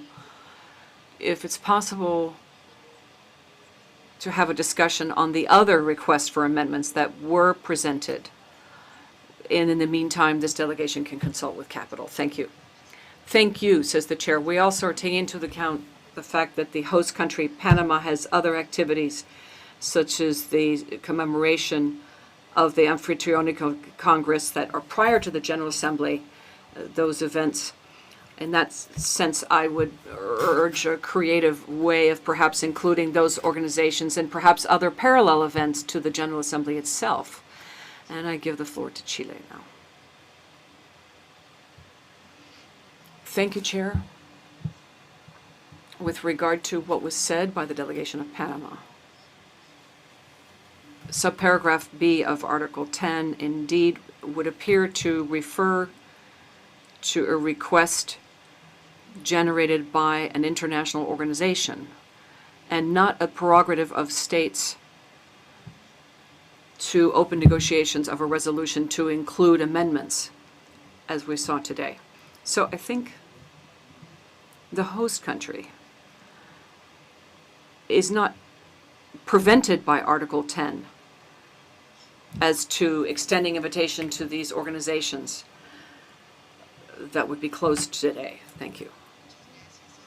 Thank you. Once again, all delegations can interpret for themselves, but the chair only listens to the interpretation of our legal advisor. Antigua and Barbuda, you have the floor. Chair, I don't know why we were prolonging this, but since we are, I have to say that either the interpreter did not understand what the distinguished representative of Chile said, or the distinguished representative of Chile has succeeded in confusing me even more. That's easy to do, incidentally, so I don't blame him for that. But look, you said the thing is mandatory in both English and Spanish. It seems, therefore, to me that the right thing to happen here is for Panama to recognize that they were out of time, therefore accept it, because if not, we will be forced to set a precedent at this meeting, at which at the last minute the host country can suggest organizations to be put on the list. And this will then continue at the next General Assembly and the General Assembly after that. The reason why we have the process of scrutinizing these people who want to be invited is to be sure that the membership as a whole is comfortable with it. So we are going into very dangerous territory here. Thank you. Thank you, sir. I appreciate your comments. And Lo que sugiero I would suggest, as requested by Panama, is that we set aside this consideration until such time as we hear from you, a request for the floor. And in the meantime, we can proceed with the two amendments that were proposed in the room. So first, we'll hear about Mexico's proposal. I will call it to a vote. Ambassador Encinas was very clear. He called for a vote to include an amendment to the draft resolution under consideration to include the World Health Organization.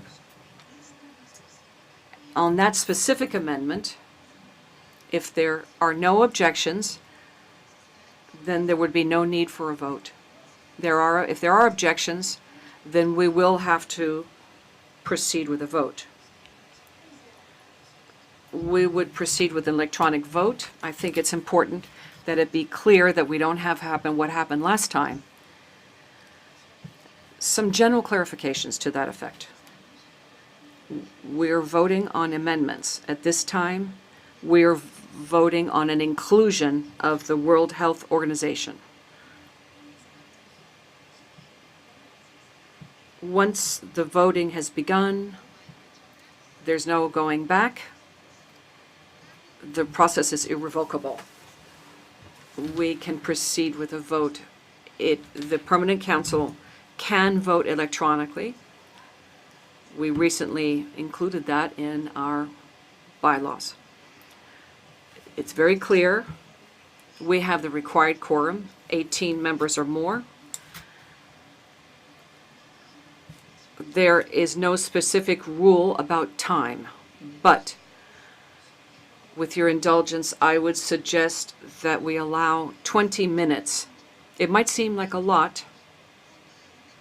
Point of order, Bahamas. Madam Chair, I do apologize sincerely. Maybe it's the translation again. I don't know what the question is. Can you pose the question so that we know and say, if you're voting, this is what yes is, if you're voting, this is what no is, and those who want to abstain can make their own interpretations, but at least... No, sir. What I said initially is that we are going to vote on a suggestion made by the delegation of Mexico, and we are including the World Health Organization. And what I said is that first, we have to have general minimal rules that we are considering right now. We are not in the process of the vote yet. I'm giving you some general remarks for us to be clear, and if you have any questions, you can come back, because this is a preliminary remark, because we go into the voting process. Once it's open, there's no withdrawing of the vote. But what we're doing now is some general remarks, because we have the prior experience in the preparatory committee, and I want this to be clear for all of us. What I mentioned is that we don't have a specific time allocated to go to the process of vote. I suggested 20 minutes, but I think it's too much. Do you think it's too much? Sí.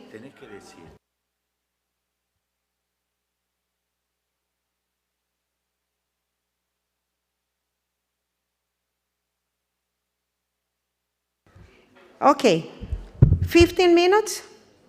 No, too much. 5 minutes. Okay, 5 minutes. All clear, all clear. 5 minutes and we... perdón, ahora sí ya paso a español. Let me go back to Spanish. 5 minutes then. That's fine. 5 minutes for the voting process, because we all need to be clear about this.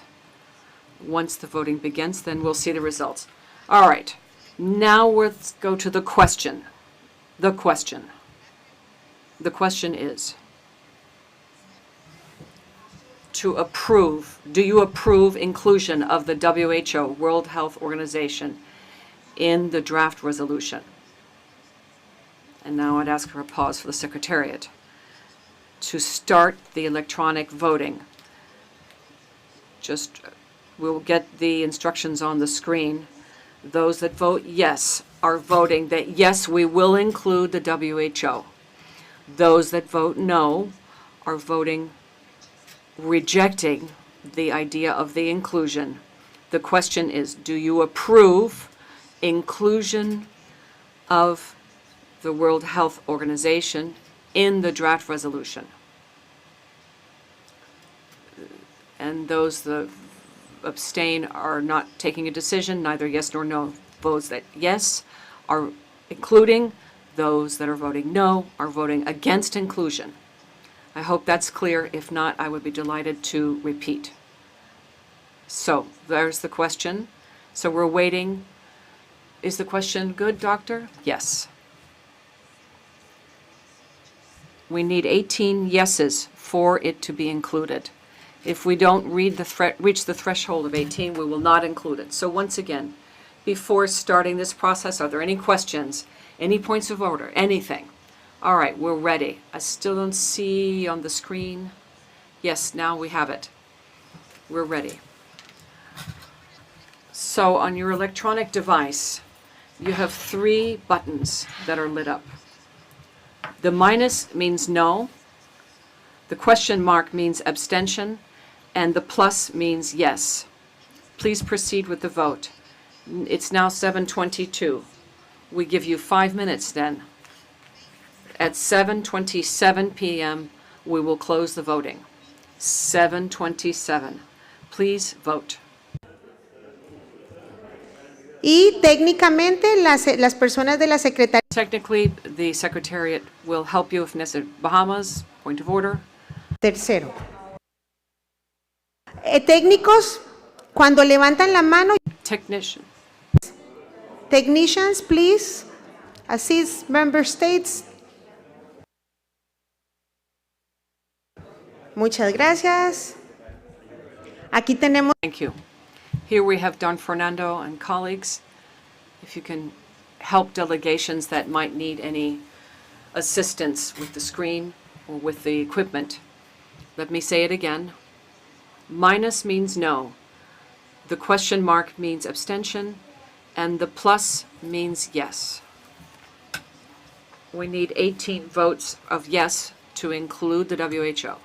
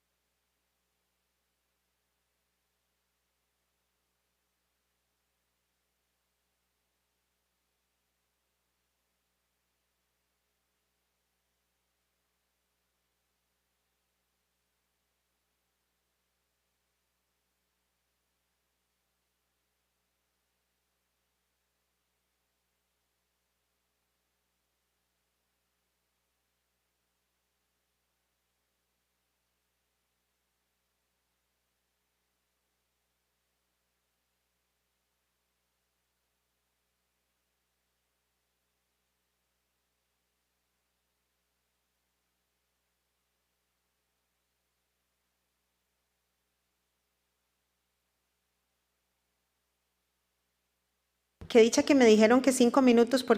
I was told 5 minutes because indeed 5 minutes was perfect. Thank you very much to the delegations who are actively participating in our decisions in this permanent council. Very democratic.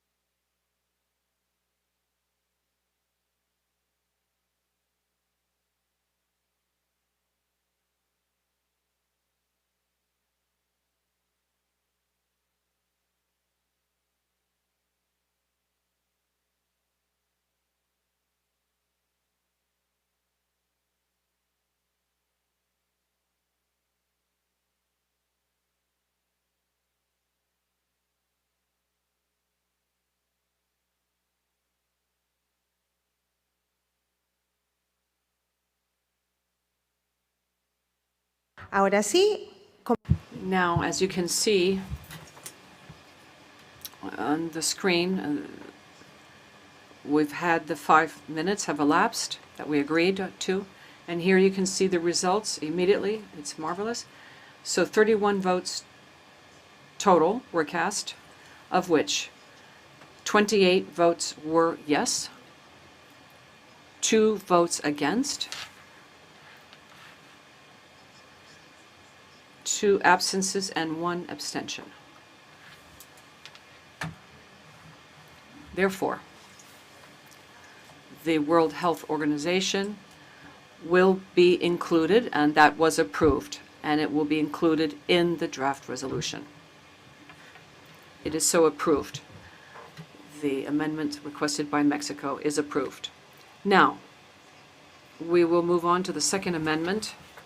The delegation of the United States has put to our consideration an amendment to exclude from the draft resolution the following, and I'll read them out. The following organizations. In keeping with what the U.S. delegates said, we would include on their list the group, which would include the WHO, which was just included. So, and then the Uruguayan, no, I'm sorry. Let me open the floor. This is what, I'm repeating what the U.S. delegate requested, but I shouldn't put words in her mouth. So actually, point of order by Brazil first. Gracias, Presidencia. Thank you. I understand that in putting forth the Mexican approval, it was approved by consensus unless there was an objection by a member state, which the United States had mentioned. So it was put to the vote, and then it was approved. The suggestion of Mexico was approved. If they had not asked for it, then it would have passed by consensus. So that means we have to put it to a second vote. Is that my understanding? Thank you to the delegate of Brazil. That's a technical question. Indeed, it's included in the draft resolution. The WHO is included. That's the proposal of the United States cannot take place because we already voted on this, and the Council already took a decision on that. So what we'll do now is remove, and then after I say what I'm going to say, I'll open the floor so you can clarify if you need to. But what we will do now is remove from the list presented by the United States, CELAC, because the delegation of Uruguay is asking for a separate vote, just as we just did with the WHO. So let me give the floor to the United States. Thank you, Chair. The United States requested that it be all of the organizations in one batch and that we vote in that matter. Respectfully understanding Uruguay's position, but my request for the vote was with these organizations in one batch. Thank you, Chair. muchas gracias. Thank you. It's my understanding, I'll give the floor to the doctor, but my understanding is since there's no agreement on this, this is a decision that we have to vote on. But let me give the floor to Dr. Avicii first.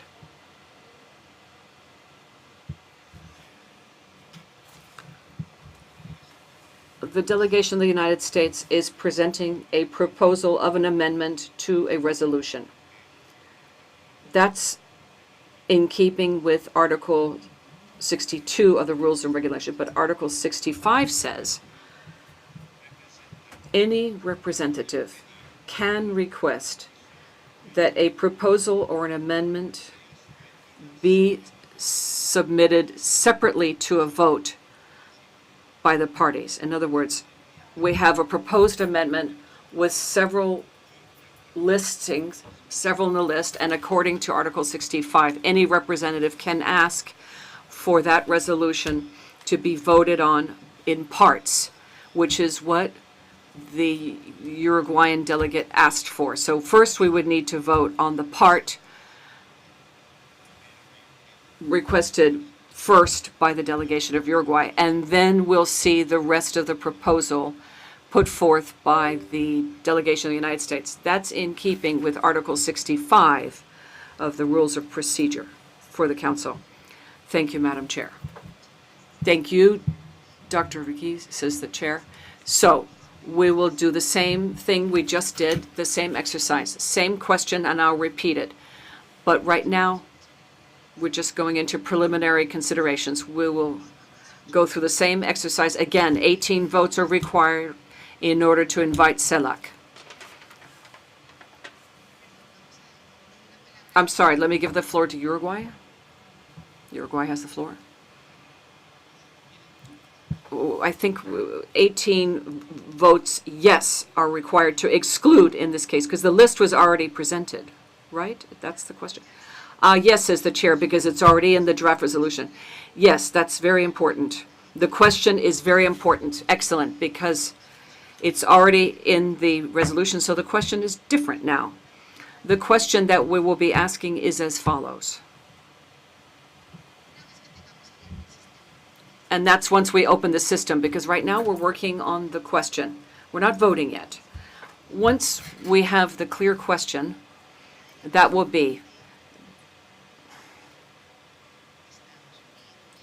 the delegation of the United States has presented an amendment to withdraw the organization number 11 from the list, and that is CELAC. So our vote will be whether we indeed exclude CELAC as the United States wishes. According to the doctor, so this requires 18 votes. So the question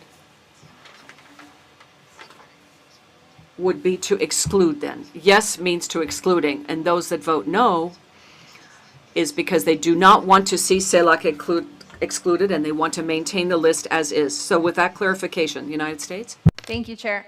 If I understood Dr. Arrighi correctly, I believe the next steps are to vote on whether or not to include CELAC as part of the batch of organizations that we have requested to vote on, not on whether or not they should remain on the list that has not yet been approved.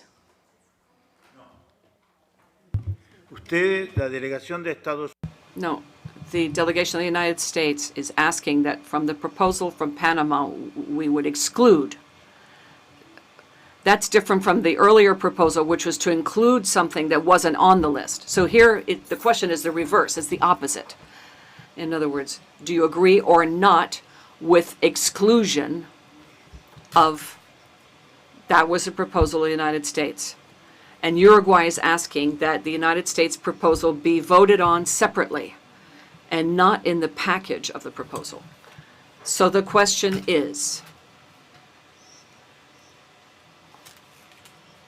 yes to exclude, no, not exclude, and maintain CELAC on the list.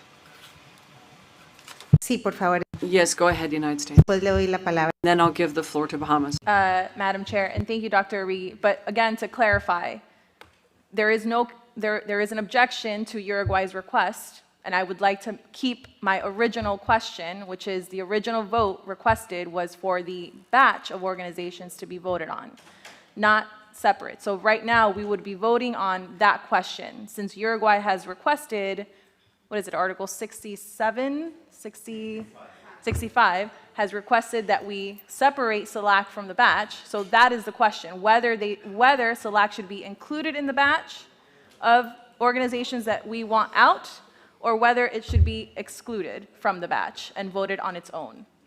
That is what I understood from your guidance. En la propuesta original, the original proposal of Panama included CELAC. The delegation of the United States is proposing to withdraw from the list a group, a batch. The delegation of Uruguay is opposing the withdrawal of these from the list. So, clear. You're asking for them to withdraw, and Uruguay is asking to maintain them on the list. no entiendo. You don't understand. Permiten, le voy a dar la palabra. If I may, says the chair, let me give the floor to Bahamas, but first I will use the chair's prerogative and explain that your proposal cannot go forward if it does not enjoy a consensus, to go with the whole, with just one state that wants to separate, in this case, the state of Uruguay. They're asking for a separate vote on their proposal. That's what we're negotiating right now. That their proposal as a whole can't go forward because there's one state that doesn't want that. Go ahead. Thank you, Madam Chair. Can I challenge that ruling? Because again, my request is that they be voted in a batch. And so understanding that Uruguay wants SELAC specifically separated, we are challenging that. It is our question, it is our request for the vote. So can we put that question for a vote? Voy a darle la palabra al... Let me give the floor to Dr. Rodriguez and those states that are asking for the floor to participate in the discussion. Let me just say one thing. If you challenge this ruling, what's really happening is that you're limiting Article 65, because Article 65 is where the prerogative of states lies to not go in a block, to separate the amendments. So it's not about questioning the ruling of the chair, but what we're doing is applying an article, but I'll give the floor to Dr. Rodriguez to continue. United States made a proposal. That is based on Article 62, which allows any delegation to come up with a proposal and present it. Then you have Article 65 that says, with regard to any proposal a delegation has made, any delegation can ask that said proposal that a particular delegation put to us can be voted upon in parts. United States came up with a proposal, included several points under Article 62. Uruguay, under Article 65, says that that proposal be voted upon in stages, in parts. The question is that one of them should be voted separately. That can happen, but we need to make a distinction between what was considered earlier. Here's the question we have before us. Are we in agreement as to the proposal of the United States to exclude that organization or not? Do we not agree? Do we agree with the U.S. or do we not with regard to the proposal on 65?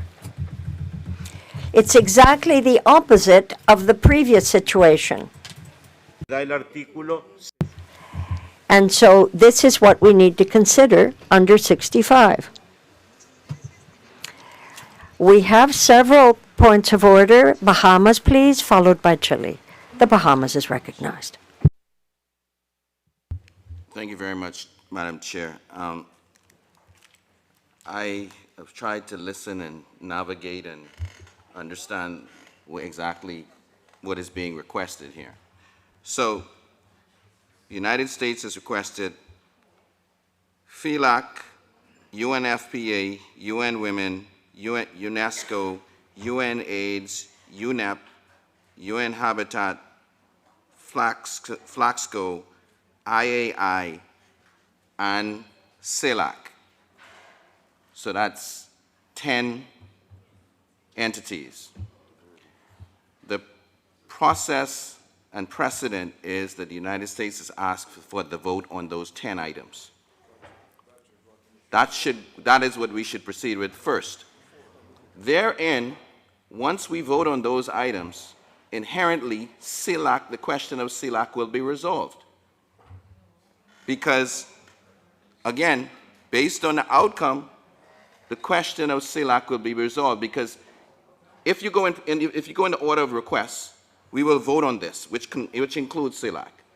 Then are you suggesting we will come back to extract SELAC from what? It will already be addressed.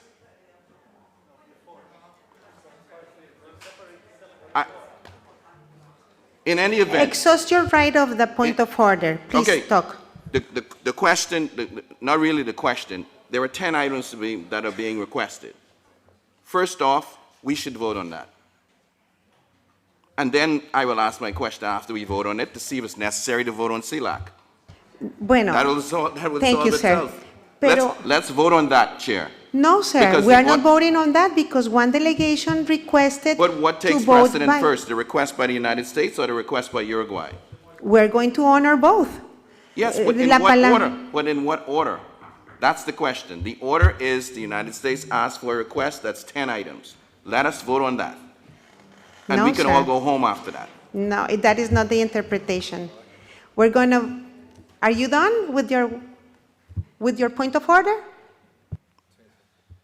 Madam Chair, I would like to ask the Secretariat if they can just walk through it for the delegation of the Bahamas, because if there is a change in what order of requests, does the request by Uruguay take precedent over the request from the United States? That's my simple question. Dr. Abrigi? Repito, el artículo, estamos hablando de proposiciones. We're talking about proposals, not approved resolutions. Article 62 states that any country, any state can present a proposal, can submit a proposal for a vote. But before doing so, when it's just a proposal, a proposition, if you will, Article 65 states that any state can request that that proposal be voted upon not as a whole, but in parts. And that has to be considered first. That is the order of Article 62 and 65 of the regulations. Como todos. No, I'm sorry, says the chair, and I'm going to give the floor to those who requested it in the order in which I received the requests. Chile, Brazil, the United States, and Uruguay, in that order. No, Brazil is set back. How about Chile? Chile, the United States, and Uruguay will be recognized in that order. Thank you, Chile. Thank you, Chair. I just want to try to assist in resolving this seeming impasse as to what it is we're going to vote upon. Dr. Arregui, I believe, is quite right. There has to be that sequencing of the votes. But I would suggest that we need to consider what the United States pointed out, which has to do with someone impugning or voting against the idea of voting separately. And on Article 65, I would ask the chair to please be so kind as to read it through. Read through Article 65, because what we're saying here is that there was a previous proposal before it was impugned. And in order to consider what the United States was saying, the United States would need a majority of the votes for that idea to prevail, for it to be voted as a whole. So I would ask that we read through the entire article, because you have two working hypotheses here, and one of them, and the second one, I believe, will assist us in solving the problem. Well, thank you very much, says the chair. In order to enrich this article, we're going to read the article through so that we all have the exact wording of the article. And the interpreter excuses us because we don't have, okay, here we go.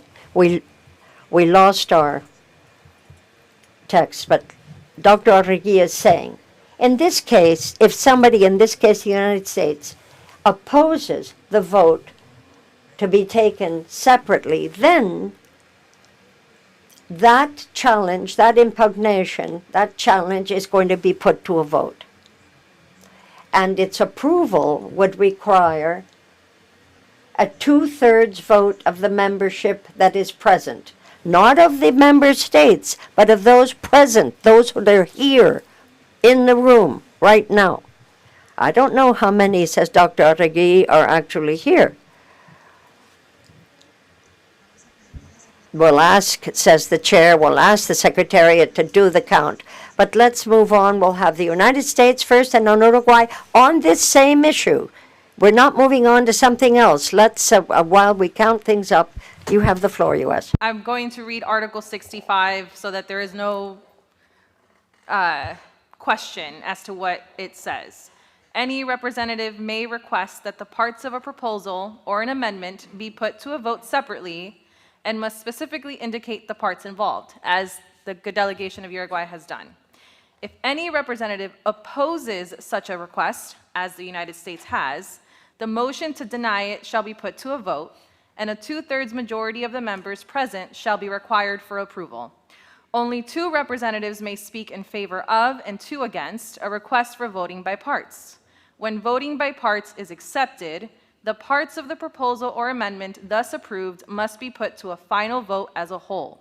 If all the operative parts of a proposal or amendment have been rejected, it shall be considered to have been rejected as a whole. Voting by parts does not exclude a vote on the totality of the proposal. So therefore, I challenge the request by my good colleague of Uruguay and request that my vote be cast. Thank you. Gracias, Estados Unidos. Thank you very much. United States, Uruguay. Thank you, Chair. I think we're reaching an agreement as to how to vote, but the request had been that there be separation between now and the amendment that the United States has put forward. So what we need is to vote on whether this challenge is accepted, whether the 2/3 vote is reached or not. We'll have to vote on CELAC, as Uruguay suggested, and if CELAC is kept in, to put it that way, I would say that we would have to go to the position of the United States. It wouldn't prosper. I'm going to give the floor to the Secretariat, but what we have a consensus about, now let us please bear with me. We're not going to separate anything out. Right now, says the Chair, what we want to decide upon is what the United States has requested us to consider. That is, that the whole list be kept in toto, or to choose whether you can impugn part of it per the delegation of Uruguay. So we've got 28 member states that are present. Oh, I'm sorry.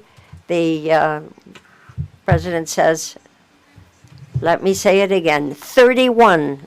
The Chair corrects herself, 31 states are present, for your information. Would people that have to come in please sit down? How many people do we have here?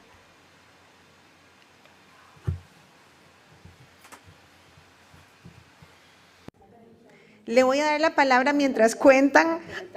Well, while the counting is going on, I'm going to give the floor to El Salvador. Well, what was the question? Could you repeat that?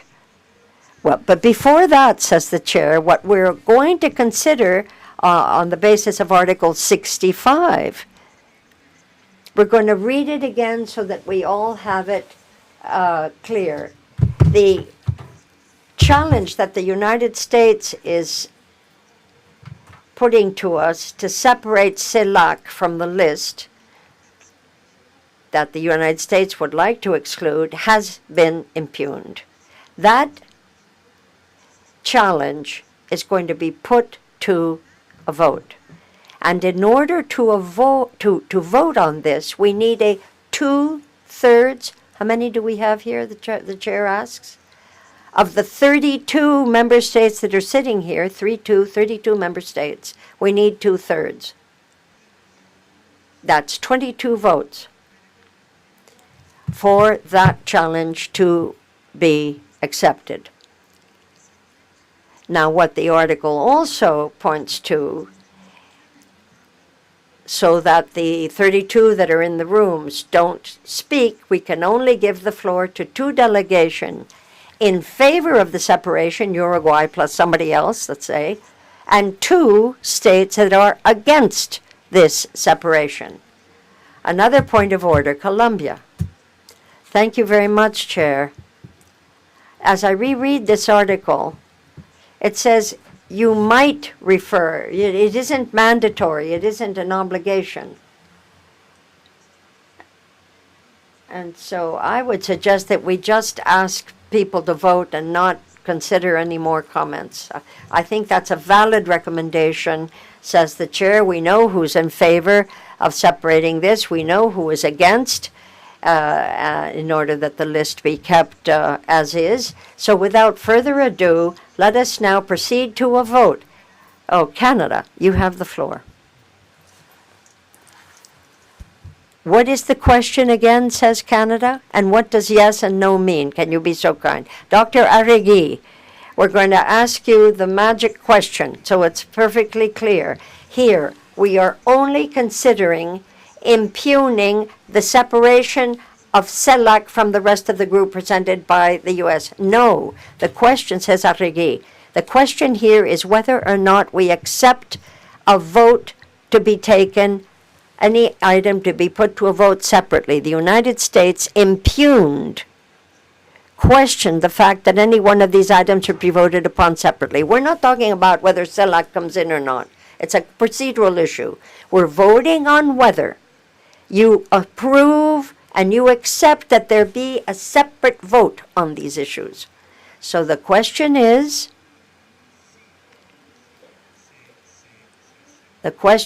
whether the challenge or impugnation from the United States is accepted, to accept the 2/3 vote, or not.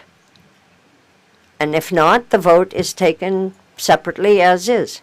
Let me repeat. The question is, you need 2/3 of the member states for there to be no separate voting.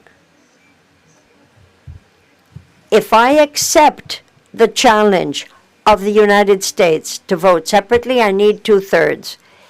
If that is not accepted, then we can continue, we can proceed with the vote separately, as agreed. The yes refers to 2/3 of a vote would need to be taken to prevent this vote to be taken separately later.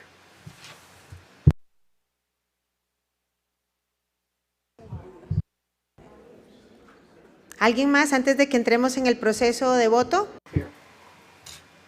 Does anyone have a comment or point of order before we start the vote? Columbia has the floor. Excuse me, just for further clarity, the question would be, do you approve the challenge or impugnation that the United States has put to us so that the vote is separate? Oh, do you support the U.S. challenging so that the vote is in a block, so that the whole list be voted in a block? Is that it? Well, if we say yes, we agree with the U.S. to maintain all of this in the same block. If you say yes, you're saying yes, we agree to keep all of this in a block. And that's what we will do. If we vote no, we're accepting Uruguay's proposal. That's how it boils down. I'm going to repeat the question, Uruguay, says the chair. Uruguay, you need to speak? Sorry. I would like to say, please vote no so that we can vote separately on CELAC. Well, now the U.S. is going to have to defend its own proposal. Please, por favor, s'il vous plaît, please vote in favor of the United States position, which is to vote yes. Yes, in favor of us. Yes, thank you. Ok. Bueno, ahora sí. Vamos a abrir el proceso de votos. Well, no, vamos a ver, otra vez. Recuerden que son... Please recall that we need 2/3 of those present. Is there any change to that, Stephen? We have 31 members present. 2/3 of those 31 are required. And since we can't slice people up, we're going to need 21 votes, 21 votes, 21 votes. Here comes the question. Do you support the challenge that the United States has made to ensure that the whole list be kept whole and that the vote be voted upon in a block? If you have yes, no, and abstention. We're going to open the electronic vote on that basis. Should we do it for 3 minutes? 3 minutes, that ought to do it, don't you think, says the chair? We don't need 5 minutes. Or do you want to keep 5 just in case so we don't have to change? Let's just keep the 5 minutes. You have 5 minutes to vote. I'm going to ask the Secretariat to be so kind as to allow us to vote electronically. Here comes the question. Do you support the impugnation or the challenge that the United States has launched so that its proposal can be voted upon as a whole? Yes, no, or abstain?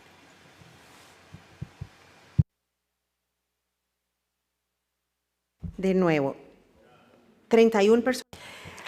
There are 31 persons in the room, says the chair. 31 seats, 31 member states. We need 21. We need 2-1. This is going to take a few seconds. Please be patient, says the chair. The question is being written down so you can vote. Yes, no, or abstain. Here we go. Do you accept the request to challenge and that the vote be as a block? By block?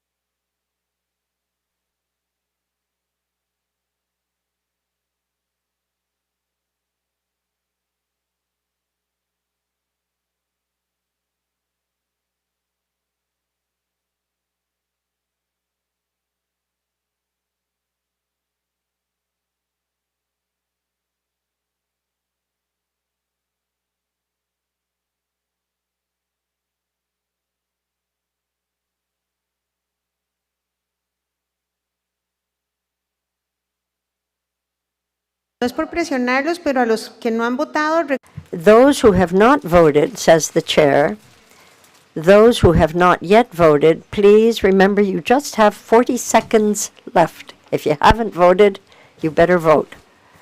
40 seconds.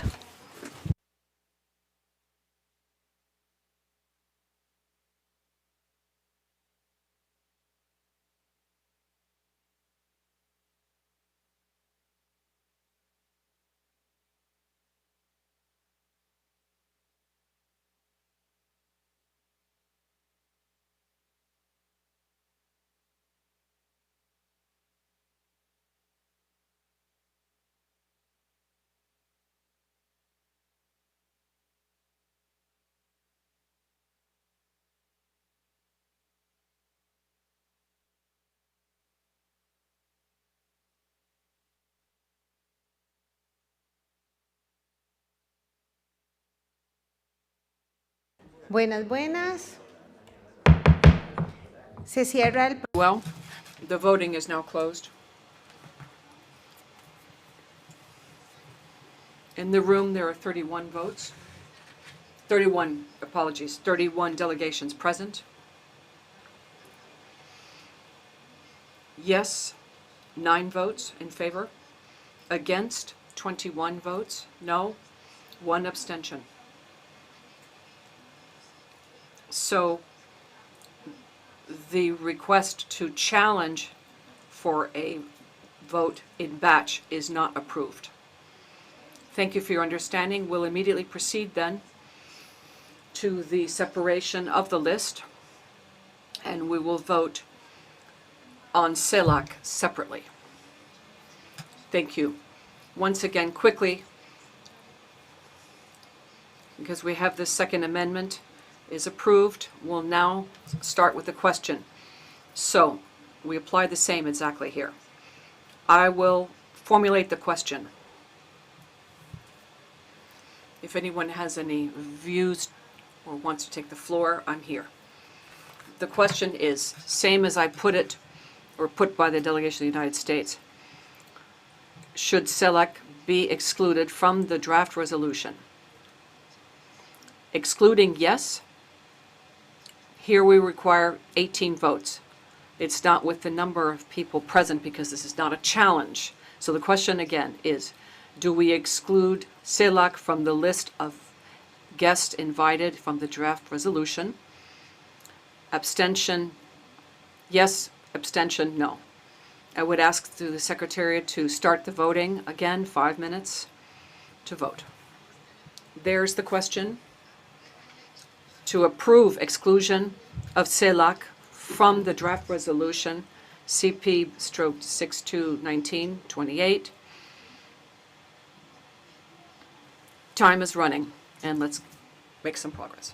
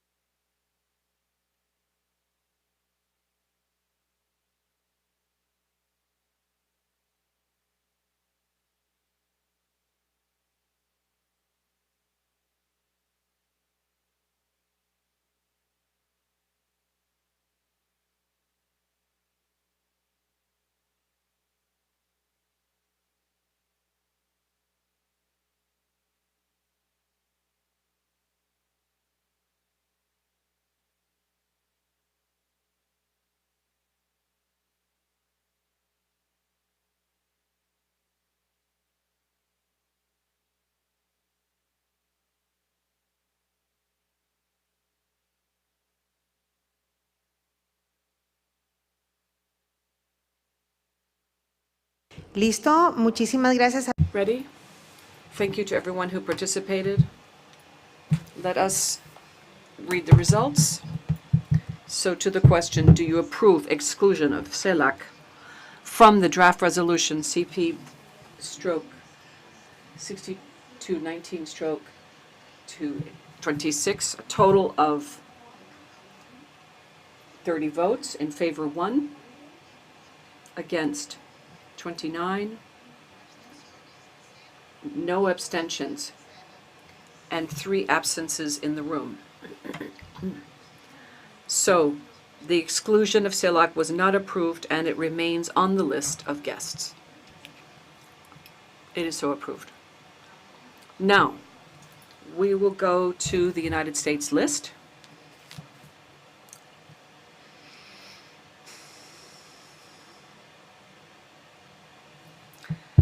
Muchas gracias. Ahora, por favor. Thank you. United States, please. Could you pay attention to this question as I formulate it. Is this correct? To exclude, do we exclude the following organizations from the list of guests invited contained in the draft resolution? Please draft the question. The list is as follows. Now we don't have the same list. Do you agree to exclude FILAC,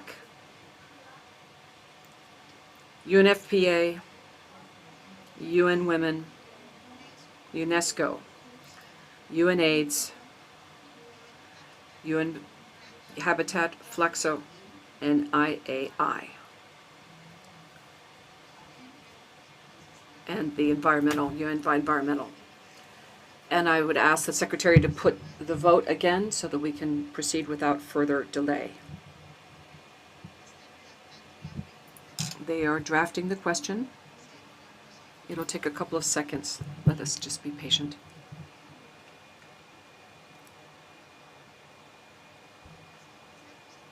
Okay, we're almost there.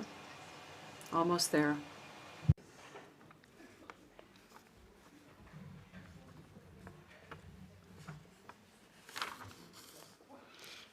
Y esta lista sí va en bloque de... We're voting on this list in a batch or a block.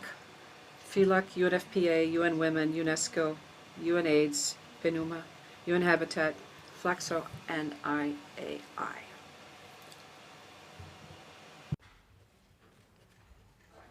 Está habilitado en este momento 5 minutos. We have 5 minutes now. The voting has started. Please vote.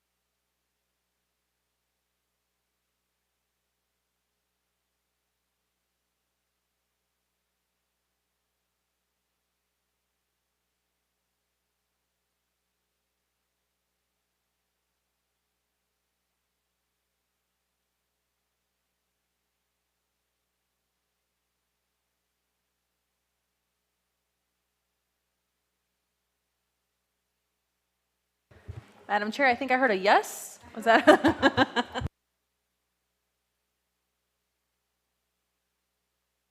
Ya casi, colegas, 14 more seconds, colleagues.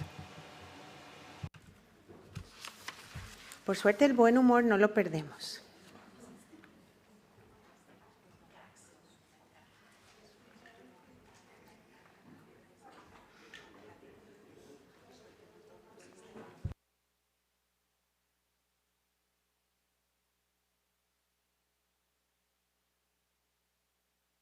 Ahora sí.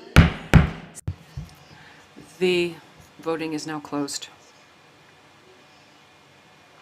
And the results are 29 votes cast, 1 yes, 28 no, 0 abstentions, and 4 absent. So the resounding answer here is to not approve the exclusion of these organizations, FELAC, UNFP, UN Women, UN AIDS, PNUMA, UN Habitat, Flaxo, IAI, and so they are going to remain in the draft resolution. Thank you one and all for your participation and for your understanding. So now we'll go back to the question with Panama on its proposal for having the whole resolution, so hopefully we can adopt it by consensus. Panama? Thank you, Chair. Panama respectfully request the understanding and support of member states with regard to our very timely request relating to these 3 additional entities to be included in the draft resolution before us. This delegation believes that it's a question of the power of member states to decide on the participation of special guests when specific circumstances warranted. In this case, we have a request which is not trying to change the rules of procedure or the provisions. What we're asking is that the Permanent Council favorably consider a petition put forth by the host country of the General Assembly. We should recall here that the guest list is ultimately an attribution for this Permanent Council. That's why the decision that we adopt will depend on the evaluation by member states about the specific circumstances around this case. Also, as we mentioned earlier, this is not a spontaneous request, but a member of state asking for attendance to the General Assembly. And that's why we are not sure that the provisions of Article 10 would have to apply in this case. There is a deadline for presenting requests, but it doesn't specifically ban the Permanent Council from being able to examine and decide on a request when it believes it's relevant. For Panama, a favorable decision would contribute to the spirit of openness, inclusion, and cooperation, which traditionally has characterized the work of this organization, without undermining rules in place or the powers of this Permanent Council. That's why we respectfully request delegation support to approve the request to include these 3 entities in the draft resolution. Thank you very much, Madam Chair. Muchas gracias a la delegación. Thank you to the delegation of Panama as the host country. They are asking for the plenary's understanding and asking that these 3 organizations be included in the draft resolution. So I'm opening the floor to see if we can support this request. I'll give the floor to Ambassador from Antigua and Barbuda. Chair, I am most reluctant not to support Panama as the host country. At the same time, I'm most reluctant to set a precedent which will continue into other General Assemblies.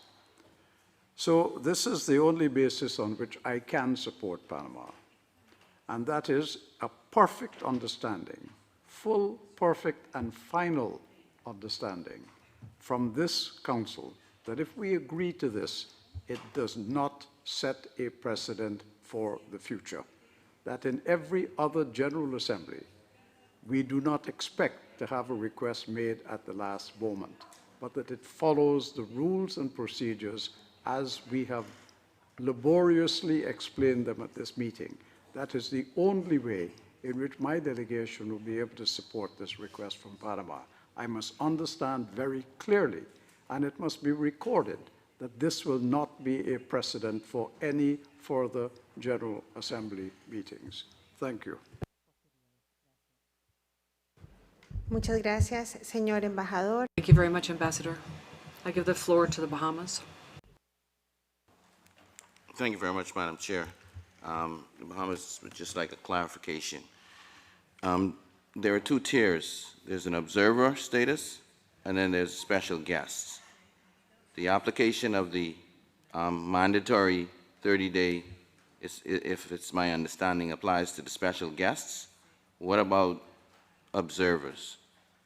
And through you, if that is an avenue to the delegation of Panama, whether or not there is a necessity for the individuals to be deemed special guests versus observer. That might be a happy medium if there is a distinction between the two. Just by virtue of that question, and that's a question posed to the General Secretariat, whosoever makes the most money up there, that they can respond to us rather quickly. That would be you, Ambassador Araji.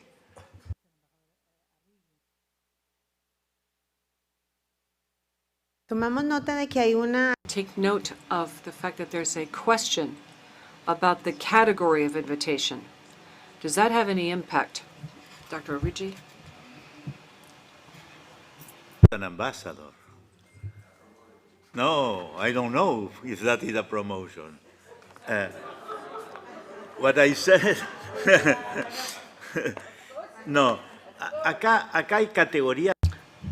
There are distinct categories. We're talking about the rules of procedure of the General Assembly, and there are different categories of guests, of participants in the General Assembly.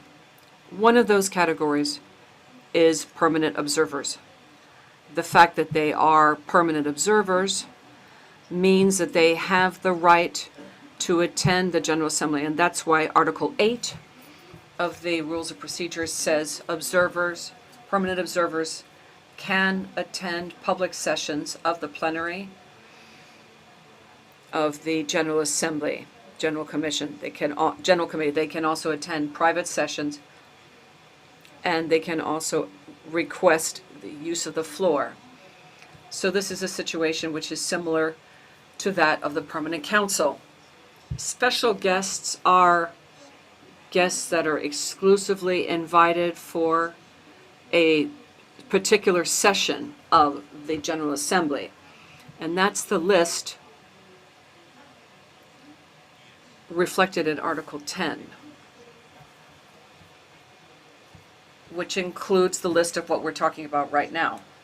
Representatives of organizations related to the United Nations, not the United Nations, which enjoys a special status, and other international organization or governmental or non-governmental organizations. That's a different category, but those special guests do not enjoy the same rights as observers in the plenary. They don't have the right to speak, etc.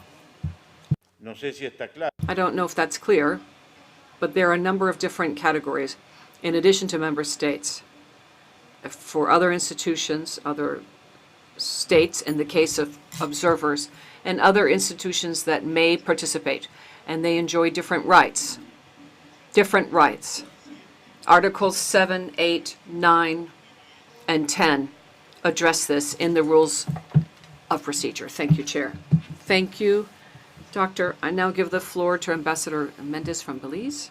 Thank you, Madam Chair. I've been very, very reluctant to engage in this discussion at this hour of the evening, of the night shift, as you referred to it earlier today.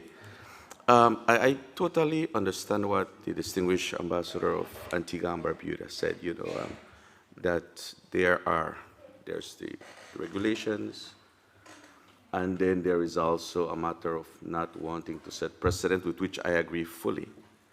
But come on, Panama is the host of the General Assembly. And at some level, they must be given, or they at least deserve the opportunity to have some flexibility. Panama is welcoming all of us into their home.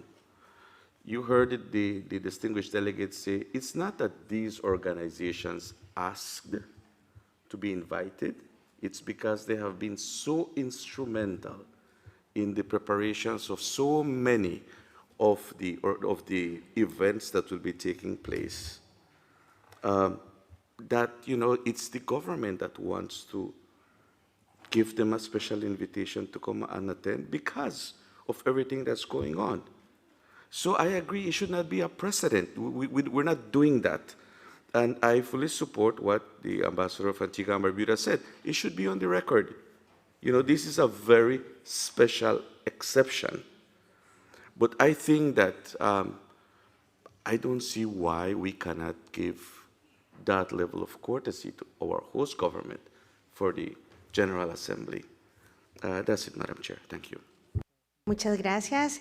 Thank you. Before giving the floor to the other delegations, I'd like to ask now those that will be speaking if we can accept as an exceptional case and clearly stating it in the record and the ruling of the chair that this will not lead to a precedent being set, if we can include these organizations based on consensus. I'll give the floor to Jamaica and then Antigua and Barbuda. Madam Chair, my delegation would like to also echo the sentiments that there are rules and there are procedures. However, in this case, Panama has about 3 meetings around the same time.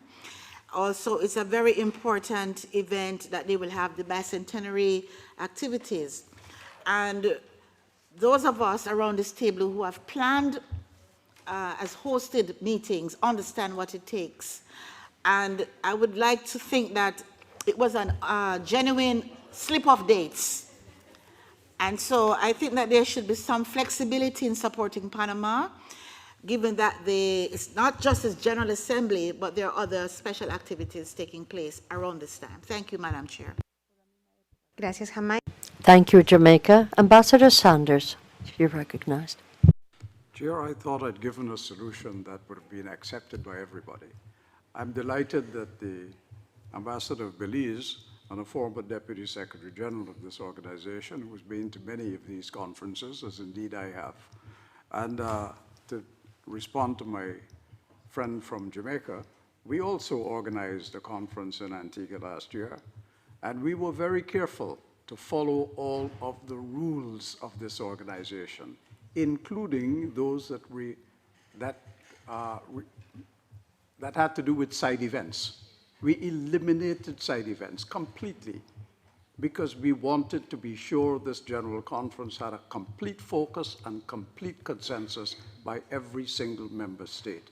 I am sympathetic to Panama, just as the Ambassador, just as everybody who wants to talk here today, but I am not in favor of breaking the rules, because I do not want this to become an annual event. All I'm saying is that in the case of Panama, on this occasion, we agree that we are going to allow this to happen. They can invite the people, but it must not be regarded as a precedent for any future meeting. In future, all meetings must be consistent with the rules of this organization. That's all I'm saying. Panama gets its 3 people, we keep our rules. Full stop. Thank you. Muchísimas gracias. Thank you very much, Ambassador Sanders. We take good note. The Bahamas is recognized. Thank you very much, Madam Chair. With that, Bahamas would like to introduce one qualification. I think it's essentially, 8 plus 3 is 11 days late. If the process is maintained, meaning had the 30-day process been honored, you submit it to the General Secretariat, this General Secretariat does its necessary due diligence and vetting, that would satisfy the delegation of the Bahamas to offer, again, with the qualification that the vetting and that this be deemed an exceptional one-time circumstance. Thank you very much, Madam Chair. And in writing through a decision of the Council. Muchas gracias. Thank you, Ambassador. That's what would be done. The United States is not wishing to speak.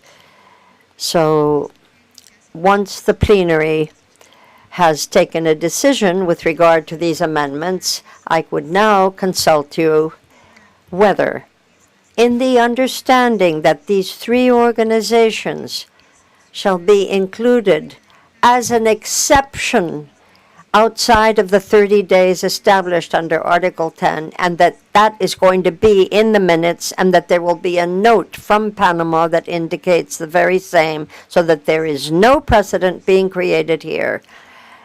Can we now, all of us in this plenary, approve a text with the modifications that have been accepted today, and CP Doc 2026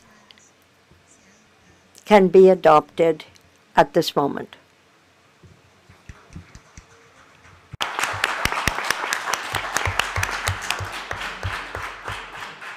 Muchas gracias. Thank you very much indeed. This is adopted by consensus. Now let us quickly proceed with the second item on this part of the order of the day. And we have the question of civil society. We need to consider the draft resolution entitled Invitation to Organizations of Society. No, I'm sorry, the United States. I was not hearing that we were voting on the resolution being accepted. What I heard was that we were going to accept Panama's request to add the 3 additional organizations.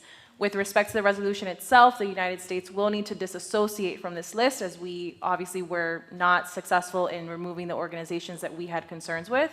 So we would like that registered for the record and listed in due order. Thank you, Chair. Muchísimas gracias. Thank you.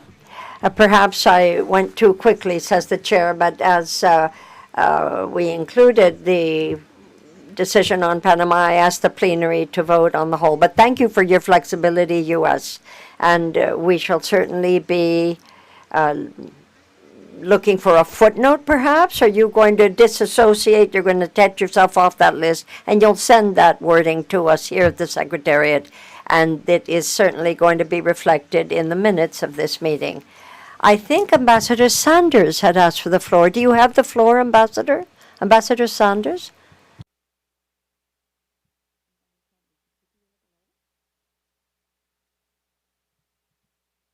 Tried to speak early. Perfect. Thank you, sir. Sí, voy a dar a little brief remark before, like a context. A continuación.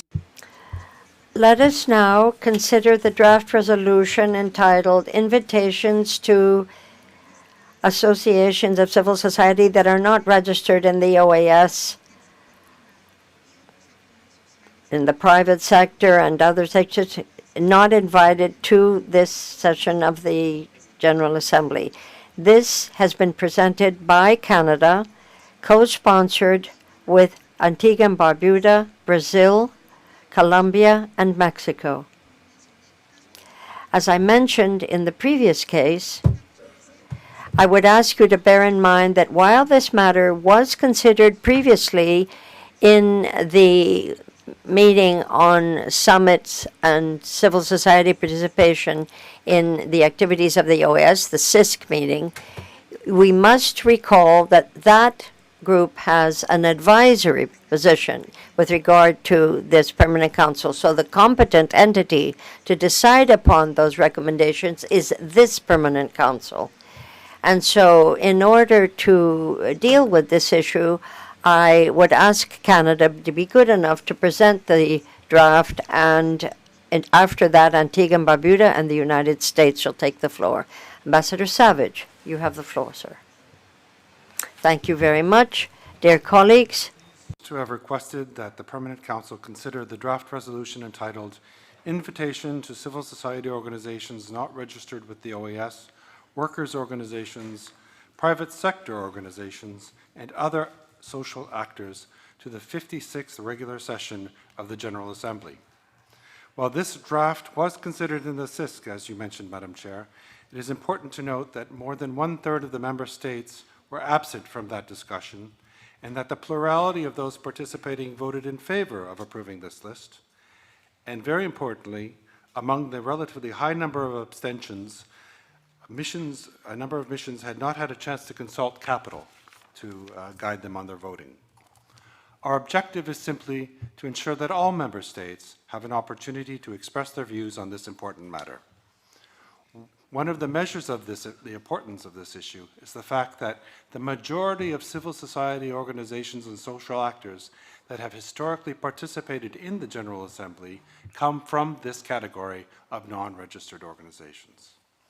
Excluding them would deprive us of a broad spectrum of ideas, viewpoints, and experiences from a wide range of stakeholders, including representatives of the private sector, workers' organizations, indigenous peoples, as well as peoples of African descent, faith-based perspectives, and other social actors. This is a question of principle and of established practice. The participants of these organizations and peoples has long been a feature of the General Assembly's proceedings and have been done through a procedure as described in the proposed resolution. Excluding them now would represent a departure from that long-standing practice. Not proceeding with these invitations would, in effect, be changing the rules at the last moment. And up until now, these groups and social actors have fully respected in good faith the procedures for applying to attend the General Assembly. If there were a better way, or if there is a better way to include civil society and social actors to future General Assemblies, Canada would be more than pleased to work with other delegations to define that. Indeed, my mission has been an advocate for streamlining and simplifying processes for this organization's engagement with civil society and social actors. And I understand that the Assistant Secretary General has already been putting time and thought into how to improve these processes for the future. We believe strongly that civil society constitutes an essential source of expertise, insight, and diverse perspectives that enrich public policy development and contribute to government accountability across our member states. Engaging with civil society also demonstrates the OAS's commitment to freedom of speech and democracy. Their inclusion offers a model of the best practices that this organization was founded to promote. Madam Chair, the participation of Indigenous peoples is of central importance to Canada. In Canada, First Nations, Inuit, and Métis play a unique and significant role within our governance structures and broader society. Canada's long-standing understanding is that this manner described in the proposed resolution is the only way for Indigenous peoples to participate in the GA, and it is through this unique mechanism that we seek to include them. Canada is committed to ensuring that the voices of Indigenous peoples can be heard in the dialogue surrounding the General Assembly. Madam Chair, at a time when the legitimacy and relevance of multilateral institutions are increasingly being questioned, ensuring broad and meaningful participation reinforces both the credibility of this organization and its capacity to respond effectively to the aspirations and concerns of our citizens. Diverse voices help reconnect our democratic institutions with the people we serve, reminding us that our work must always be rooted in human dignity, lived experience, and the aspirations of our hemisphere. Today, we present this resolution in the hope that it might be adopted by consensus as it has been so often in the past. Meaningful engagement with civil society, workers, and private sector organizations, peoples of African descent, and Indigenous peoples strengthens our collective efforts to advance democracy, human rights, peace and security, and sustainable development throughout this hemisphere. Thank you, Madam Chair.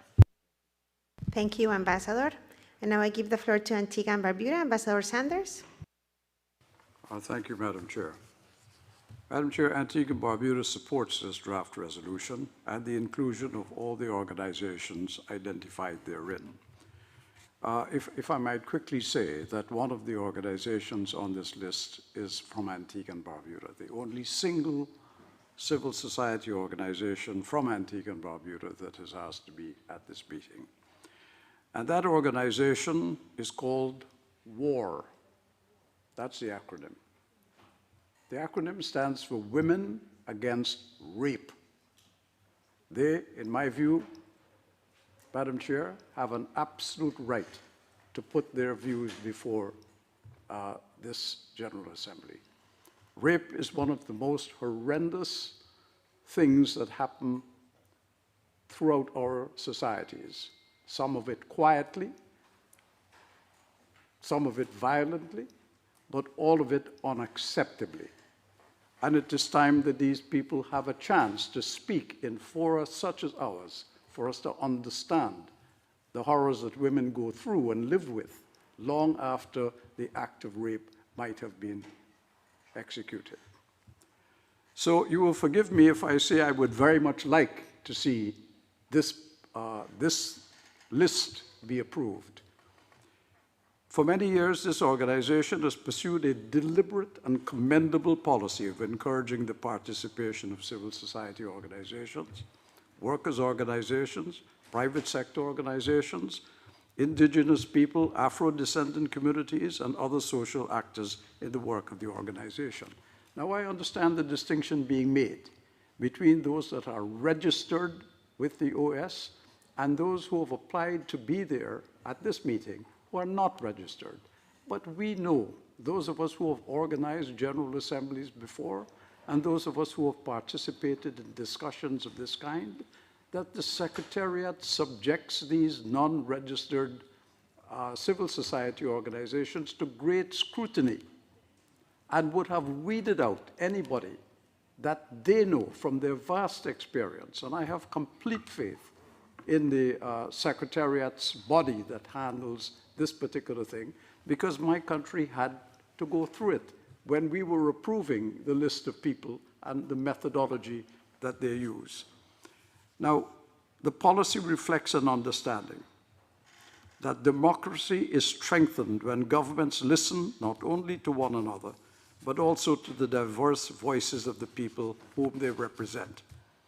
The organization has consistently encouraged the participation of civil society in general assemblies and other meetings of the OAS.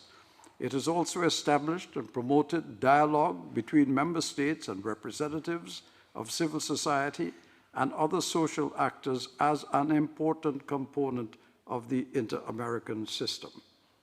In considering this resolution, it is important to recall precisely what is before us. We are not being asked to endorse the views, positions, or advocacy of any particular organization, nor are we being asked to agree with every perspective that may be advanced by those invited to attend. In fact, we know that it would not be the first time in Panama if there were some disruption between a civil society organization and member states. It has happened before. And the chairman of these meetings or chairpersons of these meetings have been very firm in putting an end to that as it starts. I'll remind you that in Antigua last year, we had one civil society organization that somehow got into our airport and plastered it with all signs of anti-LGBTQI signs, which I had to have removed within 5 minutes. But I asked the airport manager, how did this happen? How could somebody get in here and put up these letters? Well, they have ways of doing it. But we have to be alert to those possibilities and deal with them as they come up. And it is, we should not accept that because somebody has been allowed to enter, that they will be allowed to abuse anyone, to make any kind of abusive representation, or to attack governments. That is why we have a chairperson. That chairperson is to keep order and to ensure that the meetings are conducted in an orderly and respectful manner. But I believe, my delegation believes, Madam Chair, that the broadest participation of bona fide civil society organizations, worker organizations, private sector organizations, indigenous peoples, representatives of Afro-descendants communities, and other social workers, actors in the work of the OAS is beneficial. It's important that we listen to them. It is equally important that they listen to us, and that is what this forum is all about. Therefore, I endorse the motion by Canada that this resolution should be adopted by acclamation. Thank you. Muchas gracias, embajador. Le doy la palabra a Estados Unidos. Thank you, Ambassador. I give the floor to the United States. The United States supports meaningful participation by civil society in OAS activities. Track now. No. Transparent, orderly, and consistent with the rules and character of this organization. However, the United States is not in a position to support the draft resolution before us today. Our position is purely procedural and not to be confused for anything else. We support full, vibrant participation by civil society in all of our activities. The draft resolution before us, however, invites over 200 civil society organizations not registered with the OAS. This is a staggering number of organizations whose connection to OAS functions remains unclear. We appreciate the Secretariat's clarification that non-registered civil society organizations seeking to attend the General Assembly are reviewed under the same applicable OAS Secretariat processes used for registered organizations participating in the General Assembly. The question then becomes, why not simply register? At the same time, Chair, we continue to believe that questions regarding categories of participation, review standards, transparency expectations, approval procedures, and the relationship between registered and non-registered organizations should be addressed through a clearer and more disciplined framework. The General Assembly is fundamentally an intergovernmental meeting of member states. Civil society input is valuable, but it must be structured in a way that preserves the integrity of member state deliberations and avoids procedural ambiguity. For these reasons, the United States calls on the General Secretariat to take a close look at the process of civil society participation within the OAS and improve its practices to ensure that there be true meaning behind organizations seeking access to the OAS. That said, we will be asking to disassociate from this resolution as well, as we cannot support it in its current form. Thank you, Chair. Muchas gracias. Thank you very much, United States. That means that if we proceed to approve this by consensus, you could dissociate yourself. And with this call, that in future we might consider these organizations to better understand, they really should try to register and follow the entire steps that are suggested. And I see my colleagues from civil society. Thank you so much for all of the work you do for us and with us. So let us then, with that clarification, adopt this draft resolution by consensus as presented by the United States CP Doc 62-2026.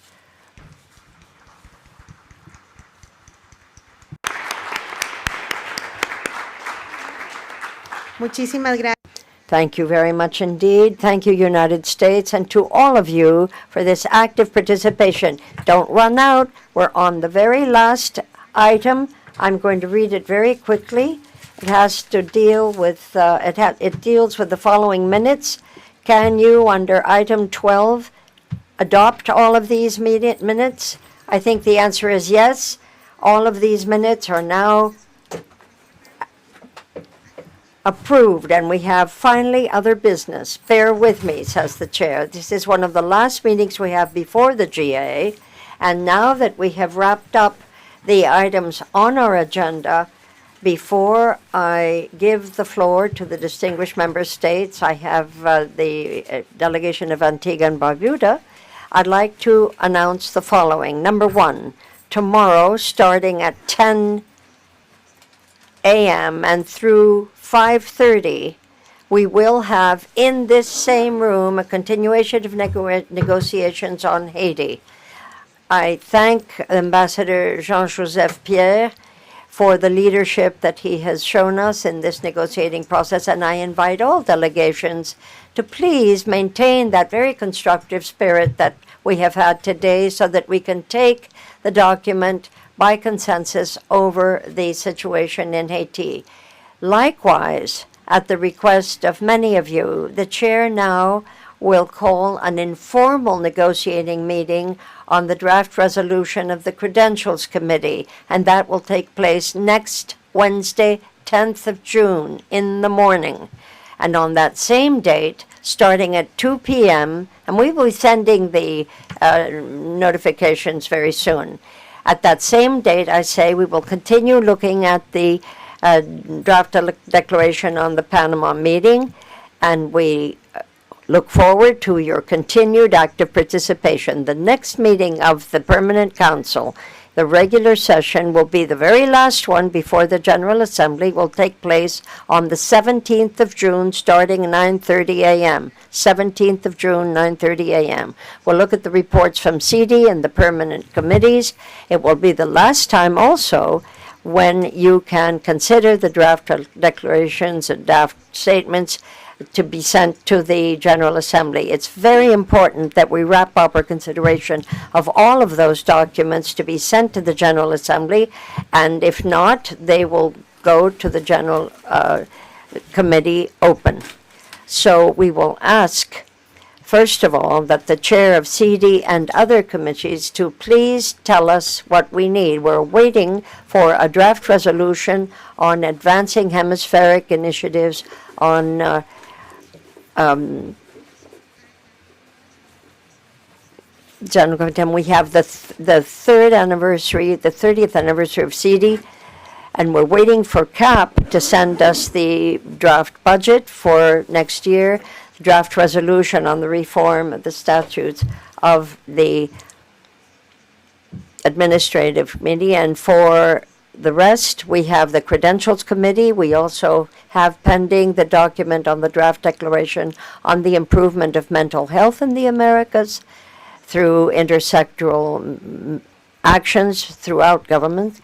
And we also need to consider whether the Declaration of Panama that is being worked on, along with the draft resolution on Haiti, and another with regard to the extension of the decade in the Americas for persons with disabilities and a program of action, and also a declaration on the situation in Nicaragua. And thanks to Canada that is working on this, Bahamas and the United States need to decide whether you need to bring any text for a document that is linked to the immediate compliance with Resolution 2040 of the General Assembly, the presentation of an exhaustive report on the OAS and the discount for prompt payment, as well as is then established for on the cost of living and Freedom 250.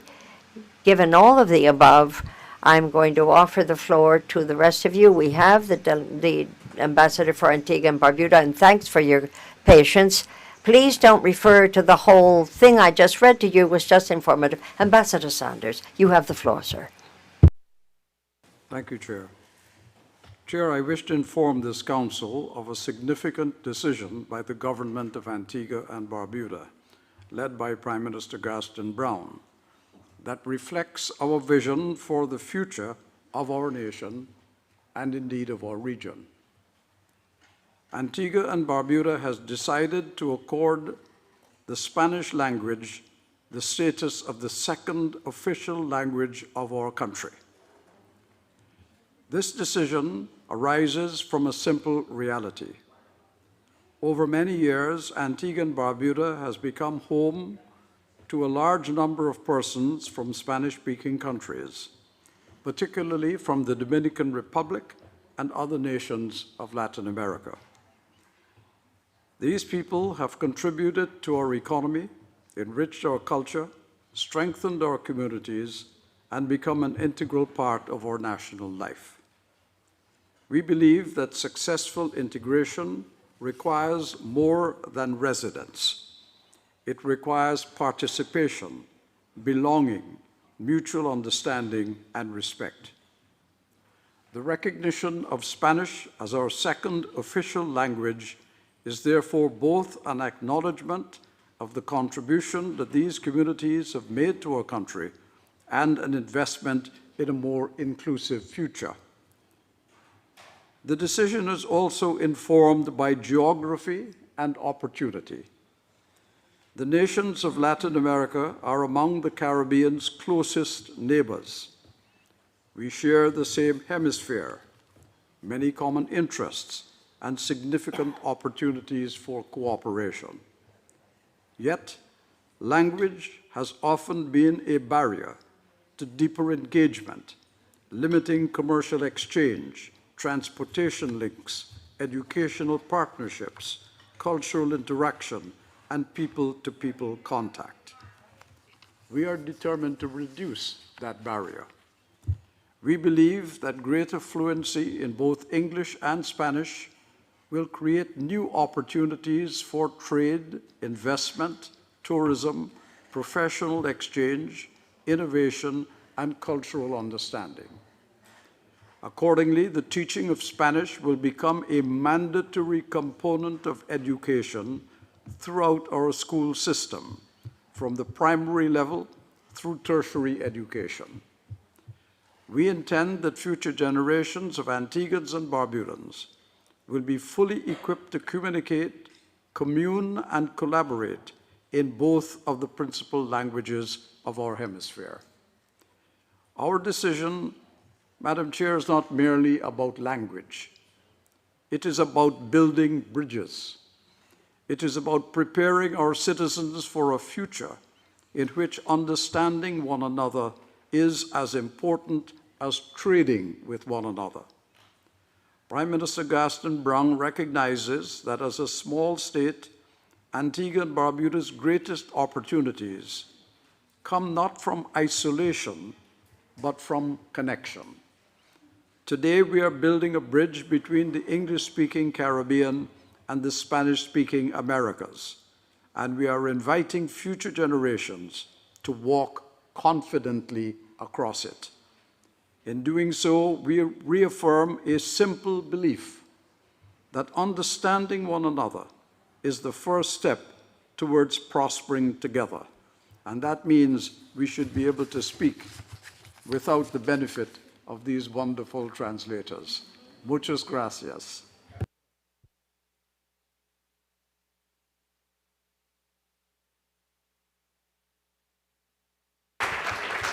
Señor embajador, Ambassador, thank you very much for sharing that good news with us.